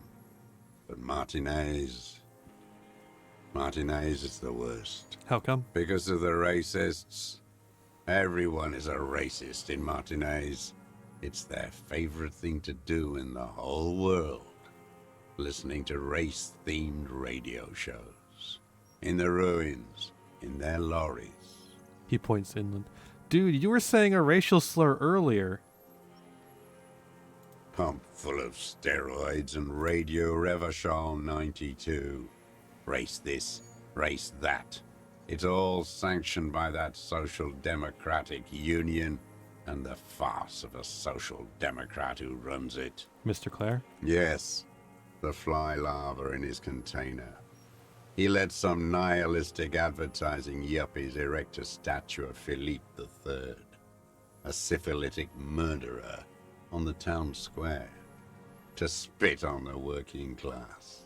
Anything more? Not since the serfs of ancient Pericarnassus has history produced a more inert social class than the Martinez proletariat. The rest of Revachol at least pretends to rebuild. These people still live in ruins. In tents, like animals, like those boom-boom morons on the ice. A pity they didn't drown in that tent of theirs. He keeps shaking his head, with sorrow for all the sight he missed. That's all? The worst of them is the blood-drenched Sucrion on her yacht, licking her lips. The old whore's gone now. Her gun-toting porcelain men are dead. So, actually, no. The worst is that old cock parading around in his uniform, throwing balls all day. It's not enough that the racists and liberals are dancing on our graves. The old loyalist ghouls still parade the ruins too. Every morning he's there, while the parasites he fought to protect are off in Ozon, or Quayamorang, or some other island they built their palaces on, feeding on drugs and having sex with their own children. Say nothing. That's all the rich really want. Sex with their own children. Throughout history, even the royal bloodline of the suzerain, it's all just an excuse for them to have sordid sex. At least that old cunt, Frisell, is now dead. Just nod. We did good when we pushed him under that horse car. If only, in the 30s, those disco whores. What follows is ominous mumbling. You cannot make out a single word. The disco whores are too much. Hatred shuts down his brain's language center, leaving only a nonsensical sputter. He's pretty far gone. His brain is completely destroyed with PTSD. There was something about a statue and nihilistic advertising agency people. Might be worth investigating. Disco horse? Is all he has to say. Even that word has to be pushed through his teeth with great force. The rage seethes too hard. There is something about the statue on the roundabout in syphilis? Syphilis is a disease Philippe III contracted in a whorehouse.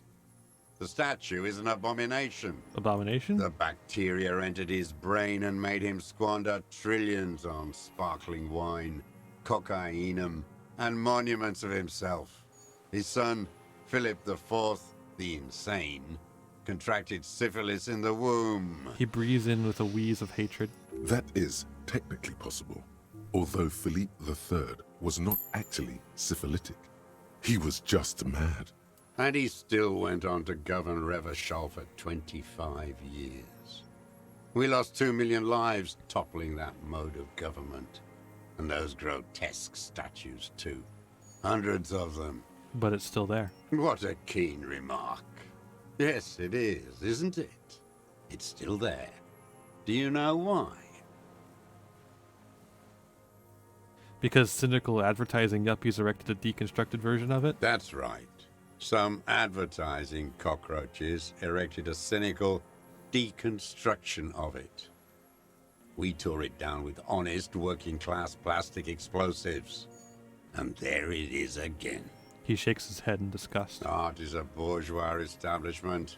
It's an affront to humanity.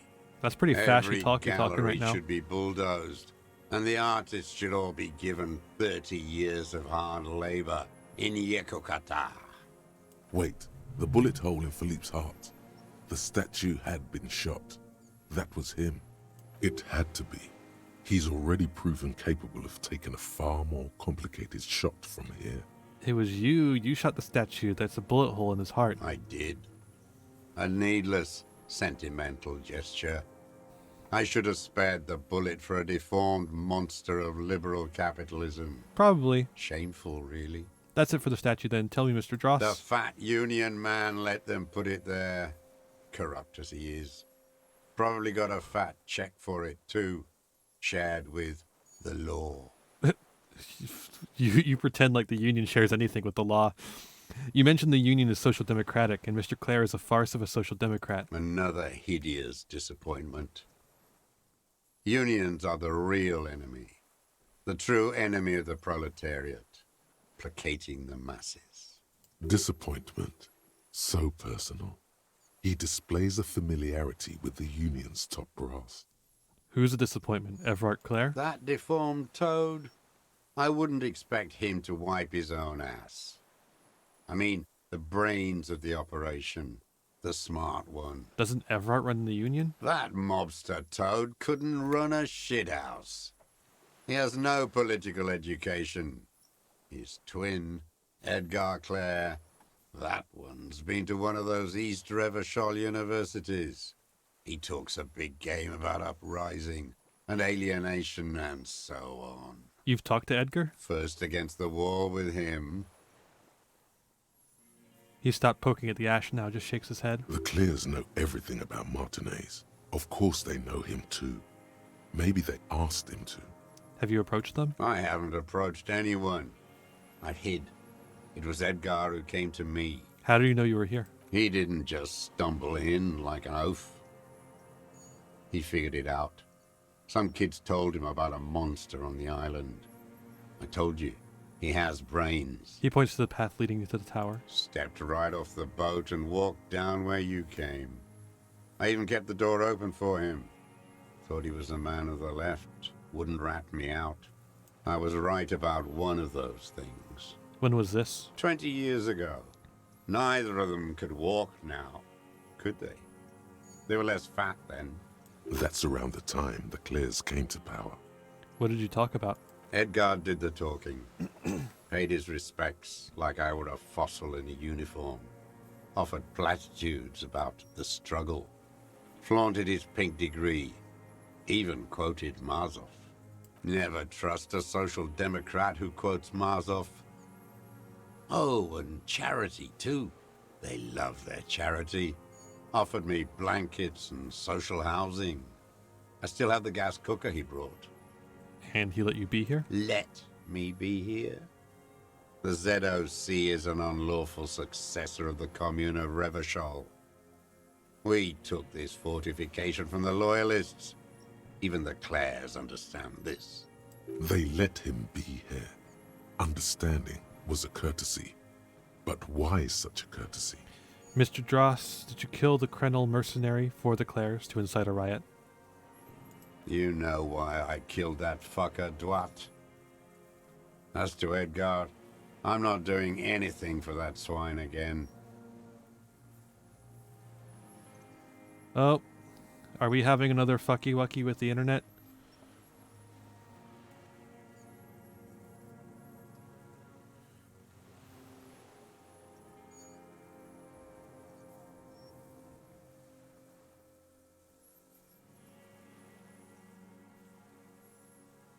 Seems like it on my end. Awesome!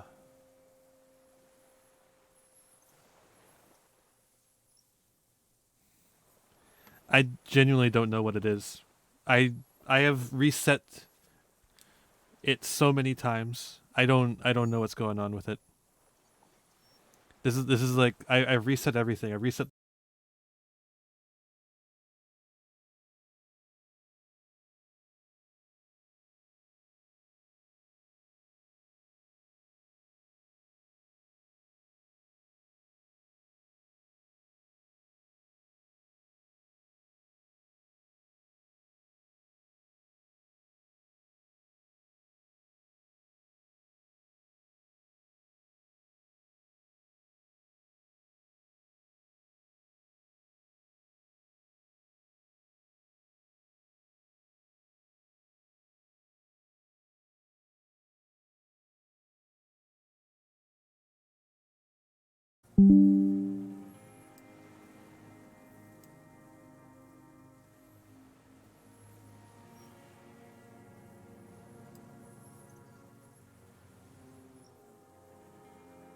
I've figured it out, motherfuckers. I've finally figured it out. It's the Ethernet cable. I'm on Wi-Fi right now. We are back. We are back because I'm on Wi-Fi. The fucking Ethernet cable is fucking up. I don't know what the hell is wrong with it. But the Ethernet, something's wrong with the Ethernet cable.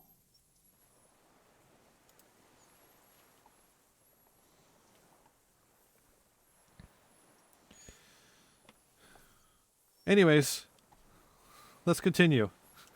Now that that's solved, again, what have you done for him before? Tried teaching him some Marzovian socioeconomics. They didn't stick. We parted ways. Okay, he didn't do the hanged man for them, but he's insinuating something. What was the deal between him and Edgar? The connection comes to you like a splash of cold water. Dark, cold water.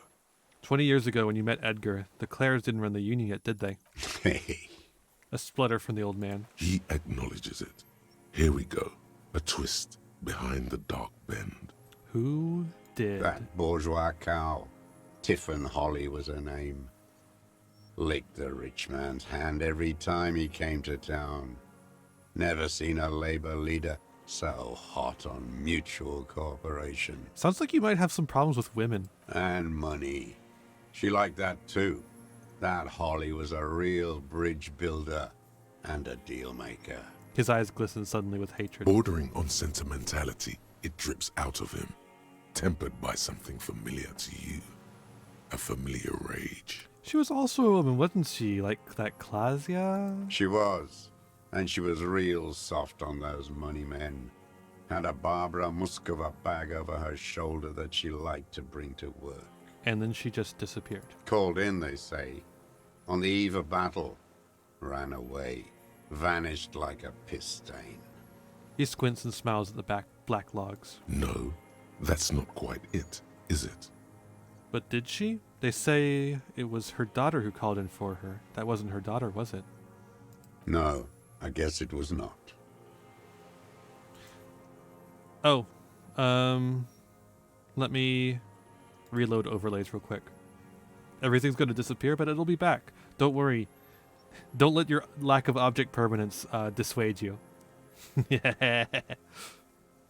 All right, everything you say from now on should appear in the chat box. You could swear you could see the embers glow again under his eyes in the dust.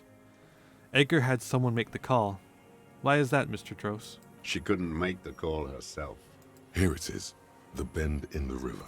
Why? Because she was dead. Yeah. Just say nothing. The cow caught a bullet in her right lung, fell into the canal grasping her tit and drowned. Or bled? Hard to say. It was a sloppy job, and a moving target. Literally, the stream is more stable than it was even before the Ethernet cable had a fucky-wucky. Like, literally, it's staying right on 4,190 kilobytes and like hovering between there. But nothing. It usually what happens is like it hovers between 3,000 and 5,000 for some reason. Right now, it is right on the money. So weird. She was going home, waddling, dressed in yellow, drunk like she often was. The ruins were black around her, and she had a yellow leather bag under her arm. She tried to cross the canal, heading home to Grand Couronne or Betancourt, someplace like that, where they build those new bâtiments for the people who flourish in the hell around her, and the ruins. Yeah, Kuno is our Kim for the evening. You shot her. Someone shot her. Or maybe the cow just fell. My memory is full of holes. All I know is... Another big spike of rage. Different from the one he has for her. Nothing changed. Not in the material base. Not in the hegemony. There was no uprising. Just words. The Union fizzled. Sogged. Nothing came of it. We've been talking to this guy for hours. Slippery fuck didn't keep his word. The kid's been listening, mouth agape. Now that sounds like you want me to testify in your charade of law. My days are numbered. Let them rot away in a moral intern cell. I've said all I will. But you did do it. I saw it happen, and I liked it. That's all I have to say. I didn't live and fight for 40 years to end up as a collaborationist. I've heard it on Channel 8, 40 AM, Radio Revachol, late night. Everyone is a blobber in this world. Everyone betrays everyone. They're all already locked up for betrayal. The best ones, the ones with heart, were slaughtered, trampled. He looks to the city. The same old freezing hatred. By the cock parading in his colorful uniform, you mean René. Every fucking morning for 34 years. Throwing that ball. One ball against the other. I've always loathed that game. That is not a working class game. I don't care what they say on Radio June. Royalist ghouls played like it was life itself. Click, clack across the water each day. And that uniform, like a parrot plumage. I won't even mention that he's a traitor to his race. A petanque maniac race traitor. What? You were the one complaining about racists, and now you're talking about race traitors? I don't know about... I remember him. I remember him from La Noce. Not him, personally. His make and model. There were tens of thousands of them. I thought we took them all out before the liberals came to their rescue. We missed one. That one. With his shaky finger, he points to the city, toward the crater near the plaza where the lonely pine tree stands. There doesn't seem to be a single person under the pine today. Not even Gaston. Alone. There's no one there. Fat and plump. Like a pheasant. Just begging to be popped off. Please, Mr. Dross. Shoot me. He whispers with such predatory hunger. It borders on longing. You'd like to kill him? Not yet. I like to look at him strut around, place the crosshair on his medals, right on his face, and just fiddle the trigger. Think about it. Let the bonbon melt in my mouth. Sometimes Kuno likes to look at the baggie before he does it.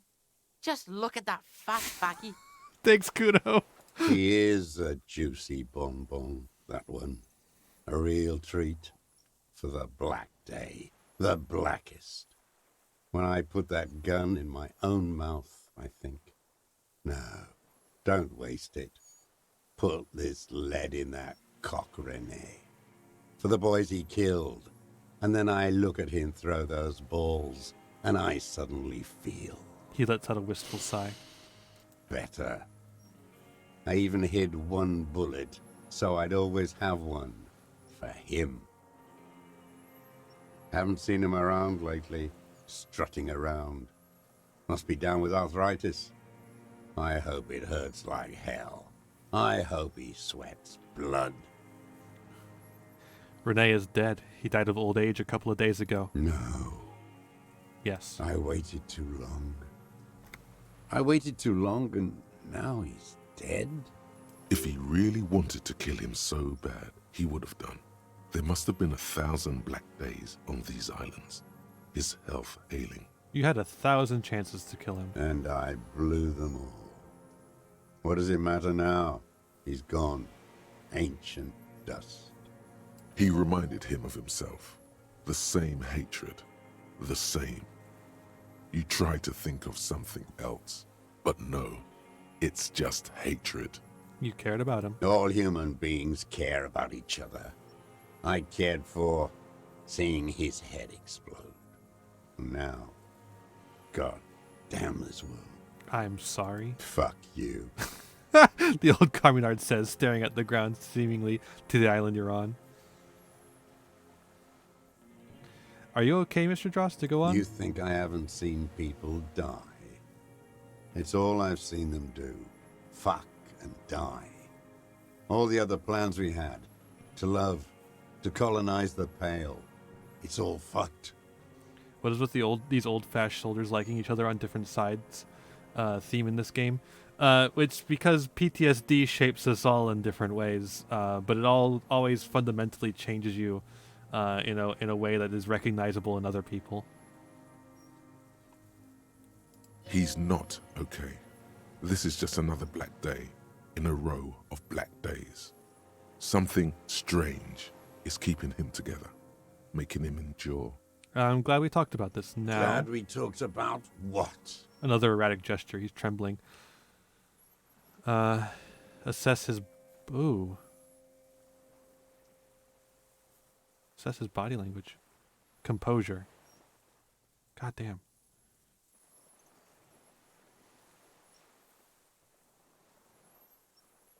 Assess his body language, I guess. For a 60-year-old man with stomach trouble, who spent his entire life alone on an uninhabited island, he seems surprisingly fit. That's it? He's prone to erratic hand gestures and clearly malnourished. But that's it. You can see no more by looking at his slouched frame. The moment passes, and you say, I ain't going.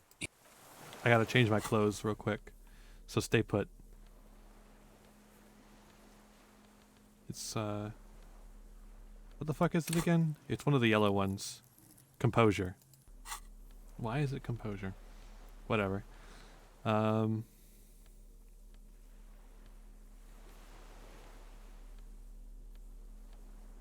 I'm gonna have to get a new Ethernet cable or something. I don't know exactly what the issue is. But, it's not good. 'Cause like the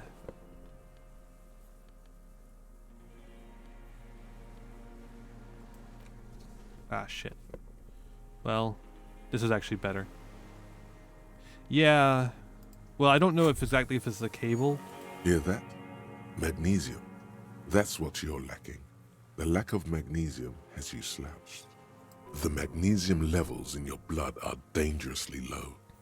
It's about the low magnesium levels and not the high alcohol levels. But yeah. So like, the fact of the matter is that the internet connection is like doing really well, like for like the Wi-Fi. The Wi-Fi is doing really well. But the issue is that Wi-Fi is just inherently not as stable as a line-in connection. So I need to get a new Ethernet cable or something. Figure out something to do. Fucking knew it wasn't the alcohol or the other things. Yeah, the other things. Long live the other things. Made you strong as an ox, they have. So there's a lack of magnesium in me. Yes, and it's critical. Look at yourself. You're practically devolving into a fish due to the lack of magnesium in your bloodstream. So I need to mag it up? You need to get so magged up. You've probably had 2 heart attacks and a minor stroke already. And the only prescription is insane amounts of magnesium. So you're saying I need to become a magnesium-based life form? Yes. If you want to live, you need to evolve. You need to transcend the carbon barrier. What the fuck? Go to the apothecary and buy insane amounts of magnesium. It will reverse the damage to your circulatory system. I already did. Just remember, it's not the alcohol. Buy more of that too. Alcohol is not the problem. And it's certainly not the dextroamphetamine, nor smoking for 40 years. It's the lack of magnesium and excess of coffee. You should stop drinking coffee. It wreaks havoc on your gastrointestinal system. All right. We need to up our... Oh. The old man stares despondently at the... Aside from the rare erratic hand... Do we have any more? We do. Oh, we have several. What the hell? The old man stares despondently at the logs. It's like he's forgotten. Oh yeah, for sure. That's definitely true. But I like I said, I was just explaining why I said that I need to get a new one, instead of just keeping it as is. Because obviously this is working, but it doesn't work as well, theoretically. I mean, so far it's working better, but you know, it would be better if I had a better Ethernet cable. Just All right, let's try again. Aside from the rare fuck? erratic hand.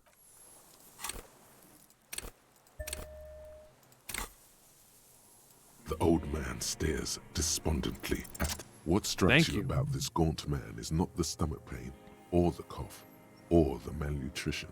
It's precisely what you could not see before. For a man who spent 44 years hidden in the urban wild. He is surprisingly okay.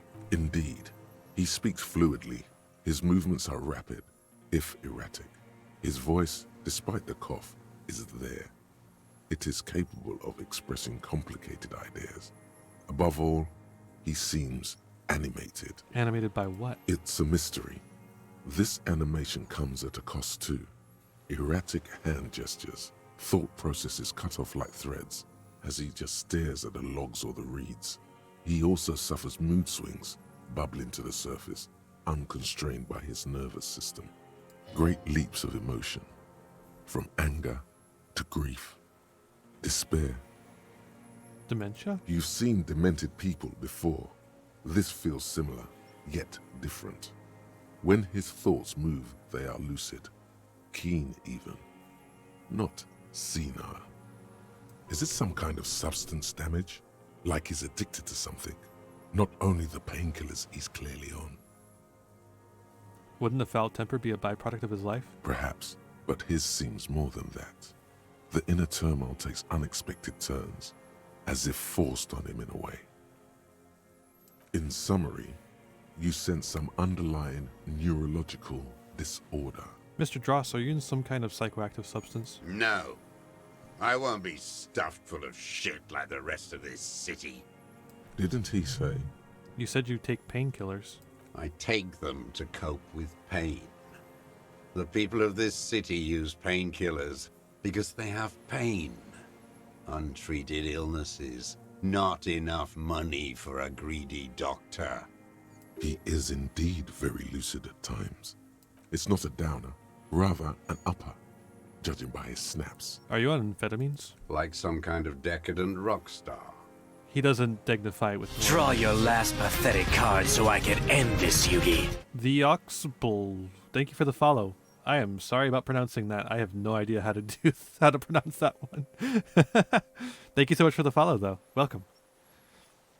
Mr. Dross, are you okay? How's your memory? No, I'm not okay. I shit blood, and I'm surrounded by insane people. Oh, fair enough. There it is again. Erratic hand motions, bouts of rage, and the stomach thing too, of course. Could it be a symptom of overdosing on something? Something even you have not tried?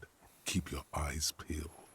His lip curled. Glad we talked about what? Okay. Josef Lilianovich Dross, you're under arrest for the murder of Ellis Courtenaire. What? But you said I would be taken to the... The old man's eyes fill with sudden unexpected terror at the words. This terror, the sum of all the uncontrollable movements and mood swings he's been exhibiting. The wind picks up.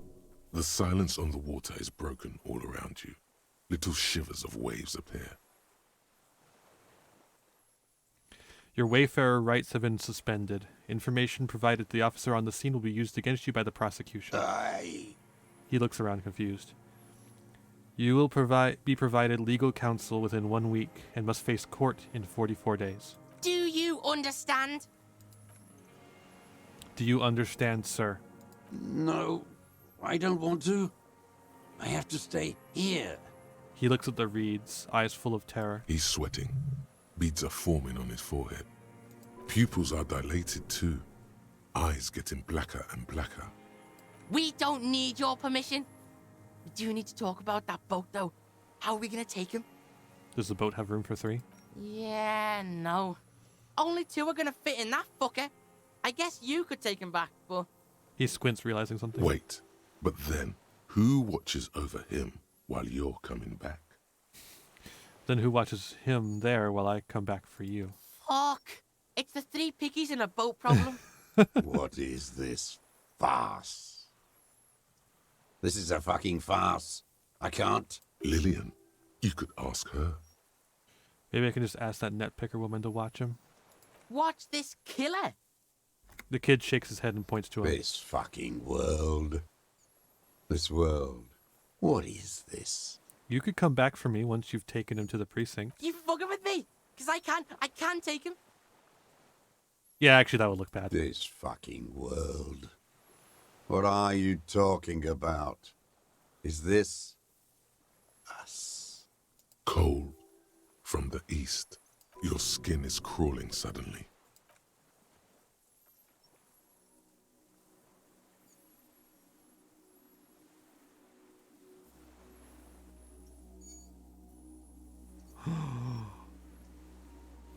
It's the Insulindian Phasmid!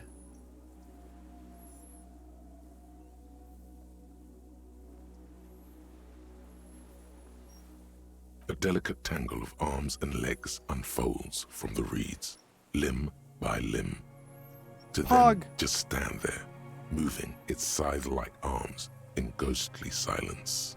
Blink. It's still there, an unfolding mechanism of reed-like chitin, hovering in place. What is that? What are you talking about?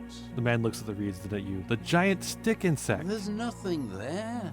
He looks confused. The stick insect is over 3 meters tall. It looks straight at you with its tiny pinprick eyes and its grotesquely small head. You feel your legs shaking under you and your gun hand move to your holster.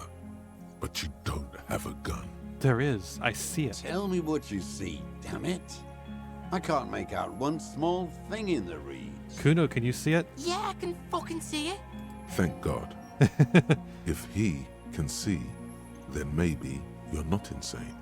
But that means it's really there, spinning slowly, in absolute silence. Its limbs long and slender. Be very careful. The kid whispers and takes a step towards the giant arthropod. What is it? What do you want from me? I can't go. Something is very wrong with him now. It's right there. Can you see it? He doesn't finish the sentence. One letter is all he can produce. His hands are numb and he stares at Nothing. Nothing is what he tried to say. There is nothing. Only the reeds for him. The reeds and devastation. I'll leave you be for now.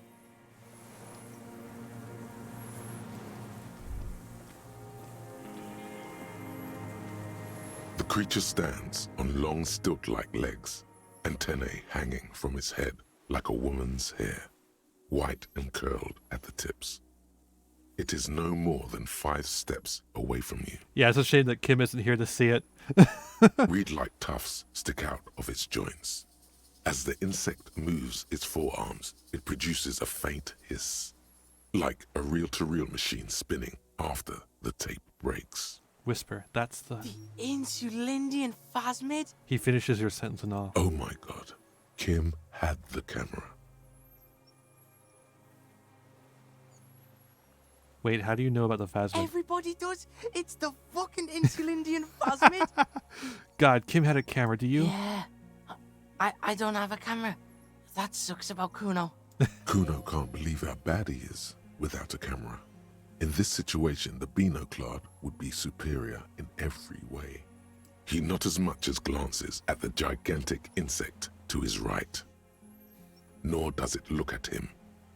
Its antennae take their measure of the air, slowly, searching for something. You. Say something to it quietly, something like... Don't be afraid. Nothing changes in the cyclical brain motion of the creature's limbs. They are porcelain white on the inside and reed-colored on the out, beige, light brown, and striped. You are unsure if it is scared or not. Its insect mind is impenetrable to your reasoning. All right, let's approach. With our Slowly, giant fucking thing. with your breath held, you take 2 small steps toward the phasmid. The creature lets out a series of ultrasonic clicks that swarm around your head like swallows. Like laughter, a sort of happiness. The tracheal system on the creature's abdomen expands in front of you to take in and expel air. It's smelling you. Hissing and clicking, it extends its mandible-like antennae to greet you. You're right below it now, looking up at the colossal chitin of its white limbs. The head of the creature is crowned by reeds, and its eyes are like small droplets of water. It's smelling me. This is so sick. It likes you. The kid's mouth is agape. The insect's head is crowned with reed-like scales, the shape of seed heads. They rustle as the air moves. The ventricles at its abdomen continue expanding, like lunglets, breathing you in, your sour, greasy semiochemicals on the breeze. Raise your hand slowly. The insect stops its stridulation, seeming to observe you. Below its crown of reeds, little pinprick eyes detect motion, glittering. The world stands still around you. Suddenly, there is silence. No, stop. Be afraid.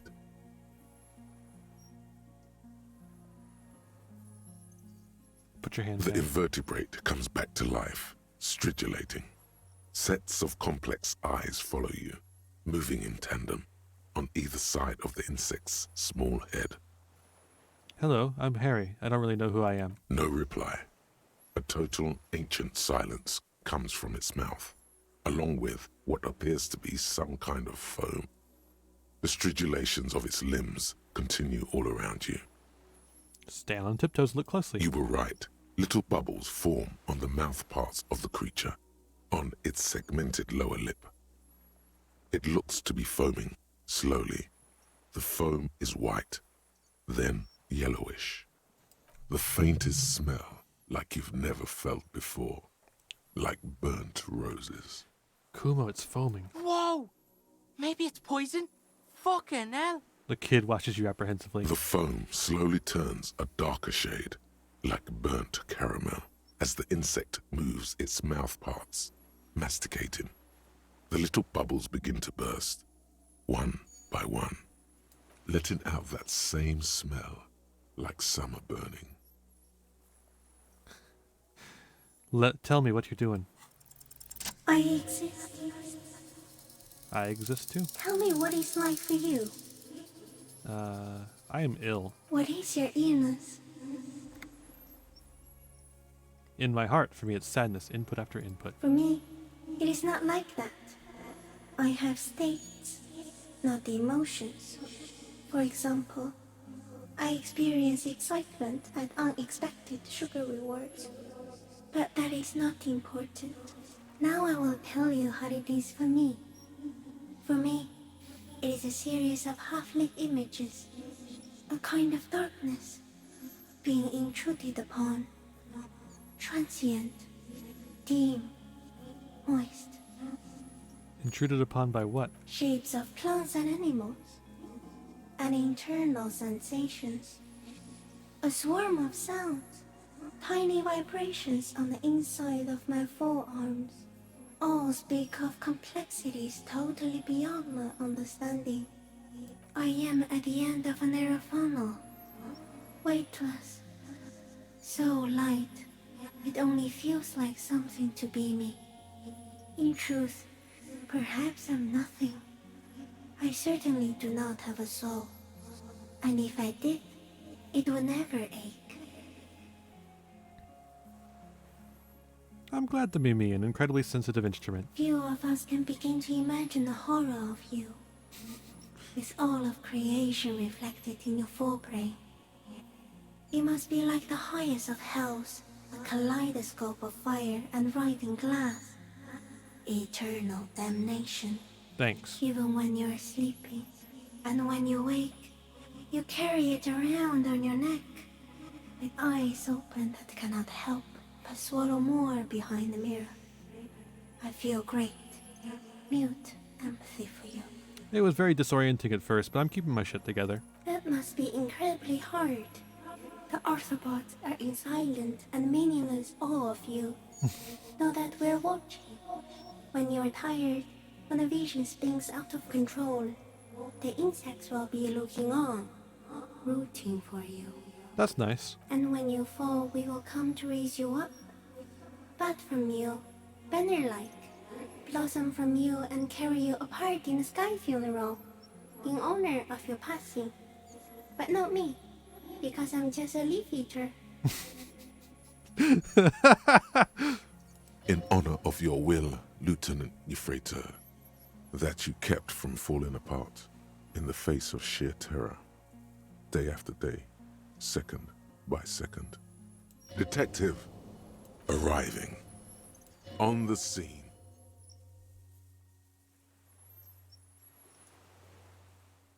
What the fuck was that? I'm a detective. So am I. I was born to detect sucrose rewards and semiochemicals. What were you born to detect? The killer. He's in a bad state, deteriorating fast now. He thinks I am beneficial to him, but I am not. I only quicken his deterioration. You're destroying him? Very slowly, and only because he won't go away. It is meant to keep them from noticing me, to interfere with the pictures in their heads. But he has looked at me for too long, and I am destroying him. That's how the phasmid works. You can't notice it because it destroys your memory of it. Is this a dream? What is happening? No, you are awake. I am real. Light is forming me. This is real. Where does this come from, all this around us, the world? Not even the birds know that. Not even the water lilies. Then all we can do is beat our fist against it day after day with no answer? You can also eat it. If it's a leaf, you can put it in your mouth. Yum yum. Or read. What exactly are you? I am an unknown species of the order Phantasmodia, endemic to the Insulindian Insula. For the last 350 years, I have hidden in plain There's no way sight. you could know that. masquerading as the reeds, molting, cloning myself, unfolding at night to play with trash bins and boys. I'm trying to figure out just how much of this is real and how much of it is our brain putting a voice to this creature. It may have unknown, dangerous biochemical characteristics that help it maintain its camouflage. No one unnoticed by the first settlers and the land surveyors of the suzerain. Also, by the soldiers of the revolution and officials of the occupation. Even the Seminoles Islanders who came here first, but did not stay, have not seen me. I have no idea what half-light is. Let's find out. Let the body take control, threaten people. Yeah, it is. It is fight or flight.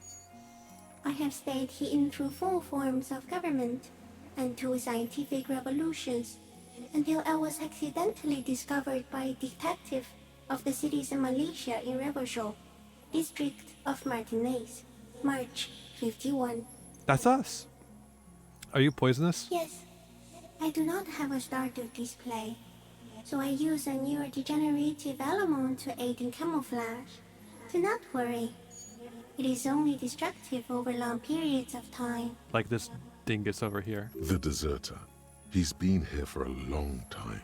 Are you the miracle? No. You are the miracle. How? The moral of our encounter is, I am a relatively medium life form, while you are extreme, all-engulfing madness. A volatile simian nervous system, ominously new to the planet. The Pale too came with you. No one remembers it before you. The Nidarians do not. The radially symmetrics do not. There is an almost unanimous agreement between the birds and the plants that you are going to destroy us all. Wait, the Pale is human-made? It is a nervous shadow cast into the world by you, eating away at reality. A great, unnatural territory. Its advent coincides with the arrival of the human mind. I don't have that kind of power. You're a violent and irrepressible miracle. The vacuum of cosmos and the stars burning in it are afraid of you. Give me enough time, you will wipe us all out and replace us with nothing. Just by accident. How? We suspect it will be something like the oxygen holocaust that wiped out anaerobic life 2.6 billion years ago, when organisms first started breathing. Only much worse. Wait, you mean like climate change? Instead of air, you exhale thoughts. There are no trees that eat thoughts. Worse how? Everything your eyes touch goes back there, behind the nose mirror. What if you blink? Are we still here? Please don't blink. What if he misplays us all one day, or just forget?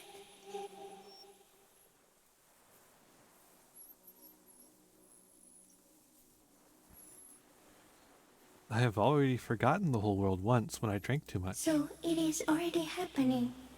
Soon, one of you will close your eyes and open them to see that none of this ever existed. Kuno, am I having a violent epileptic seizure? Doesn't look like you're spazzing out. Kuno knows all about seizures. What does it look like? You're just staring at the giant insect. I think I'm having a vision about the final fate of mankind. Cool. So's Kuno. Kuno's also having a vision of a giant insect, and it's real. Back off before it eats you. I have to say goodbye now. I have no more thoughts, that was all. No, there is one more. Of all the creatures I've met, you are the kindest. Thank you. I also have one more thing to say to you. That woman, turn from the ruin. Turn and go forward. Do it for the working class. I will. She was middle class. It doesn't take a 3-meter stick insect to tell you that. As you're turning away, the phasmid mirrors your movements. Okay, that was definitely our Stepping underwater, imagination. The long limbs carrying its feather weight without breaking its surface.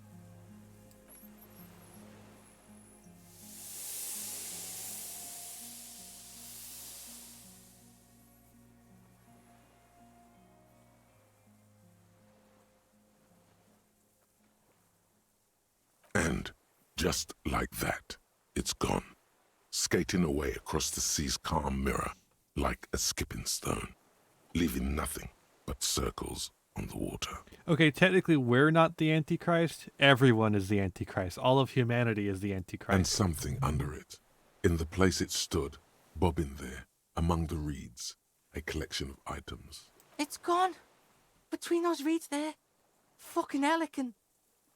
What's that in the water? The fuck? Is that ceramic? And more stuff, like a nest in the reeds? We should peep it. Fucking hell. What now? What now? The old man behind you says suddenly. He's put his hand in the ash. It's dirty and black. In some kind of strange, semi-catatonic state. Yeah, Grandpa's not looking so good. We need to check on him. Fuck that. I'm checking the things in the water here. Clausia's passport.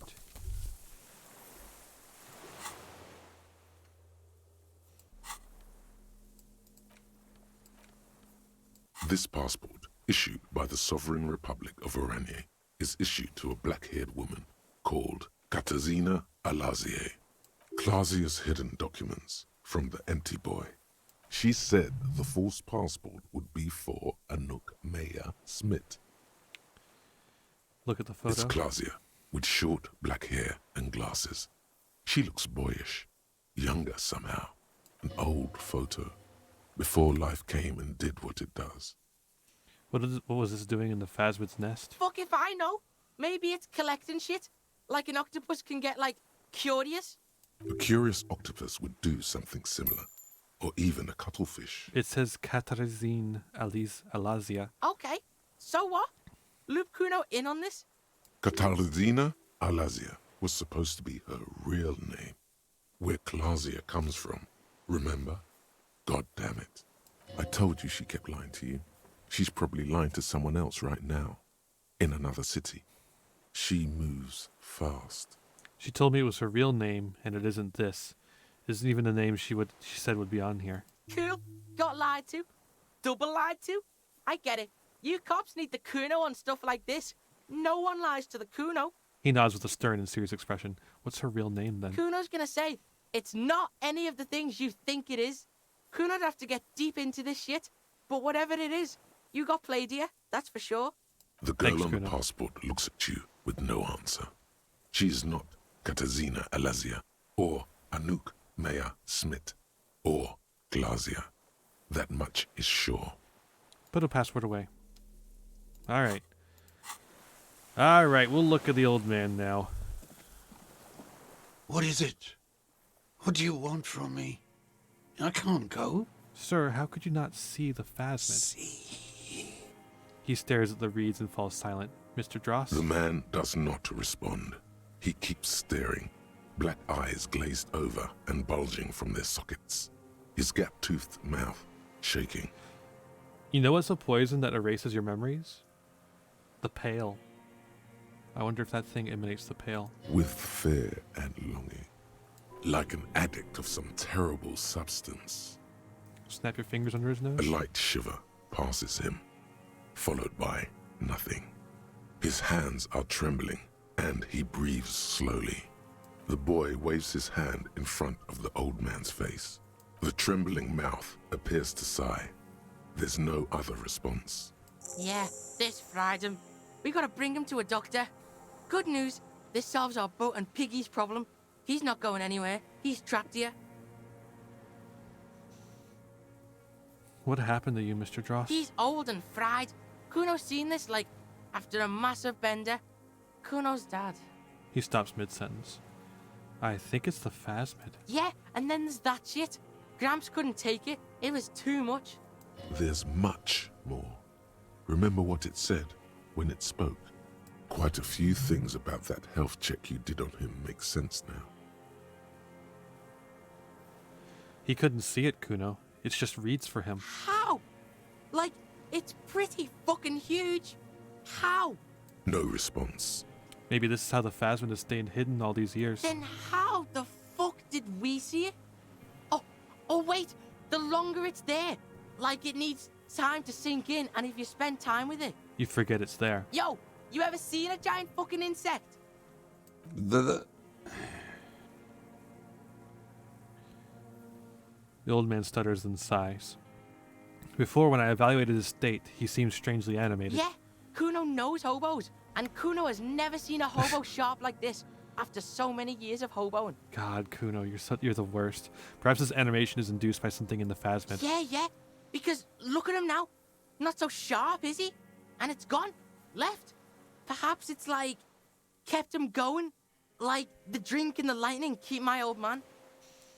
I think he's addicted to that thing. Like, hooked on the lightning. He has displayed addict behaviors, not just the painkillers. True. He's got those gern eyes, doesn't he? It's not just chemical. It's as if he's infatuated with it. Whoa. Like love. Yeah, no, I don't know. It looks like he's trying to put together a puzzle, one which he gives up on immediately. Could it be there's something hormonal in his relationship to the phasmid? You mean like horny? Yeah, he seems a little off for a man his age. I mean, he was pairing on that Clausier party lady weirdly hard. And the union Yeah, lady. Maybe. I talked to the phasmid. It said it's destroying him. Talked, huh? You sure it didn't have a strange effect on you? You looked like hypnotized? Maybe. Anyways, it's only trying to remain unseen. The degradation is a side effect. Yeah, man, I don't know. I don't know what degradation means.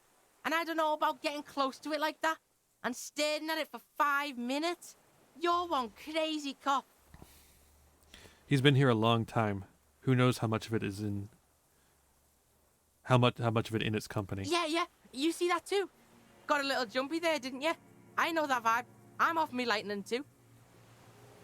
We found some things in the phasmid's nest, Mr. Dross. He stares into the reeds. Your words don't stir anything in him. Perhaps you should... Show him the Aranese passport? No reaction. His breathing is slow, and he appears very old all of a sudden.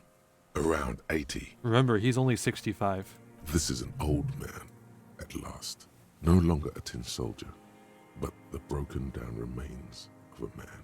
I'm going to let you rest now, Mr. Dross. The plastic cape flaps around his face in a gust of wind. His back is slouched, and his mouth open.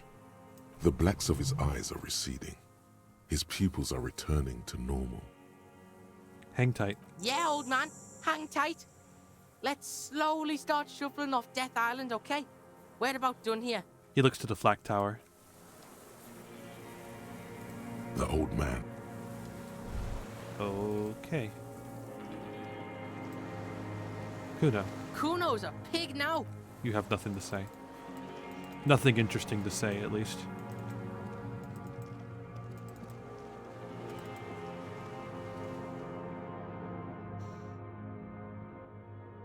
I'm surprised we're not done here. Like this feels like the place to end it, pretty much.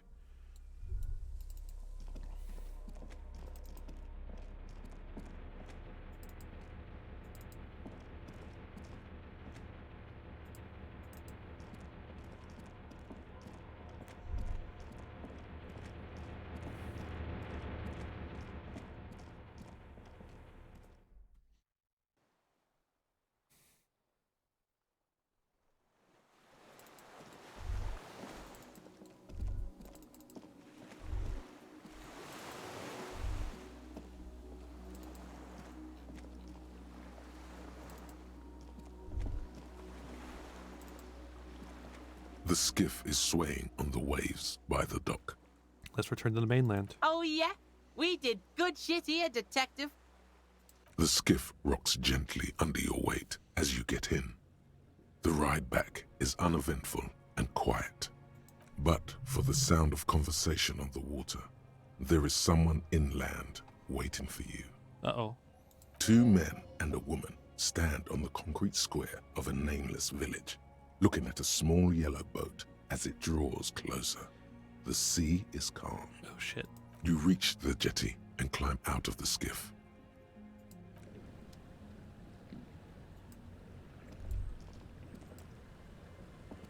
Kuno's a pig. These are the people we brought with us.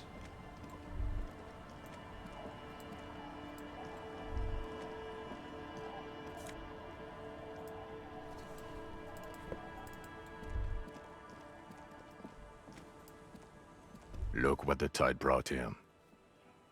says the man without sunglasses. Suddenly his expression changes and he tilts his head. Harry, you're bleeding all over the place. You're half dead. Whatever this is, it is completely unimportant compared to what you've just seen. This is the man with sunglasses from the Whirling in Rags. But where are his sunglasses? Wait, you're the man with sunglasses. That's right. And you're bleeding. Forget all about this. There's a giant... We're not forgetting about anything. Look at you. No one else seems bothered by the bleeding. Bothered by it? Harry, you look like you need a fucking organ transplant. Oh, fuck it. Let's not get into that.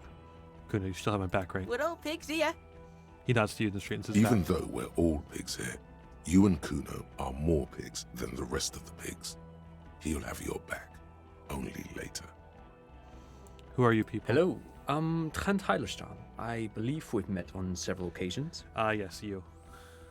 I'm your goddamn partner, Jean-Vic Comar, and this is your special task force. Or what's left of it. Special Consultant Trent Heilerstam, Patrol Officer Judith Minot. Hi.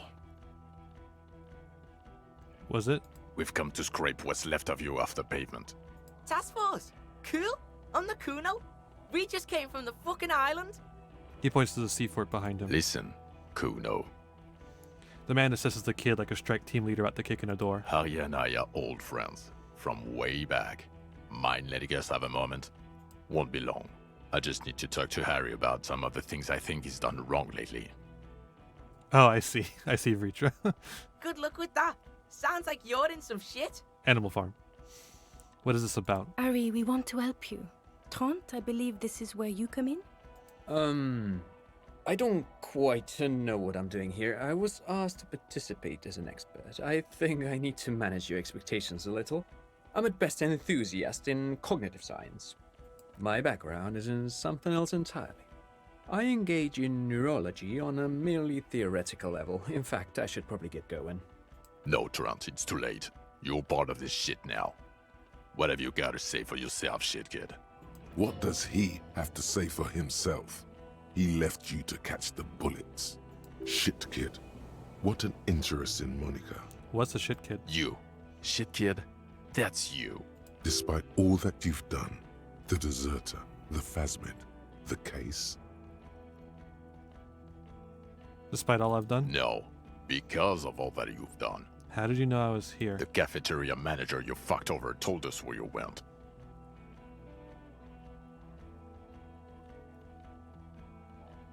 Okay. Gart told you. And people on the street helped us too, with your whereabouts. You're a legend among the drunks, Harry. A legendary local drunk. You aren't the man with sunglasses at all. You the man with sunglasses at all. You're not even blonde. Guilty as charged. I heard you'd lost your mind and your memory. I wanted to see if it was true. And it was. Good work, Harry. You're insane now. There's one less person for me and everyone else to rely on. He was too sarcastic for you to realize who he was. I suspected something was off. Did you? Or did you literally not recognize my face?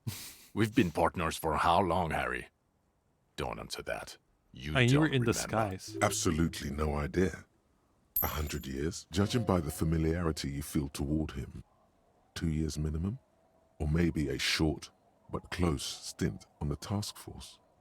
So Trent Heidelstein turns out to be Special Consultant Trent Heidelstam. Yes, I'm Trent Heilerstam. I never said I wasn't Trent Heilerstam. What was up to the kid then? Mikhail? Mikhail's my son.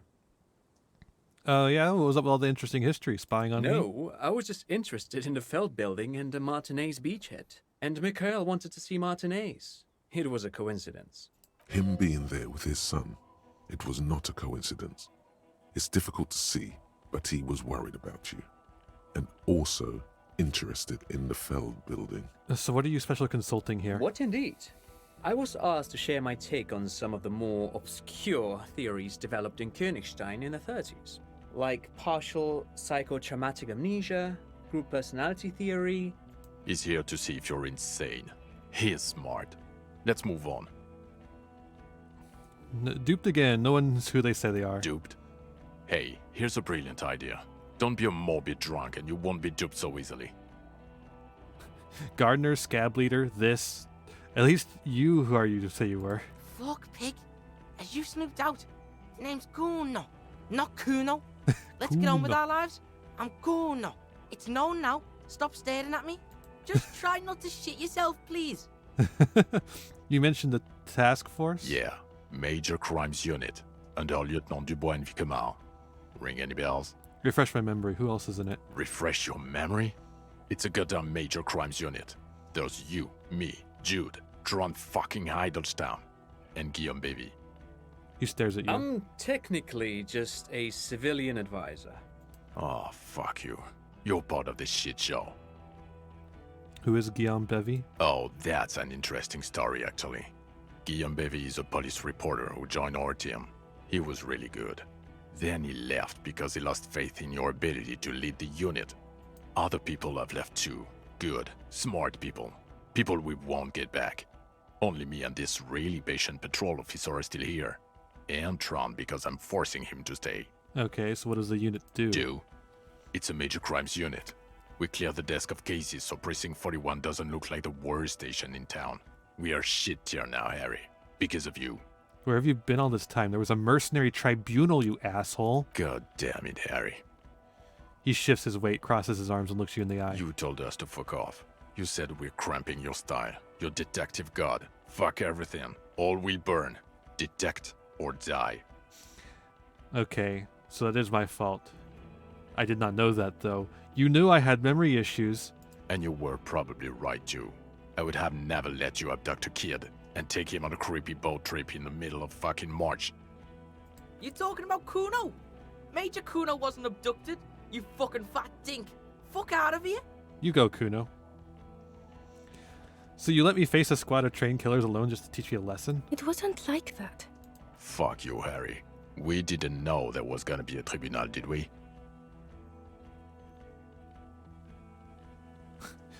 God, I said all those things? I'm not like that anymore. Yes, you're sorry. You're the sorriest cop who ever lived. Nothing has changed, Harry. I've heard this repentant shit a million times over. I'm not saying that. None of this is ringing any bells. The bells aren't ringing because you have brain damage. Trant, this is where you come in. How bad is it? Well, he doesn't have visible tremors. He talks without slurring. He can drive a boat. He's standing, reasoning. All good signs, but complete retrograde amnesia. Episodic and semantic. Meaning, you forgot both who you are and the definitions of money, Isola, Pearl, and so on. Yeah. As displayed in a station call, our interactions with him, and I don't want to be a snitch, but also mine with him before when Harry did not seem to know who I was.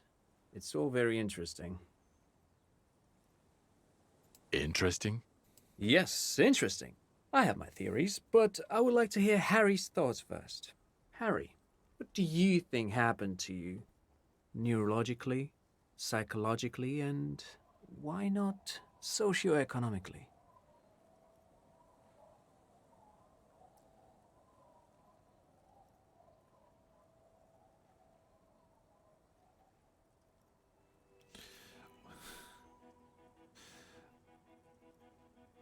I mean, I wish it was this, but something so sad happened to me that I couldn't be me anymore. It was a defense mechanism. Psychotraumatic amnesia, Trant? I can go for that. Shit kid is a broken man. Always has been. Who isn't? I know I am. But you know what? I keep my shit together. Also, I know a person can't wipe their own mind, however traumatic it gets. That doesn't happen. You're lying, or insane, or both. But Detective Vigmer, he has blanked out before. I have? Yes, a couple of times. After some of the more serious benders. One was after the two drunks case, the other when we looked into that mural. The two cases in your ledger. The unsolvable case and the Next World mural. Those were recent. Those cases were hard on you. Interesting. So at first he dipped his toes into it, prepared. That's where he would have gotten the idea, yes. Practice. And then he used alcohol to get there, so to speak. What do you mean? Well, here is my theory. What if this is an absolutely normal reaction to the world we're living in? What if this is not a significant anomaly at all, something to be explained, approached as a defect? Look at the sensory input here. He gestures towards the scenery. Look at the ruins, the neon. Listen to the radio, the multitudes, the people. Live here for 40 years. As a police detective, he's like a magnetic reader on the world tape, to borrow a known metaphor. Harry's been pushed flat against it. Total input. Hardwired to the free market. He just needed for it to end. Okay, Trent, thank you. That's absolutely meaningless. I'm glad we brought you. Will he or will he not be able to work in the major crimes unit? Is he a cretin now? I want to know that. He's not a cretin, and he is able to do work. If not in his previous leadership role, then as a line detective.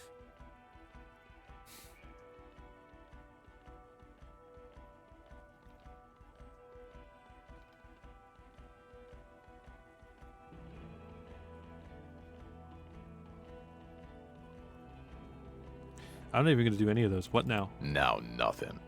Now we're just going to stand here. Really? No. Now we discuss that. What the fuck did you do to a motor carriage? Why is it there, Harry?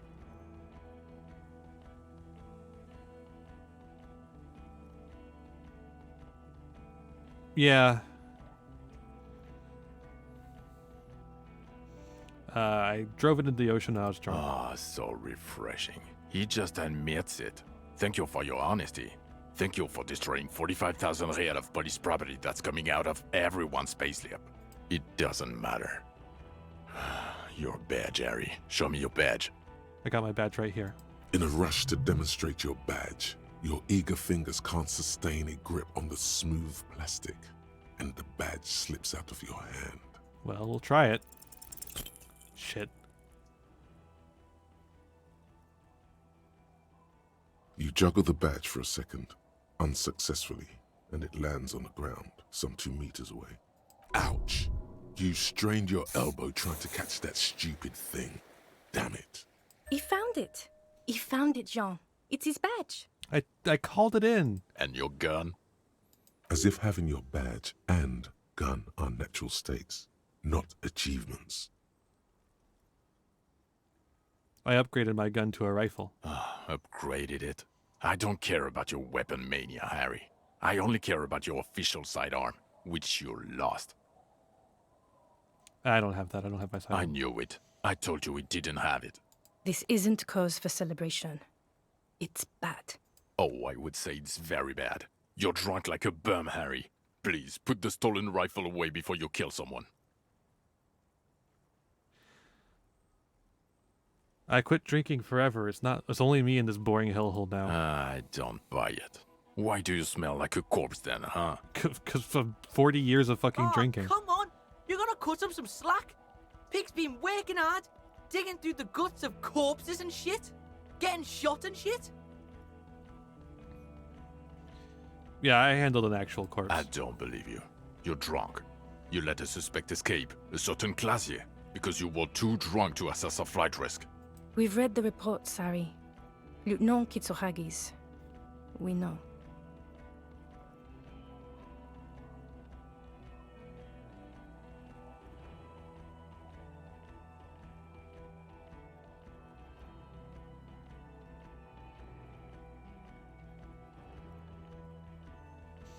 Not taking her in was the right thing to do. She gave us a vital clue that led us to the island. Oh, well. If she was nice. I'm not even gonna get into the other suspect, who also escaped. Who also didn't do it. Ruby something. Or the fact that you kidnapped a kid and took him to some island. Didn't kidnap That's him. small-time stuff. That's nothing. That's a humorous anecdote. Compared to the 8 people who were gunned down, the streets are literally red with blood. Lieutenant Kitsuragi is barely clinging to life in the hospital. Harry, it was fucking mass murder. I did my best there. You didn't do anything. Yo, I'm gonna stop you right there, fuckface. It's Kuno time. Thank you, Kuno. That's it. The cavalry has arrived. I did everything I could. The company had hired unvetted. No, you've explained enough, pig. Kuno takes care of this shit now.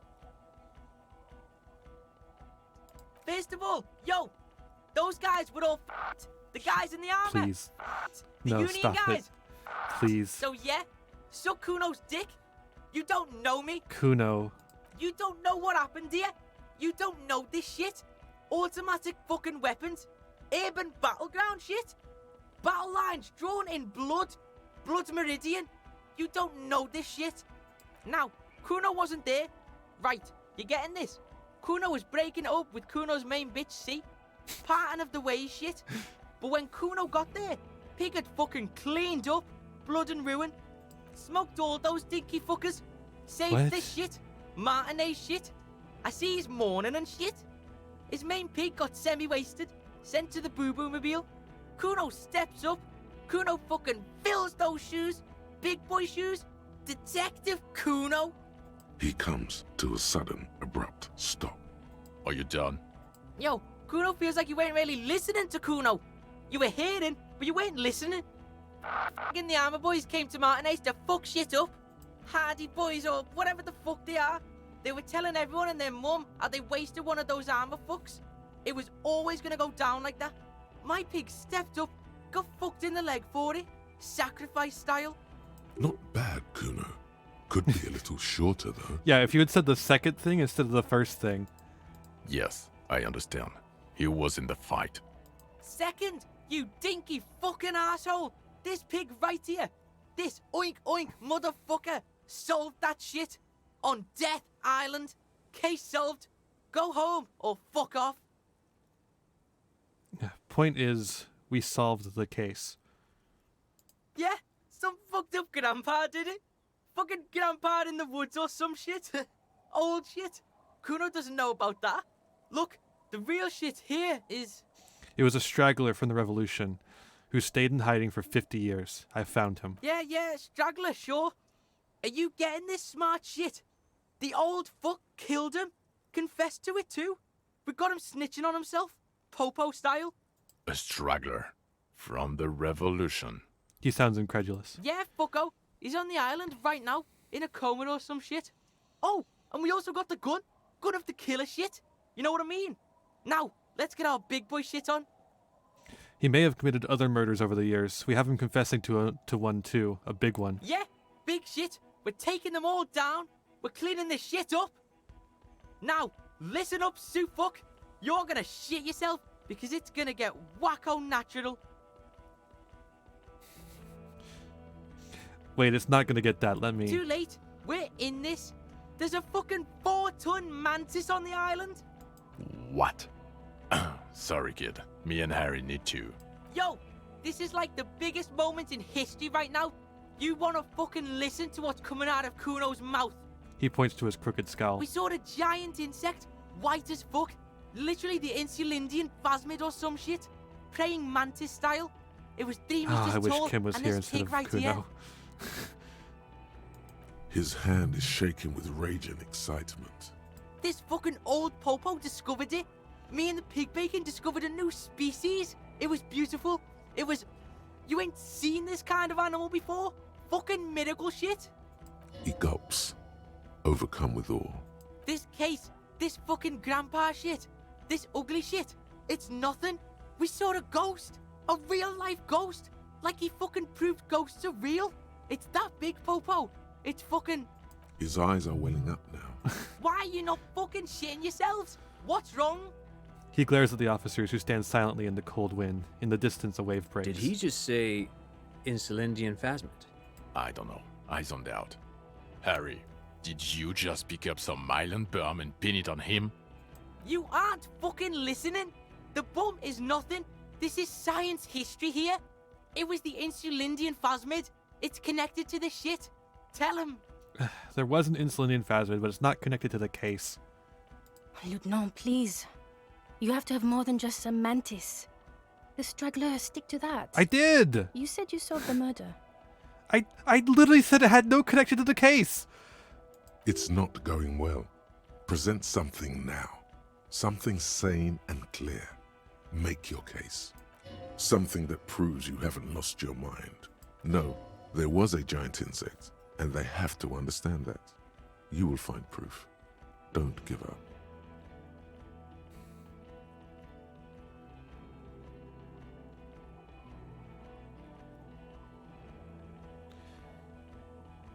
The killer, Lilianovich Dross. We have a strong motive for him. Lilianovich. A revolutionary matronym. Revolutionary matronym? The custom started in Grad, where they have patronyms. Krasovich, Lasovich, etc. The revolutionaries saw this as a chauvinist atavism, so they used matronyms, derived from the mother's name instead. This man would be Lilian's son, Lilianovich. The custom was overturned after the revolutions failed, but not before making it to Revachol. He thinks this detail bolsters your straggler theory. It is what a soldier of the ICM would be called. Okay, Trant. Thank you. I get it. Harry, no more giant insects. You said you have a motive? I didn't mention a single fucking giant insect. This narrow-minded pig. I can't fucking... Bring him to heel. Get the kid in line. You could use his help here. Kuno, keep your head in the game. Alright, yeah. Kuno's in it. He understands you have to nail this.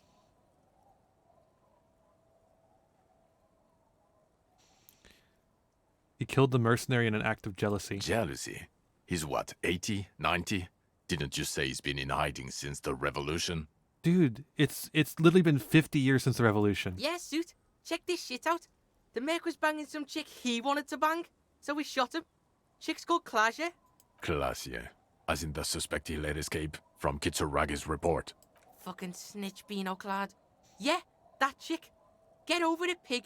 She didn't do it. It was Grandpa on the island. Merc was fucking her, and he couldn't hack it. Kuno can hack it. He also had political reasons. Yeah, politics shit. My pig also connected, like, the weapon to him. He looks to you. He's a trained sniper. The weapon he used, the ballistics match. Okay. And he'll confess to the prosecution too?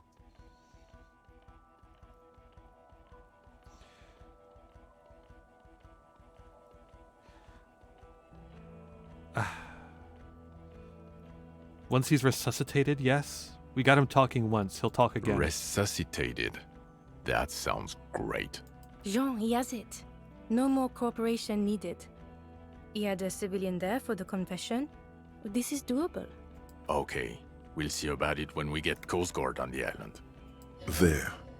No one is saying anything. The silence agrees. Finally. This is good. They can't deny it. We'll do this one too. The previous head of the Debardeus Union was assassinated by our killer. What? On behalf of? Just nod. For the sake of political neutrality, I would like to not partake in anything Union-related. This has to be good stuff for him to backpedal out of it at first mention. The fuck, you puss? This'll send shit flying. Trust Kuno. Grandpa laid down some real shit, conspiracy style. If that's even remotely true, then a clandestine investigation will be required. It smells like bad news to me. A classic shit kid case that'll get people killed or fired.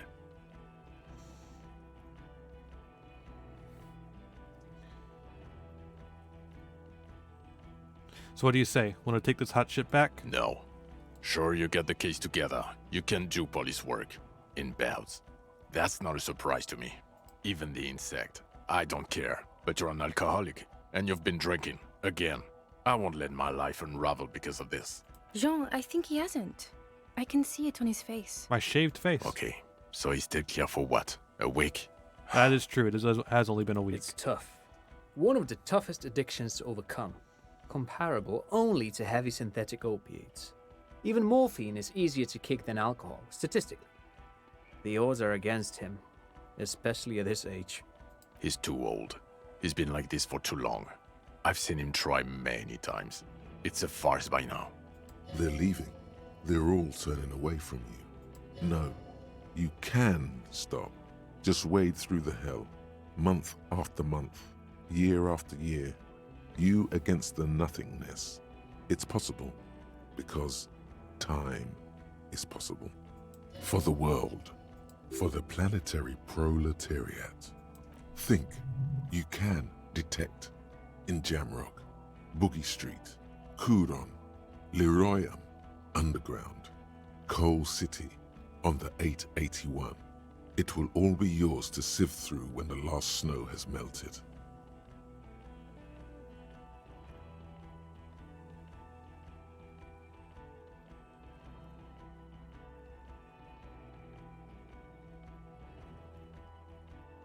I'm not that person anymore. I became something else. And that something else has quit. Listen to this shit, man! He throws up his hands. Detective, I just don't want this trial to go on any longer. It's cold outside and let's just go. Do, do, do, do, do, do, do, do, do, do.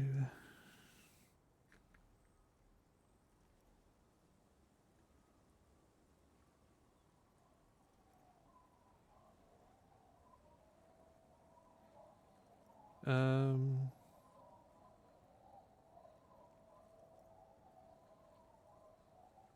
we go. Got rid of that.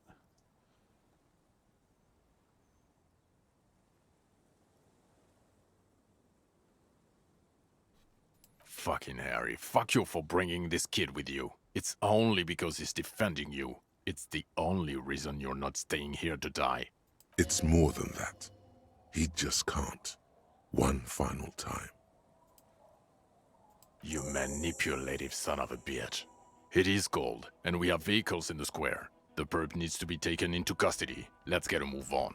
Now you will finally get to know who you are. Wait.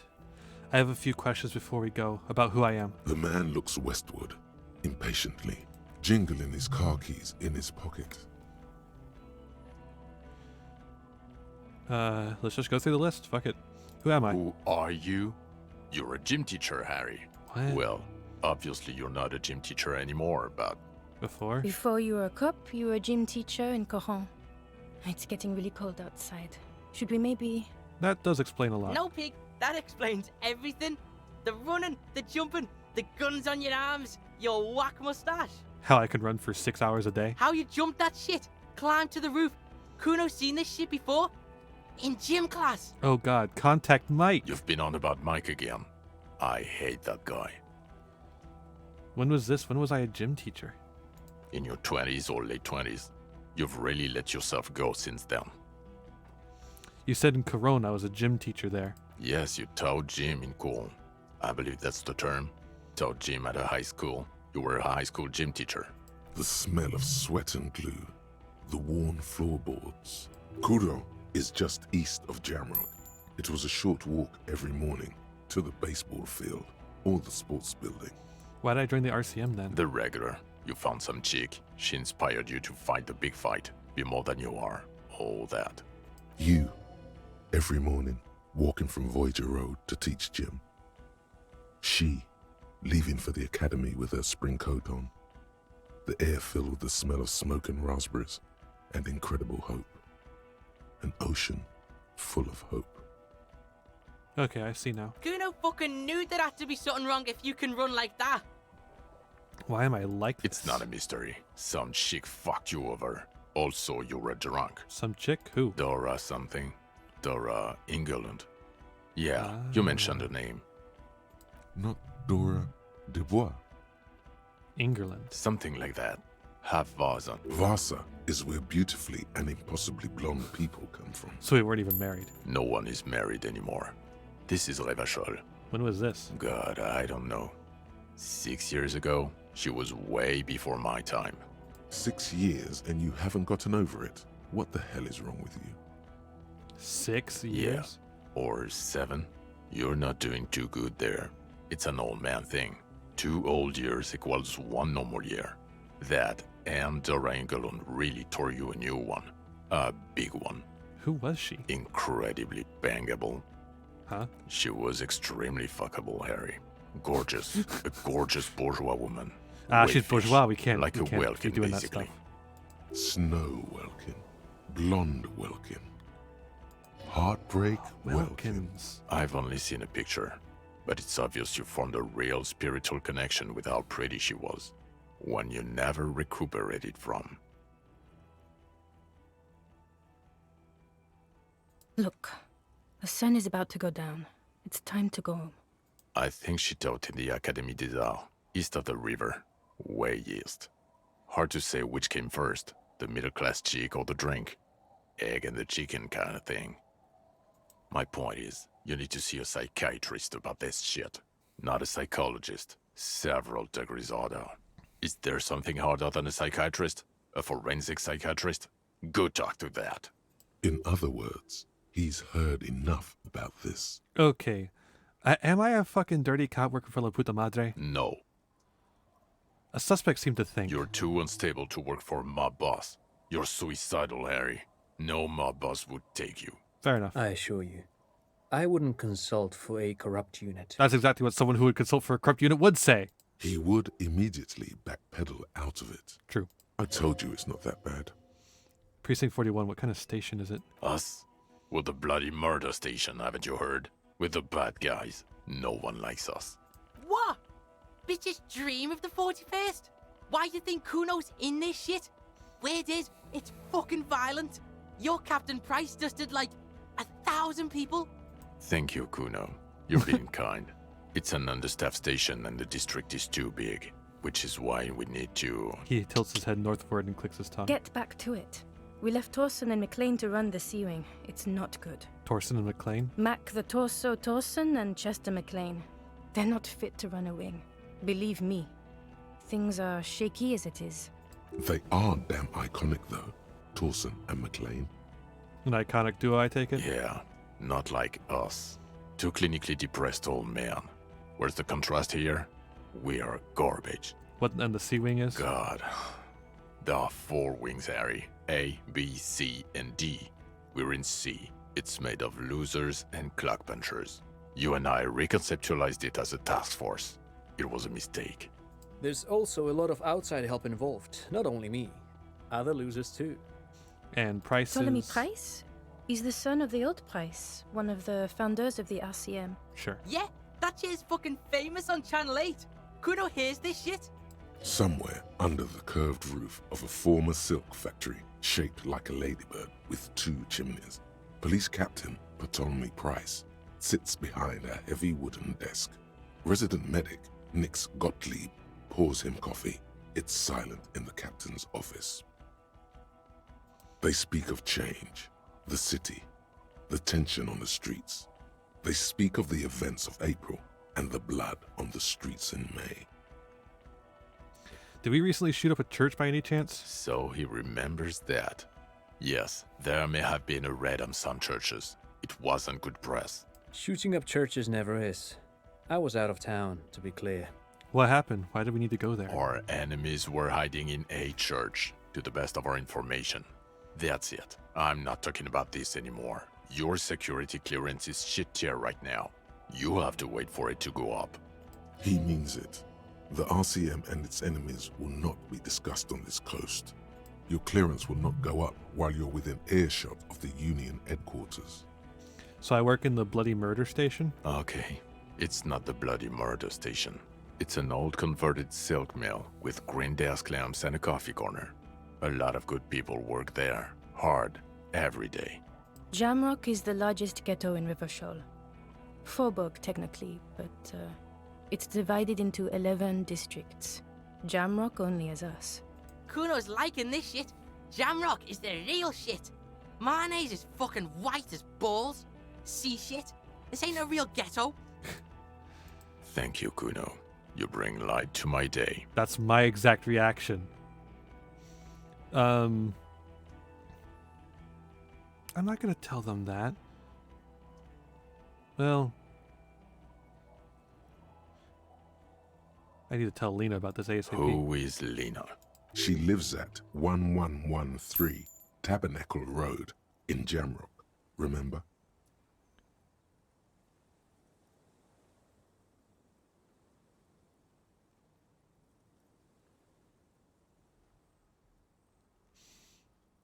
The cryptozoologist, she lives in Jamrock on Tabernacle Road. She told me about this phasmid. Tabernacle? It's on the way over. Near where you live on Perdition. She looks at the Vikma. Fine. If we're gonna drop you off anyway. Kuno, what will you do now? Fuck do you think? Gonna rock that law enforcement shit with you guys? Detective Kuno? Like you promised? Uh-oh. Like you promised? I didn't promise anything. You gonna lie after what we just been through? Let Kuno refresh you. Kuno said he'd take your crippled ass to the island if you take Kuno to Jamrock. Boatman Kuno. Perhaps it was an unspoken agreement between you and the junior officer.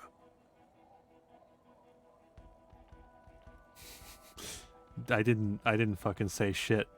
Fuck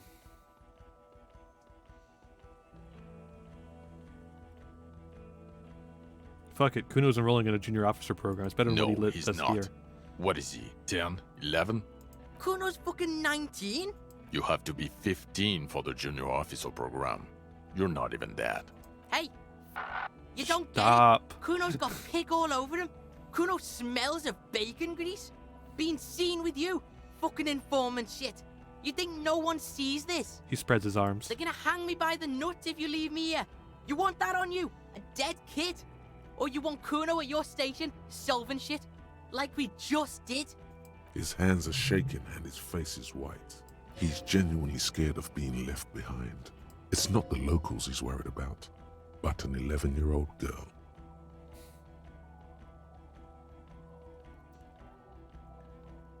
Gene, he has nothing. I know 100 kids with nothing, Harry. We can't make them all cops. You don't have to make them cops. Only Kuno. Kuno's an asset. He was good on the island. He can do this. I don't care. He can't be a cop. He's just a kid. A kid who says every 4 seconds. That's true. That is not great for a police officer to be saying. I won't say it. I won't say it anymore. Oh. Please, take him so he doesn't say it anymore. His teeth are clenched and his throat moves in a gulping motion. Maybe you can take the kid with you. Enroll him a year earlier and say he's 14. If he... I promise I won't say it. I won't say any of it anymore. Detective Kuno Doroita. For God's sake. Yes, we'll do it. Another sigh of surrender. Yes! I mean, he's gonna be a cop, which isn't great, but it's better than what he is currently. Alright, I'm ready. Good. He looks at you and then Vikma. Fuck it, let's go. Trump brought his motor carriage. It's a 20-minute drive to Jamrock. Under the afternoon sky, the great district hums.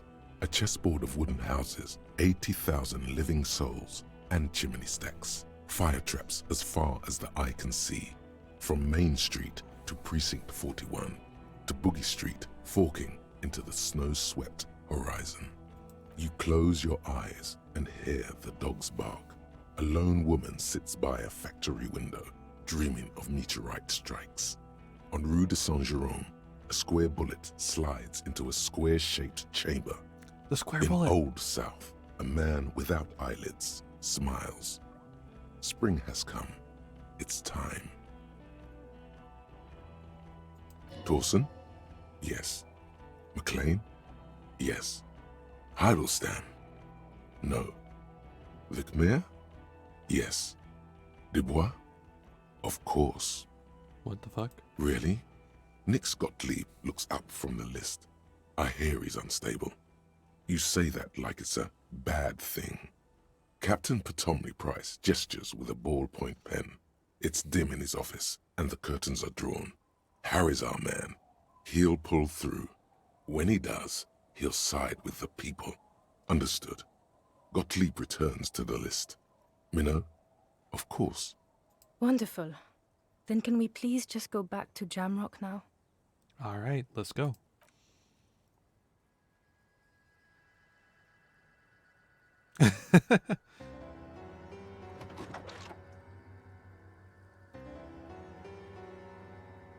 Yeah, I'm just gonna limp over there.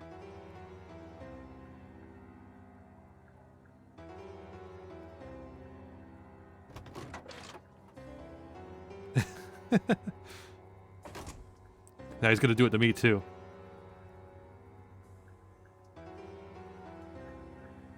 Oh no, he didn't do it to me.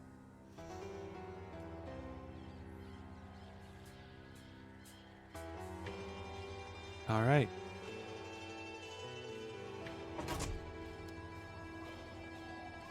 And that's Disco Elysium. Not a bad ending. I think we did a pretty good job. Ha. This was a good game. God, this is a good game. I really enjoyed this game. I'm going to be playing this a few more times on my own, I think. Maybe. Definitely going to be reloading some saves that we've done over the time. Like I wanna reload those saves before that fight and save Kim. I wanna play that ending with Kim instead of Kuno. Playing it with Kuno was nice too. I actually think that was really cool. But I wanna play it with Kim as well. But yeah, God, this was good. I had a lot of fun. This game is so beautifully written. Just pure Kino. Pure Kino. Absolute cinema. Yeah, I like what they did with Kuno. I fucking hated Kuno. I like what they did with Kuno. Kuno's a good kid. It's Kuno S that's not a good kid. Draw your last pathetic card so I can Definitely end thank you for this, the follow. Yugi.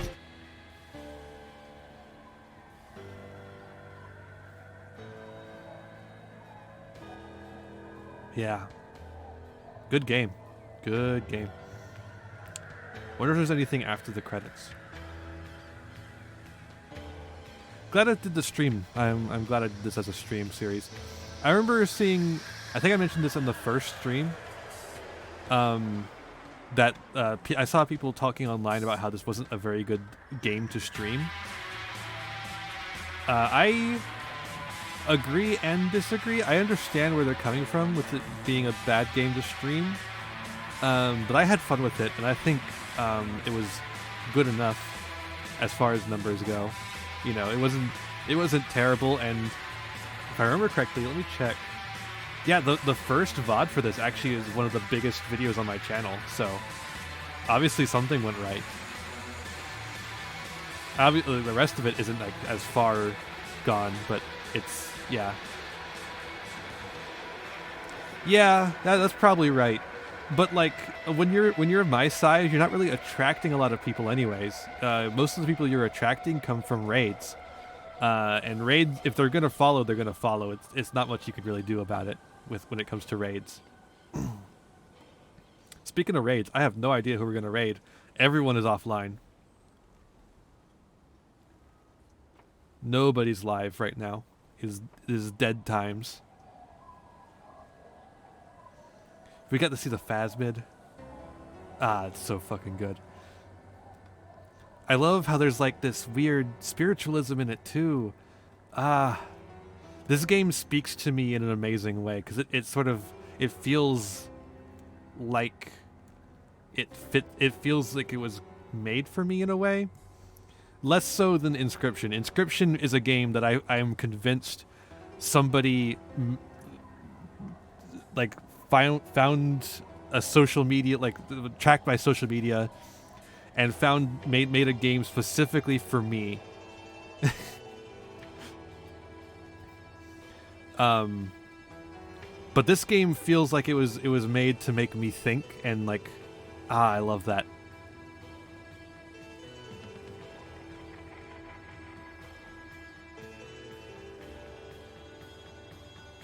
Like it feels like it was made specifically to get my gears turning, and I like that. I like that a lot. I almost feel like there should be a follow-up stream where we just talk about it, but I feel like I'd have to have a bit more of an audience for that one kind of thing. I'd have to like schedule it ahead of time so people could like schedule it in their schedule. Also, might be good to have like another person in call for that kind of thing.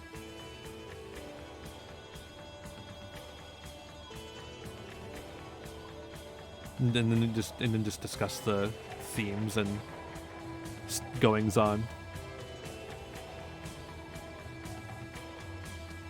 That'd be kind of cool. Maybe sometime. Probably not in the near future. I'm still doing Tipathon stuff. In fact, next week, instead of Sunday stream series, we're going to do what we usually do, which is we don't immediately jump into the next stream series. We usually have like an off week or two. I think next week what we're going to be doing is assuming we get everything done in time, which, you know, is a little bit of an assumption, but I'm hoping it's going to be the case. If we get everything done in time, I'm thinking next Sunday will be the first stream of the tournament. So we'll watch all the replays that have been collecting up over the course of the tournament. That's my ideal. I don't know if that's going to happen, if that's going to come to fruition. That is my ideal currently. And then the Sunday after that, we would hopefully do the finals, but that also depends on who makes the finals. We're looking at a top cut of 8 people. So eight people of the tournament, which is half of the people are going to make it in the top cut, and then we'll have quarterfinals, semifinals, and finals. And hopefully, I'll be able to do that 2 Sundays from now live. But we'll see how it turns out. It might not be able to be that way. We will see.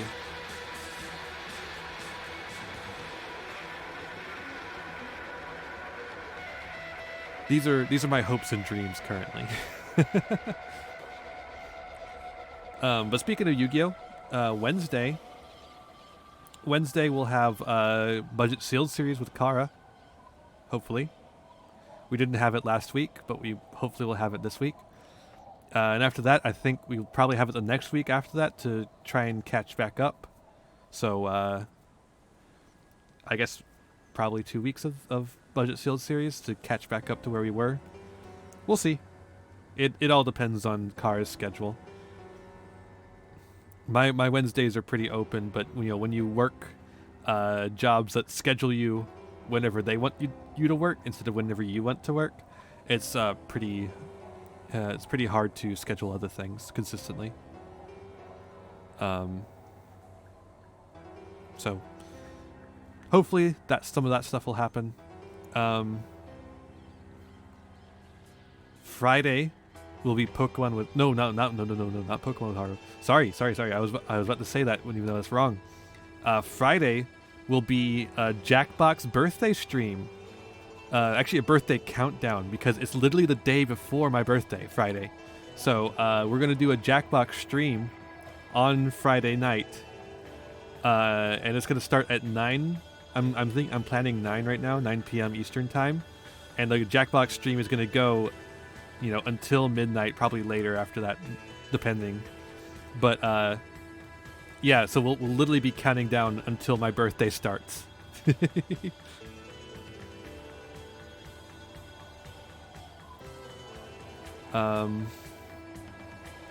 Also thinking that Tuesday I might do my farewell stream to Pokemon TCG Online. Give it a final farewell before it gets shut off for Pokemon TCG Live. So keep an eye out on Tuesday.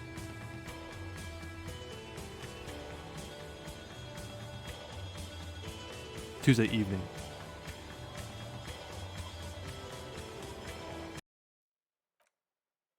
Oh, that's it.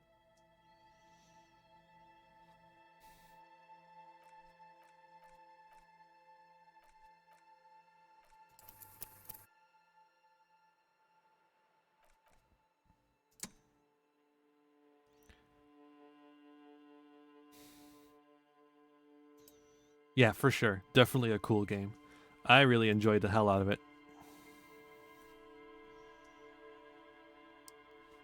Oh yeah, that's still there. Yeah, as a reminder, the Tipathon is still ongoing, so make sure you're following me in all the places so you know when I'm streaming, and you can watch all the special streams that are happening because of the Tipathon. Exclamation point socials in chat. Oh, right. When OBS went down, so did the Streamlabs bot. I'm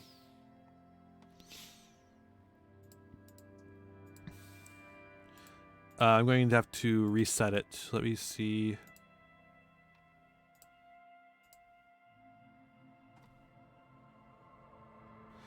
Let's just do that again. Exclamation point socials. There we go. I don't know if changing it back to batchy will make it, it will allow it to still work, but it doesn't really matter. But yeah, you follow that card. You can use that to find my Twitter, where I make funny ha-has and post about every stream that's going to happen. follow me on here, you'll see a restream happening as it happens as well. My Facebook, where I post where I'm going live. My YouTube, where all the VODs go. If you want to catch up on the series, watch the whole thing now that it's completely done. Go to my Patreon if you want to contribute to me on a monthly basis to make sure that this kind of content continues happening. It really helps. I really appreciate all the supporters, whether you're doing Patreon or you're doing tips. I really do appreciate it, and especially during this tipathon, because if you're tipping now, you're helping to help celebrate my birthday and my VTuber anniversary. So I just really appreciate all the support everyone gives me, whether it's monetary or just being here. All that said, yeah, we're still working towards $200 to do Pokemon Legends Arceus stream. We got a bunch of other goals too. I read them out at the beginning of stream. You can read them here. I post them on Twitter as well, so if you want to know what they are, there they are.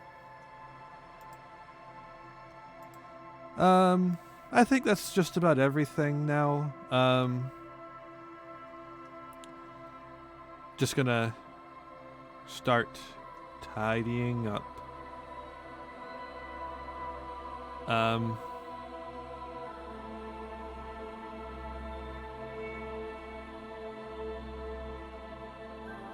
Hey, there's someone we can raid.